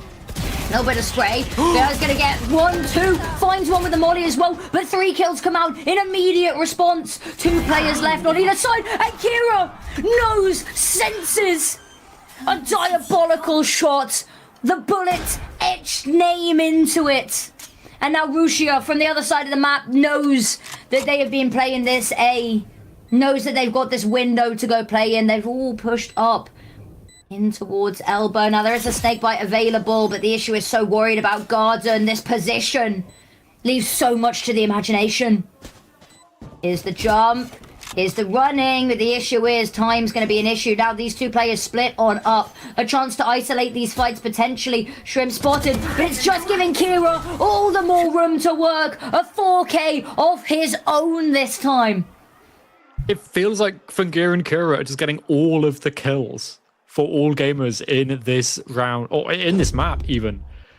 The Convergent Paths didn't really find too much value, and it looked like Yilai might have been able to find something brilliant. But Kira just knows he's in his opponent's head. Does that mean that does he know? Way. Yeah, he does though, for sure. Everyone else not so much. And now Outlaw in the hand of Fangir, another scope. 7 and 7 for Kira Fangir. Only 1 kill to somebody else on AG. They've still got 2 members that don't have kills. Oh, and Fangir opens it up again, because of course he does. Absolutely amazing. I do like the deep smoke here to give them this control, but the issue is the moment that wall goes down. No, it's okay. Wisey's still in top form here. Fangir, reposition, looking for anything, but it's all smoke mirrors, because on the other side of the map, that's where the real stuff's going down. Dog to go on out, clear on all this space. They've executed, they've managed to find themselves on site. The question is whether Yuzi can hold this for long enough for the team to get on in.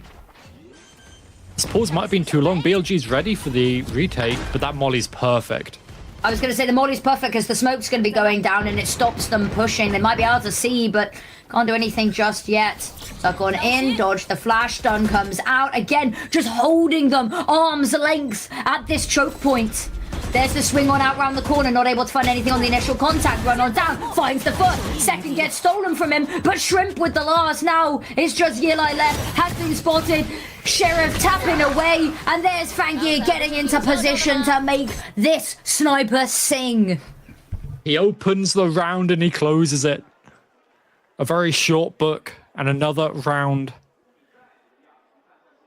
to the side of All Gamers. They are looking like that second half of Lotus. The confidence is here.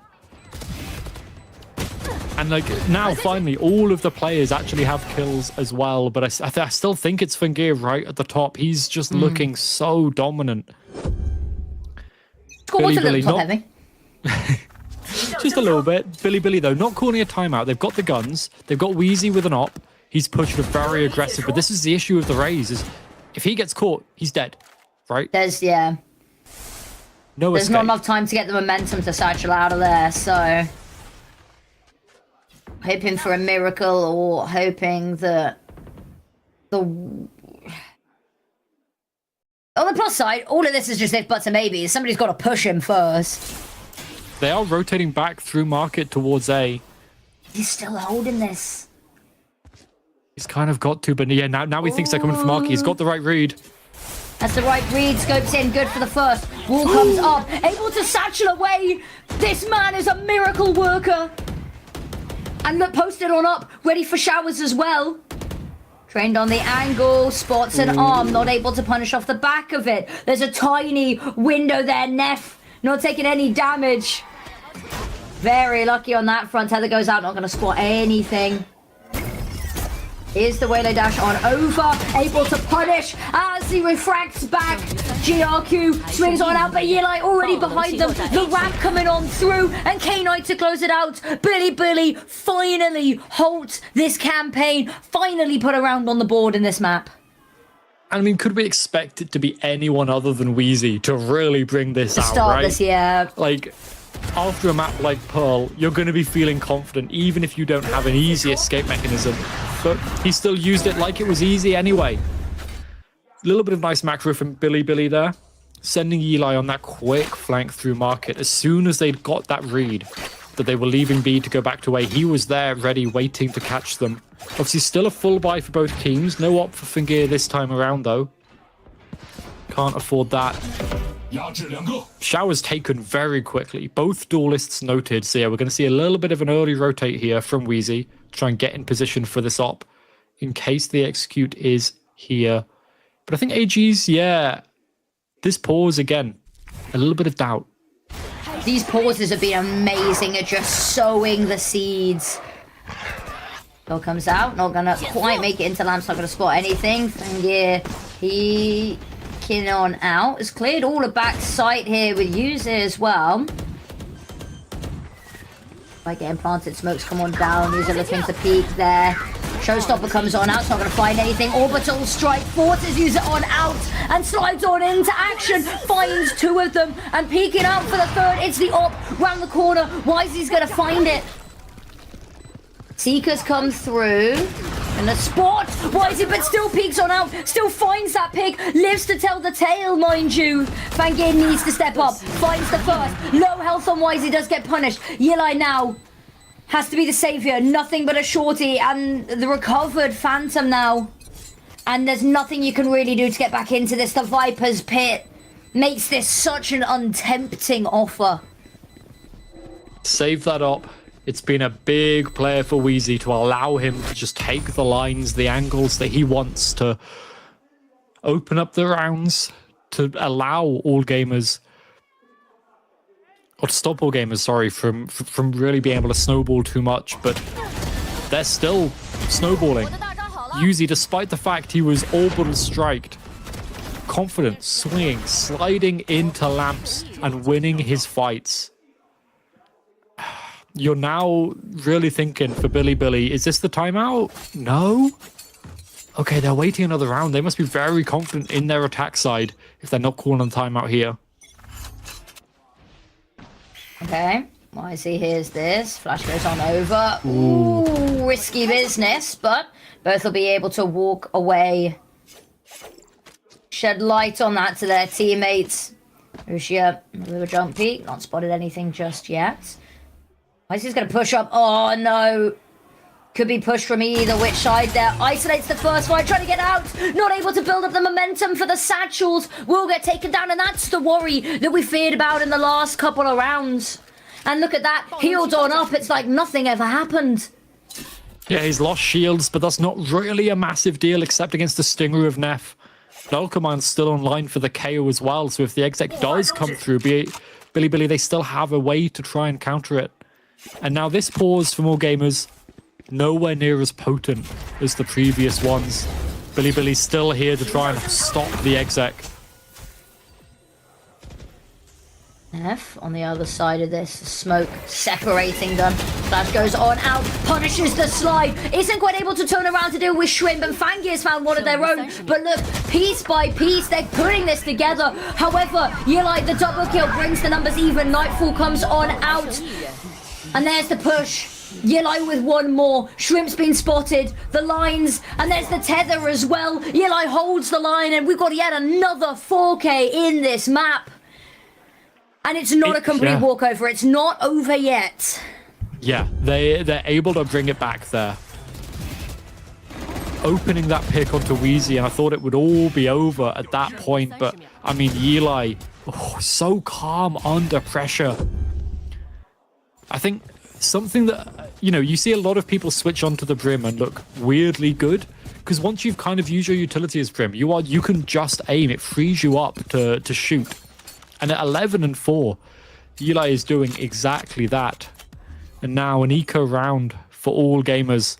Pushing up towards Hookah, and that's exactly where Nev and Yilai are. K9, last player left alive, and they're just going to rotate to the other side of the map. But he knows this, he's called this, and he is on his way already.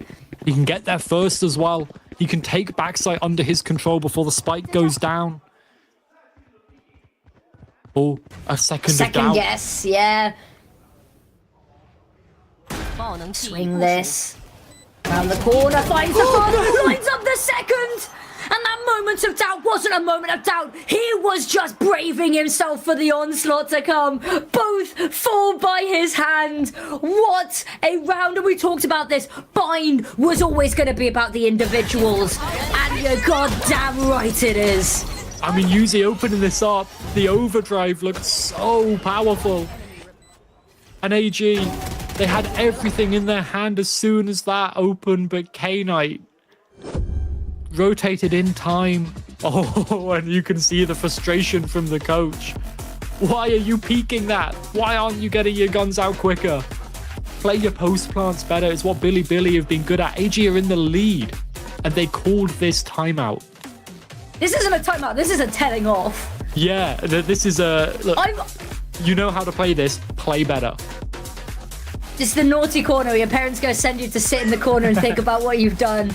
As a child with undiagnosed ADHD, by the way, should have been classified as torture, but I mean, I don't know how much of that was prepping and how much of that just seemed to be a verbal tirade.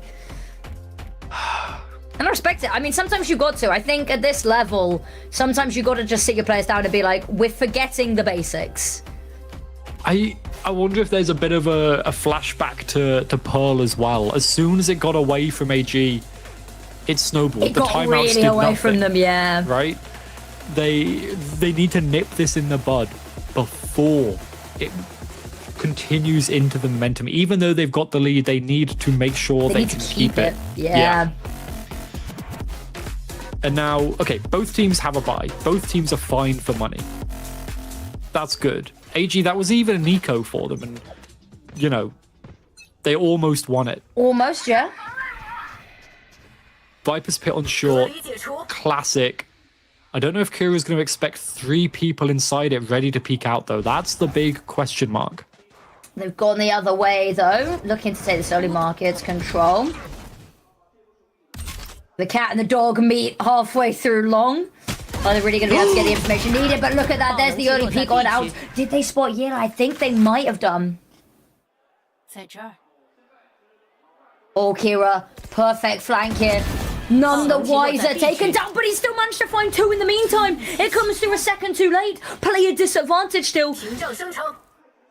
And now they've got to divert resources to dealing with Rusha. Kira swings on out. Well, dealt with masterfully, but now far removed from the situation, actually in a decent position. They could just rotate and hit A if they want. Yeah, they figure A site's going to be open. They're right. K-Nut and Neff, though, they've still got enough utility. Horn's just come back online as well. So there's a lot of chance here.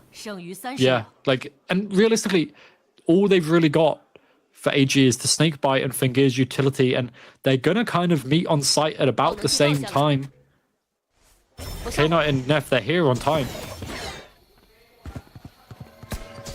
Neff waiting round the corner, finds the first. Fangir finds a trade on the other teammate. Flash goes over the top. Only 7 seconds left. 6-5. Has to find the fight now. And the question is, can Neff deny it? Caught out in the open. It's in the last second. The finite margins are being danced within. Neff, how are you dying there? You hear that happen, you know that there's no chance to get the spike down. A brilliant round from Billy. And I mean, Yilai's individual prowess really showing there as well. But somehow Neff just not aware that the time was out. Not able to back off and survive.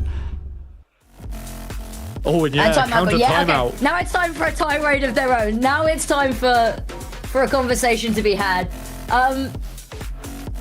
It's a good round though, because I think this round breaks up what would have been the start of a real momentum streak, which means that neither team's been able to really run away with it like we've seen either which map so far, which I think might be a good thing.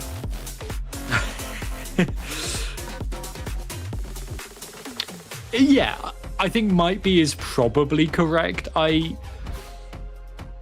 still think Billy's got a long way to go to come back into this, right?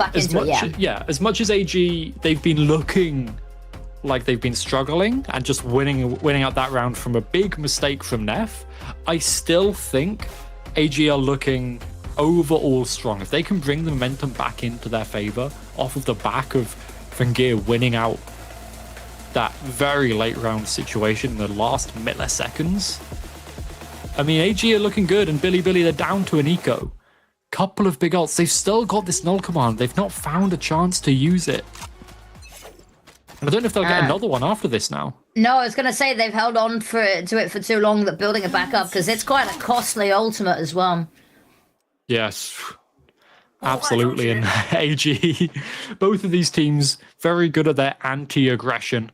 They've got some fast-paced teams in CN, and they don't want to play with any of that. But now they start to contact, and the Vipers... Era has been so good, and there continues the reign of dominance. I love the opening pick, buys them such a leg room in, and if they can find this pick onto YZ, I mean, all over. YZ with the judge, though, spammed out through the wall. That's all they need to do, though. Now it's only pistols remaining. The one weapon they had, gone, removed, reduced to atoms. Okay, in the smoke. There's the flash coming on over. Amazing find from Neff, but equally amazing trade. Orbital strike invested on in here. Forces Yuzi out of position. Stops the plug going down initially, but the question is going to be what they can do with this, however. There's the first pick from K-Knight. They know where he is. Exactly. Are you looking to try spray this through the wall? Maybe. There's the first fight isolated. You know the second person was the planter. Prowler comes on out. I mean, do you really want to invest it right now is the question. Horn comes online. There's the swing on out with it. But Yuzi holds his nerve. Incredible there. To be able to keep calm in a situation where, you know, it's another 1 versus 1 is so useful. I mean, Kira, you called out, has been very, very good. The Outlaw in his hands takes out his opposing Viper. And it is just back and forth. This is so close, so tight between these two teams, but all gamers consistently finding the advantage. And now they've secured that advantage for this half as well. Switch up a pace faster over towards A to start with, but they're leaving an insert It's just Fengir pushed this aggressive. Oh, here we go. Kira has a chance here to make some magic happen. A little bit of a tap through the smoke, not quite going to connect the shots, but warning enough for Kira to back away here. Dodge out. Lord Util heard over towards B. And another pause. These pauses sometimes worked for AG and sometimes they've worked against. And I think this one, unless they really put some pressure on B Long with that Sky, is going to work against AG, because look at how far they've looked up short. Yeah, it's worked. They pulled the rotates away. A is almost completely open. And I was worried because it looked like they were already so far up A that there wasn't going to be time for it. But no, they managed to get it done. And now it's only Neff nearby for this. Rusha good for the first though. Kira, instant trade. Flash goes on out. Finally, we see the null command getting popped here. Fangir, though, doesn't even need it. All he needs is his guns and his wits about him.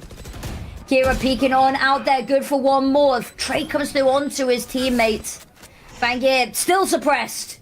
Has been suppressed most of this round, but now knows specifically whereabouts that he was hiding. They know that Kira's playing out towards Shower. Converging Parts comes on through. There's the dash on forward, not going to spot anything in the initial look. Fangir's found one. Just K-Knight left now. Tap on the spike. That's going to call Kira on out. Hasn't quite done the job, but it's pulled him off long enough. And even if Kira doesn't, the team's in position. And AG making this one hurt. This is such a big switch up. These teams have not just been streaky in individual maps. They've been streaky across maps. Lotus looked so strong for AG, and then they disappeared on Pearl for 16 rounds.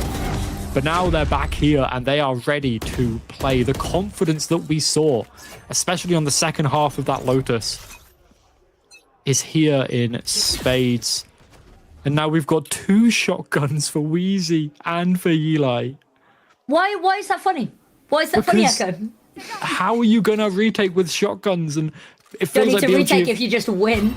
Well, they've always had to retake pretty much. Yep, and it looks like that might very much be the case here as well. A little bit of pressure towards long there was nice. It leaves a lot of question marks for AG. They've got to use some utility to reclear this space. Or they could just leave it. Kira's worried about this flank. It's happened before. I mean, the paranoia, like, the fact that BLG, they've only got 3 rounds on the board, but they've done enough conditioning that you can still see the fear. Yeah. It's moments, it's glimmers of greatness, but just not with the scoreline to back it up. I think it shows how close that this map has really been. Neff, save this knife. You don't need the info from it. Oh, it's too early. It finds absolutely nothing. And that's no value. Okay. Ooh. There's the flash over the top there. Not even going to be able to find the first. Oh, eventually does find user. Shrimp's got one as well. That's the player advantage. Rusha's teleport has been more than heard. Smoke's blocking Hookah gives them the safest approach you could ask for. And Viper's pick coming on out last round. Why not? It's online now. Sitting with the shotguns. Waiting, seeing so much gunfire, trying to trace the tracers. Here's the tap, not spotting anybody on the plant there, trying to keep a little bit of distance. Wisey's found the first, however. That's going to be the smoke coming on down. Fangir's able to pounce there. Half of his targets have dissipated before his eyes, but good for the last, securing themselves the 9-3 half. Deja vu, anyone? Yeah, that's exactly what I'm feeling. And now it's going to be on all gamers. Are they able to pull off another flawless half? Because so far, the second half of both of the maps we've had so far have been flawless. That's a key thing to think about here as we switch. This pistol round is going to be so important, so crucial. The one shining light here for Billy is the fact that they've been very close in these rounds. However, they've been close because they've been losing their individual duels. They don't have the confidence that AG seem to just have non-stop and I don't know if they can pull it back. I will be interested to see, but I think this pistol round is going to be the dictator, right? Yes. I think that's going to be... If you lose the pistol, I don't see any hope of this being brought back. Like, if the pistol round is lost, then I think that's pretty much it. It's over, and AG are going to move forward into playoffs. Now, what about you? After you win the round, do you inspect your gun, or do you pick up other gun skins? Do you go skin shopping? So I have a ritual, right? Oh, if God, I'm the last okay. to get a kill, I'm using the VCT 2025. So I like to spray all the walls because I really like the golden color. Then what I do is I've got the duck spray that makes the quacks. Then I put that down, and then I have the VCT spin one, like that says how many rounds you got left in that order. Yeah. So it's spray walls, duck spray, inspect the little fidget, and it's like ritualistic at this point. What about you? I just inspect my gun. I know that I like my guns. I'll stick with them. I'll keep spinning them. I've got the VCT Champs one as well from last year. I'll keep playing with it. But I mean, let's leave us behind for a second, and let's focus talk back in about on this pistol. Fagir, Yeah, because if he can keep up what he's been doing in the gun rounds here in this pistol, AG can just take this away and secure their tickets to Beijing already. Kira waiting. There's the Prowler coming on out. Snakebite's going to have to wait for now. Fagir teleport on through. Lucky to still be alive, and it's a heck of a journey back to where he started. But actually might be in the right place right now because we can see them falling away. Oh, look at Yuzi. Huge position here. There's the first two. Is eventually traded on out, but has done more than enough damage. Unfortunately, GRQ is going to go down. That's a bit of a problem because now it's a 2 versus 2. But Kira, a possibility, a chance to fix this, was so amazing with the Sheriff in that first pistol and the conversion. Can't quite connect the headshots this time, though. Yilai stepping up when it matters. Shrimp, good for the first. Denies the plant. Knows where the last was seen. Knows that Yilai's got to be so incredibly low. No way he's going for this long flank. He's on 10 HP. 30 seconds as well. You don't have time for this. I mean, you maybe do. There's no way Shrimp expects this, right? No, wait, he turns. Wait, he turns. He backing up. Oh, God. Shrimp with the mind games. Oh, he takes it away. And AG winning out the pistol. Getting up to 10. 3 rounds away from playoffs. The sixth sense, the Spidey sense to turn there. Oh. I mean, so much in that round. And I think it's individuals. It's this just game sense, this voice in the back of their heads. Yeah. Stay the course. You'll be okay. It's intuition a lot of the time. I love that little head nod that he does. That's so... He knows. It's cold. Yeah, it's cold. It's confidence. And now BLG, they've forced up. They have to have these stingers to have a chance in this round to not allow AG to run away with it. But I don't know. They're expecting AG to push. No such luck. The Prowler finds nothing in the Marshall. Body shot. He survives. Oh, that's an unfortunate one. Caught wide out in the open. If they follow the trail, they'll know where User is. Actually, they're going to send a Prowler off in that direction. But a lot of pressure on these players' back sight. Pusha about to be tested. Good for the first there. Doesn't spot anybody else. Here's Kira's footsteps. Still just on this angle. No chance to reposition. Has help nearby. The swing on out from Wisey there if needed. Fagir's found one, Shrimp with the next, but there's nothing they can do. 5 versus 2. The numbers were against them.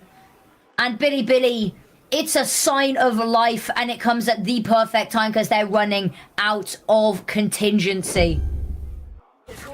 This is the first time in this series we have had a second half that isn't flawless. Yep, I mean, I think Shrimp's little flank there was really nice. Wasn't able to find anything else, and he was just a little bit too slow. you know, it's a long way through caves to be able to flank onto the brim with the lineups. But now at least they know that Eli likes that spot for lineups. They can use that information for the future. AG, a low buy. We've not seen too many thrifties today, so I'm not expecting this to be an AG win. But maybe they can find something special as Billy just waiting. Seeing if AG make a mistake. Fangier on the Sheriff is a good sign, but Neff's holding this. Oh, but the good sign, it was an omen. There's the first. Not willing to risk going to try pick up that weapon, however. Pretty good. Oh, look at this. There's an opportunity here. All timing just missed, but that gives them the opportunity to play in towards the market. Unfortunately, close range with the Stinger. You've been put through the blender of bullets. You see the rotates running on through from A, but Rusha's holding for this. Peek, I dare you. Gets Neon through her own fast lane. Nice find from GRQ, but Rusha's immediately back into action. Firing on all cylinders, and Fangier has been great. Found that opening pick. Has the Sheriff, but doesn't really have the health or the situation to make this happen. No.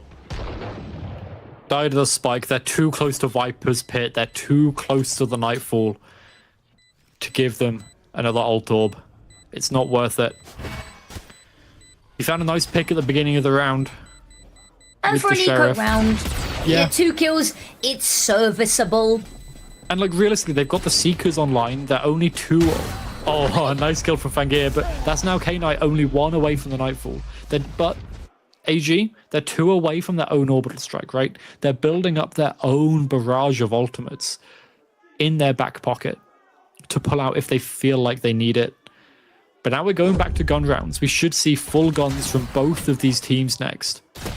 And that's really going to me, be the difference maker of if we get a comeback half from BLG after their force on round 2. Or if AG just take this, take the guns and start to run away with it. There's a few light shields and Neff is perfectly equipped to deal with it with the Outlaw. It's on the attack side though, so AG is going to have to make a big mistake to get caught out by him. They're not really playing around this Outlaw. They bought it up because they figured there's some light shields, but they're not really utilizing it right. It's not the centerpiece. No, but it usually should be. Really. They've got nothing over towards A, so Yuzi could find some kind of timing to go on a quick flank. He's on the Neon as well. Very possible, but just staying ever diligent and patient right now. Gonna leave them on the back foot. Kira breaks the knife to make this entry a little bit harder. Wisey's found one, but that's all he'll get because Kira's on a rampage. Neff will put this down, but Fangier immediately to pick up the slack. Neff there with the shorty to trade, but low HP left after this tussle. Spike has been recovered. Might just choose to dip on into the teleporter. Ooh. Head over towards A. Right now, biding time, and oh no, fighting a losing battle versus Yuzi. And that's what they needed to get themselves back into the game. I mean, Fungi is putting on a performance today. Peeking out of that with such confidence. He's got the refract to survive and get further kills until Neff eventually shuts him out with the shorty. But Neff took too much damage. Wasn't able to keep it going. And now, yeah, I thought this was coming. Billy calling the timeout. And there's no pen spins. One of the coaches holding the pen the wrong way. That's not how you write. I think this is what's going on. Yeah, maybe. I did see some pen spins from the Billy coaches earlier, though, I will say. Okay, so they can do it. They weren't the most amazing pen spins, though. I'll be honest, I'm being a little bit judgmental here. But yeah, both coaches with a chance to get on the line here, and we're really pushing the end game here for AG. It's one final push. If they can get one nice set play, set them up 12-5, and then the world's their oyster from there, they should have the economy on their side. Realistically, the stars are going to be shining. The big thing here for Billy is to come back. You've probably got a relatively low buy here. You should have the Viper's Pit to supplement the lower buy. If you can hard exit quickly over towards kind of showers or over towards B long, get the Viper's Pit out. That should give you the space to then use your lower weapons. But I don't know if they're really set up for it. Definitely not if they're buying the operator for Wheezy. This is a risky buy on such an important swing round from Billy. Hira has been an absolute menace in this quadrant of the map. Not going to be awarded a jewel. Hungry for blood, but won't receive any. Pushing over towards A, hesitant to give them an inch lest they take a mile. That's the op spotted. It's not going to connect the shot, but you can see a world. You can see the fear in their eyes. But now AG, Skyflash spotted nothing. Keep hold of Hookah, keep hold of A. Billy, what do? You heard the Skyflash pop and see nothing. Yeah, the Seekers, perfect. They identify there's only 2 over towards B. And this is a great response from Billy. Move the majority of your forces towards B so you can hit this when you know that it's weak. There's no op here yet either. They don't know that.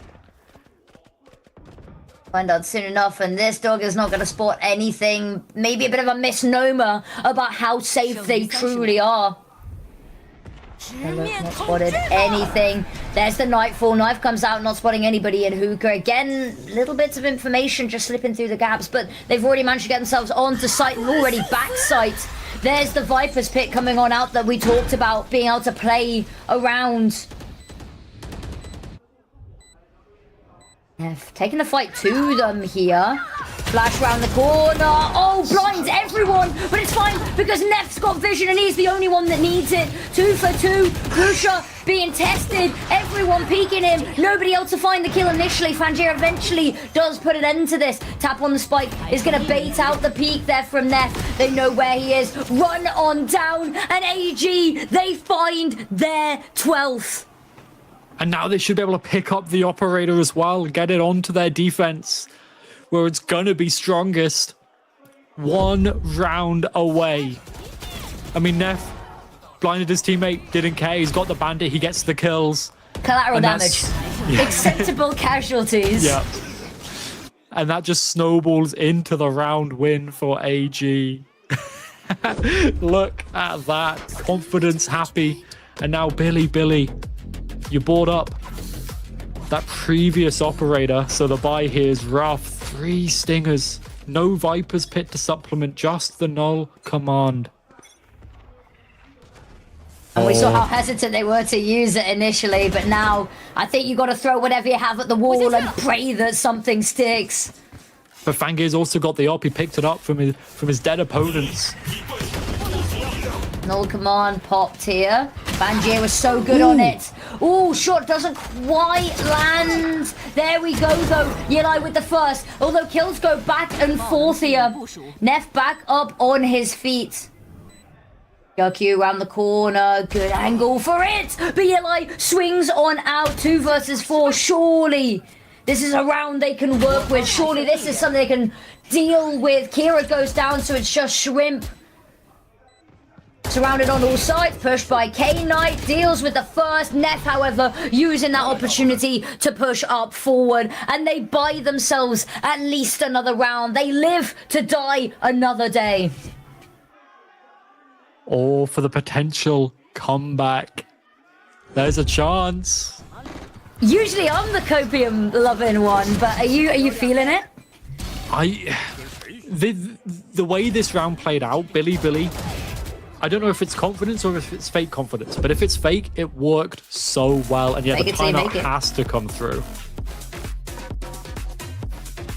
Yeah, I think it could be, and we've seen these teams be very momentum heavy each way, but now you've got no opportunity to, you have to swing it off the back of that round.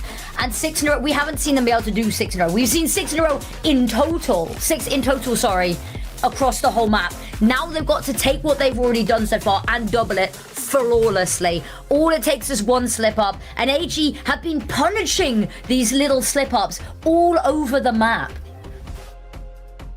They have been, but typically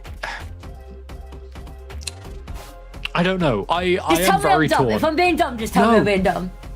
I'm very torn right now as to how this could go, because I think it all depends on what the coaches put forward in that timeout, because all gamers are typically really good at punishing Billy's mistakes when they're making mistakes, right? But Billy also got the chance to talk to their coaches there.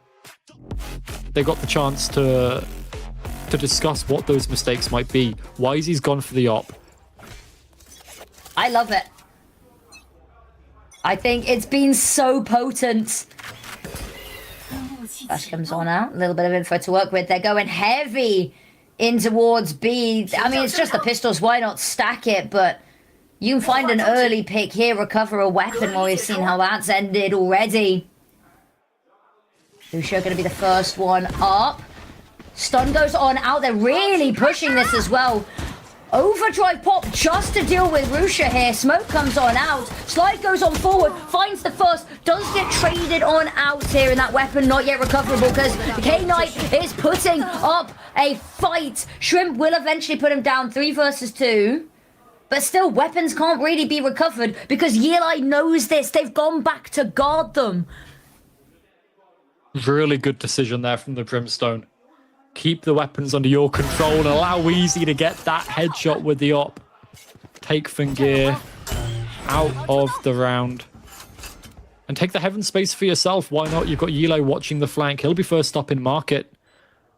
And Shrimp's not expecting it. Nice little jiggle. Does manage to pick up a... No, he doesn't manage to pick up a gun, but Yilo's playing with him. Throwing the classic down.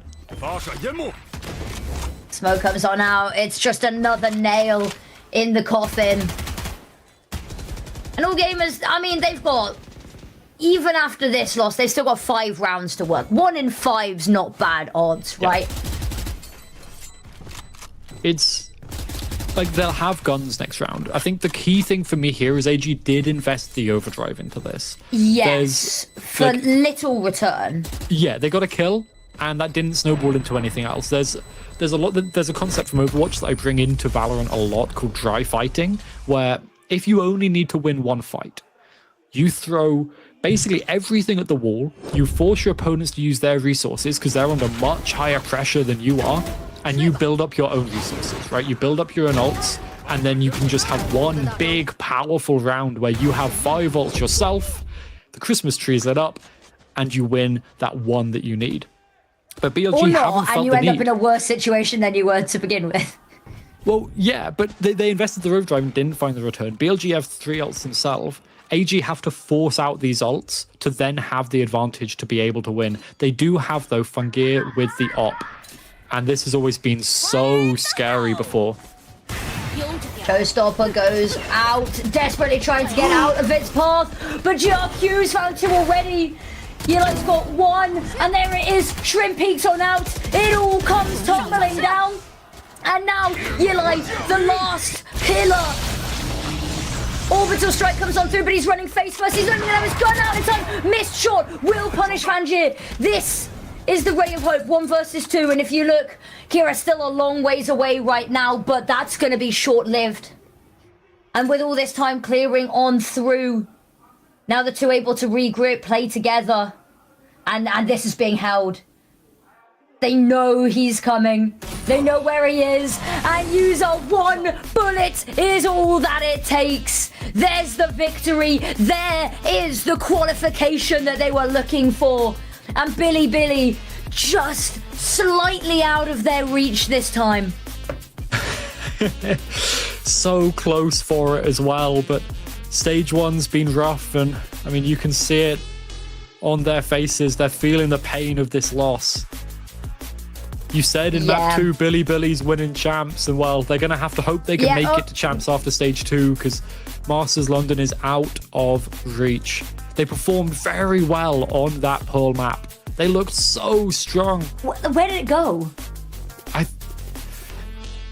Wheezy was the big deal, right?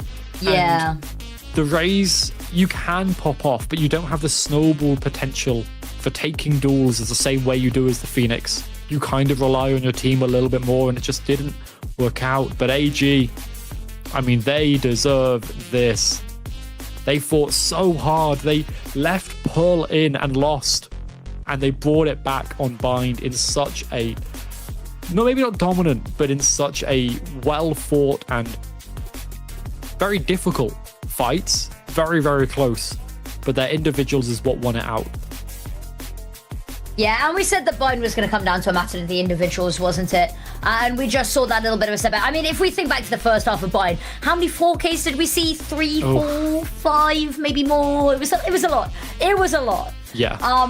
But I'm excited to see them kind of returning back to this form. We were a little bit worried when we saw them 2-2. Still, names in the red zone coming into this one, looking like they were on the brink of elimination from playoffs, having gone from the highest highs to maybe not the lowest lows, but certainly not far from the bottom in what was meant to be the easier group. Now we're seeing them return a little bit more to the team that we know and love and the expectations that we set for them. They are looking so good, but we've got the interview coming on up. So here's Vidos to do the transfer. 比赛的胜利也成功锁定了季后赛的名额。我们邀请到了高瑞奇来接受本次的采访。先聊一下现在感受怎么样？感觉很爽，就是很爽，赢了的感觉。对，赢了还是非常高兴的，可以去北京。How do you feel right now? 对于 A 组，我感觉每一支队伍的压力好像 Yeah, it feels great to win. 比赛之前感觉出现的形式也比较模糊，然后 AG 也是一胜一负，一胜一负，一胜这样的。So to tell me how close the group alpha teams are. 比赛之前压力会不会有点大？哦，说实话，我自己压力挺大的，但说实话，大家压力都大。队友是怎样去帮你？ Yeah, how's the pressure today? 就之前表现。 It's just like, yeah, probably, but everyone's pressure, so it has a lot of pressure. 说我其实就是心理问题，我玩的没问题，然后调整一下心理就好了。Yeah, and he says he was just not performing well on stage one at all. Everyone was like trying to encourage him, to support him. 就像你说的，可能之前状态没有那么的理想，但是今天包括图一也看到你状态的回升是非常不错的。能不能聊一下你整个 stage one 的心路历程到底是什么样的？就。 心路历程，第一把开始的时候打 TEC。Yeah, how's the whole journey in stage one for you? 就说难听有点飘，可能，然后差点输了，然后加时之后翻回来之后。Yeah, he says he was quite confident going to playing TEC, and then they almost lost. 大家就开始 focus， 然后开始怀疑什么。And then it didn't feel right after that. And then they got destroyed by FPX. 赛的时候，我不管打谁，我都是。And then the doubts start to creep in. 我输了多一场经验，赢了就更好。但是现在。 说实话，拿完成绩回来之后，就是包袱不一样。现在有包袱。And he says that he didn't really have this attitude in kickoff. Like in kickoff, it didn't really matter whether he won or lost. 100% focus 在游戏里。And then now there might be like some of that mentality of not wanting to lose. 对，可能。And then he couldn't really focus on the game 100% either. 那再聊一聊游戏内的内容，其实就像今天的深海明珠，你们也是临时变阵了嘛？但是感觉好像打的还是有一点挣扎。你当时打游戏的时候会觉得哪些地方？ So they talk about the comp change on Pearl, and then them struggling. Yeah, what happened there? 主要就是输了太多那种不该输的残局吧，然后就很搞，就是很败士气，然后就没有节奏了。 And he says that the pace was pretty good at the start, but then they lost too many rounds that they shouldn't have lost. And then like all the pace is just destroyed. 他今天的狙真的非常非常的猛啊！那其实看到我们佑泽加入到队伍 ，And he says that the clutches on a buy are too good. 比较多变的，你们现在会怎样去考虑分配位置呢？分配位置就是让。And then talk about the new player Yoda. And how do you guys assign the roles? 然后我们缺一个能玩决斗的人，就是我说我来吧，我玩霓虹吧，然后玩的有点。Yeah, and they said that they just made Yoda full duelist. 我去玩烟，就这样。对，其实刚刚采访了你这么久，你真的。 And he says I was playing a bit Neon before, but I was just like I'm not gonna play anymore. 非常的棒，要不要对队友说一些什么话？ 谢谢你们，今天带我赢下这场比赛。我图3又睡了，但是还好有我队。 And do you want to say anything to your teammates? 对，能够感觉到 AG 真的像一个大家庭一样。 And he says thank you to my teammates. They really just carried me. I was a bit asleep during map play. 期待往远了说就是我还想去下一个大师赛。 And what are your expectations for playoffs? 往近了说就是打好自己的每一场吧。 对，也非常期待能够在伦敦看到你。 And he says that he still wants to go to the next international and to play every match well. And that's it for the interview. It's time for the press show for the audience. 好的，也是恭喜以上的观众。Hello, everybody. Lovely little insight there. A huge thanks to the wonderful Beatos there for translating for us, giving us a little bit of an insight, because we don't get to hear the player comms, we don't get to hear that translated, but this gives us a little bit of an insight, getting to know the players, getting to know what's going on behind. By the way, I'm just in love with this little robot thing. This little robot dog. I want creature. one. It's like a Roomba on steroids. It's like 4 Roombas attached to a basket, basically. It's like 4 Roombas in a mech suit. But yeah, that is going to be it from the games for today. I believe we've still got the stats to look at, though, if I'm not mistaken. I think we've got post-game stats, yeah. Yeah, so we'll still see the stats, the highlights, and I mean, there was a lot of highlights today. But the series felt one-sided, but not in the way that it was one-sided to one team at total, just one-sided to one team at a time. At a time, right? Yeah. It'd be like a seesaw, really. Yes, yeah, exactly like a seesaw. It's just AG won the first, so they seesawed back up to the top for the second.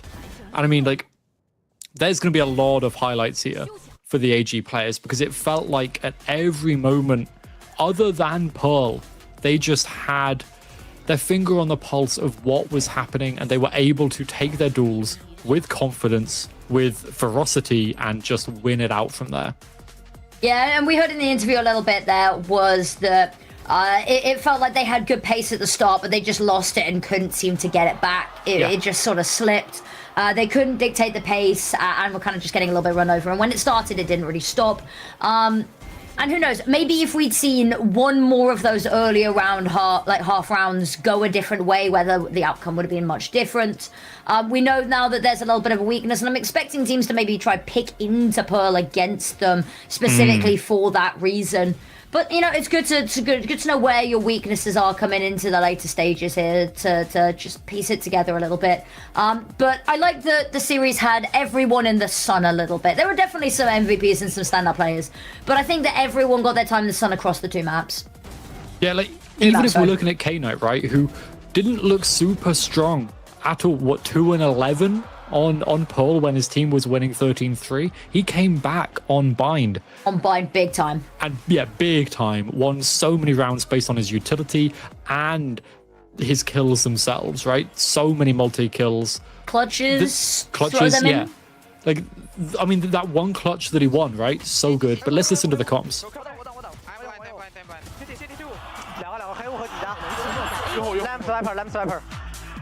I go lamp. They smoke. Any city. Can I say? Yeah. We can freeze. Care peek. They're gonna clear. Care short. Yeah. I'll try to aim after. In smoke. Oh, he could be. Oh, we take. He will take. Yeah. 他们回防了啊。Kira, can you pick city? Yeah. Can I take that? I think city double pick, you know. Double hold. I leave. Double pick. What happened? 哎，王者 repeat， nice。2打2，白多出来。对面 Q 都 help you。Yeah, on me. I walk. Go. I take beat for you. 2两个 there. Nice. 都背。3倍。哎，右后。Pick. 3, 2, 1. Nice! Woo! Novan, we are good, bro. 喜欢啦 Kira. Nice. Yeah. Things transcend the language barrier, and screaming nice after what is way more than a nice round. What is a stellar round is one of these things. But our MVP, I felt like we were saying their name a lot, and with good reason too. Fangear being our MVP. Just so stand out, even on Pearl, when, let's not kid ourselves, they were getting run over. There was still a ray of light, a little tea candle in the vast abyss, and it was this man right here. And, like, there's no surprise. 10 multi-kills as well. You heard the comms there in English, too, for him. What are you, American? Sorry, multi-kill. Is that better? There you go. So continue your point. But so you heard them coming there in English. There was some bits of Chinese, I think, in there too, but in English so Fangear could understand and be a part of those comms. He was saying, can you peek CT with me? He was taking that proactivity, putting the team on his back and throwing them where he wanted them. And I mean, you can see why when he is so aware of what's going on. His aim mechanically is incredible as well. What a player they have on this team. I'm hoping that we'll see them in Masters London, because that will be incredible. It would indeed. We get to see just the general stats here. I think Yilai being the counterbalance here, not quite pushing to the same height, but really trying to be that difference maker in the frag department. And was putting up some good numbers, but was unfortunately left in a lot of situations where 1v3s, 1v4s that weren't particularly favorable, but making the best of a bad situation in a lot of these instances. Yeah, I mean, like, there was shining a lot from BLG, even on Bind, right? That final map. They still had so many moments they looked good. They just couldn't pull it over the line. It wasn't a dominant loss, like they won on Pearl, but it still looked at times brilliant and at times just pretty rough. Their force was the big moment for me where I thought they had hope. That round 2 on the second half, maybe they could have brought it back if they'd been able to snowball that into 3, 4, 5 rounds, but it's a momentum game, and when AG have that momentum, they're just going to run away with it. Post plants, again, we've been harping on about them time and time again. This time, we talked a lot about the First Bloods as well in map number 2, is that seeing that they're getting so many of them but not able to convert a lot of these into round wins is something that's definitely caught our eye a little bit. But now they've been able to switch that up, so it does feel like Pearl is just a bad map for them. Achilles heel. Yeah, Everyone's got one. Yeah, and obviously with the permaban of Fracture, it means that this will be open for other teams to pick into in playoffs, which is definitely something they're going to need to work on. But I do still think that they showed on Bind and on Lotus a lot of good things here for AG, of what they can bring forward into playoffs, into the future, to hopefully for them get into Masters London. Now, a little more stats for you, because we know you guys love the stats. We do, you do, everyone does. Looking at Kira, who I think was a player that really stepped up in the final map. Had maybe been a little bit of a sleeper in the first 2, but that third map really, really stepped up. Individually, we saw just some insanely crisp headshots, but just really dictating the ebb and flow of the map. I had them so paranoid as well for so much of that. Was the flank watch, was the flanker, was doing it all just to be that little bit of a doubt in the back of the minds. Yeah, that's the kind of thing you want from a Viper player, right? Is to be able to really put fear into the hearts of the opponents, even if you're not there. His Viper walls allowed his team to sometimes scale up without him. Sometimes it was just him, sometimes it was nothing. But Billy always had to be wary, had to be ready. There will obviously be VODs now. People will be a lot more aware of his tendencies on all of these maps and maybe be able to anti-strat it, play against it. But if we look at his Cypher, he was dynamically changing his setups That was nice. Consistently. And if he can keep on doing that kind of thing, well, he can avoid the anti-stratting. Exactly. But that is going to be the end of the series, unfortunately, and the end of the VCT China games, and of course here on Project Horizon, and for today. However, there are more matches tomorrow. Be in no doubt there will be 4 wonderful casters here covering the remaining matches before we start crowning our group stage opening duels, opening matchups. So there will be plenty more Valorant to come in the coming days. I believe it'll be 10 a.m. BST or 11 a.m. CEST if you are a part of mainland Europe, is when the games will start tomorrow. We'll be closing out the group stage, but that's going to be it from us. Any parting words, Echo? No, just this has been a great 2 days. Today's game specifically felt so exciting. Yes. And almost every step of the way. I hope we get to see Fracture from Billy in the future, because I really wanted to see how they'd improved on it. But I think we'll have to leave that for the future. So stage 2, Billy, I think there's something to watch for, but we'll have to wait until then. We will indeed. But with that being said, thank you everybody for joining us. Thank you to the wonderful production team for helping us put this on, our wonderful translator, and of course everybody who's been working to help us put on Project Horizon. All of the support that it has received has been incredible to see. But that is going to be it from us. Thank you everybody, and have a wonderful rest of your day. Lord knows that I've tried to. You said I was the only one. No one likes being lied to. You made this mess and left me with the pieces. Now I wanna burn all the bridges between us. I can't focus, I can't forget. I've been thinking too much lately. I just need to clear my head. I just need to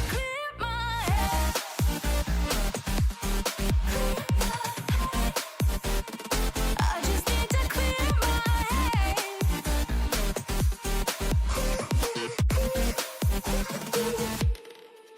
I've been stuck on your memory, but it's not like I need it. And we may have some history, but we don't have to repeat it. You made this mess and left me with the pieces. Now I'm gonna burn all the bridges between us.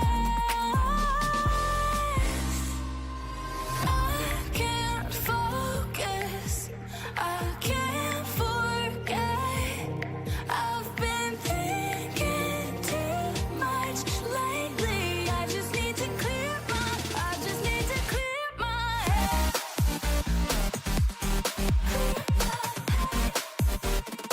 I just need to clear my head.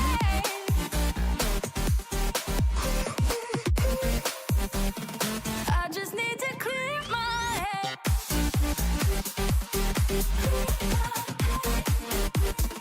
I just need to clear my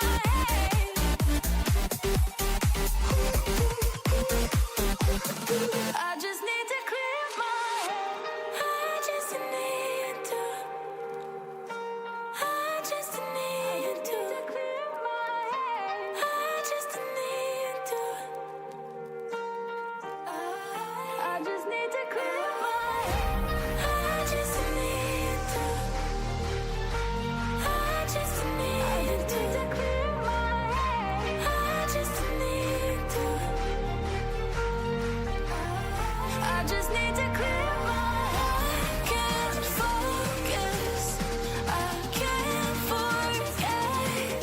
I've been thinking too much lately. I just need to clear my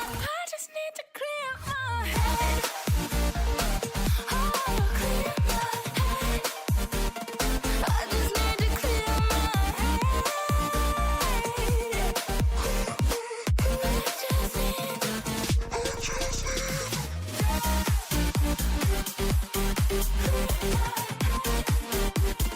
I just need to clear my head.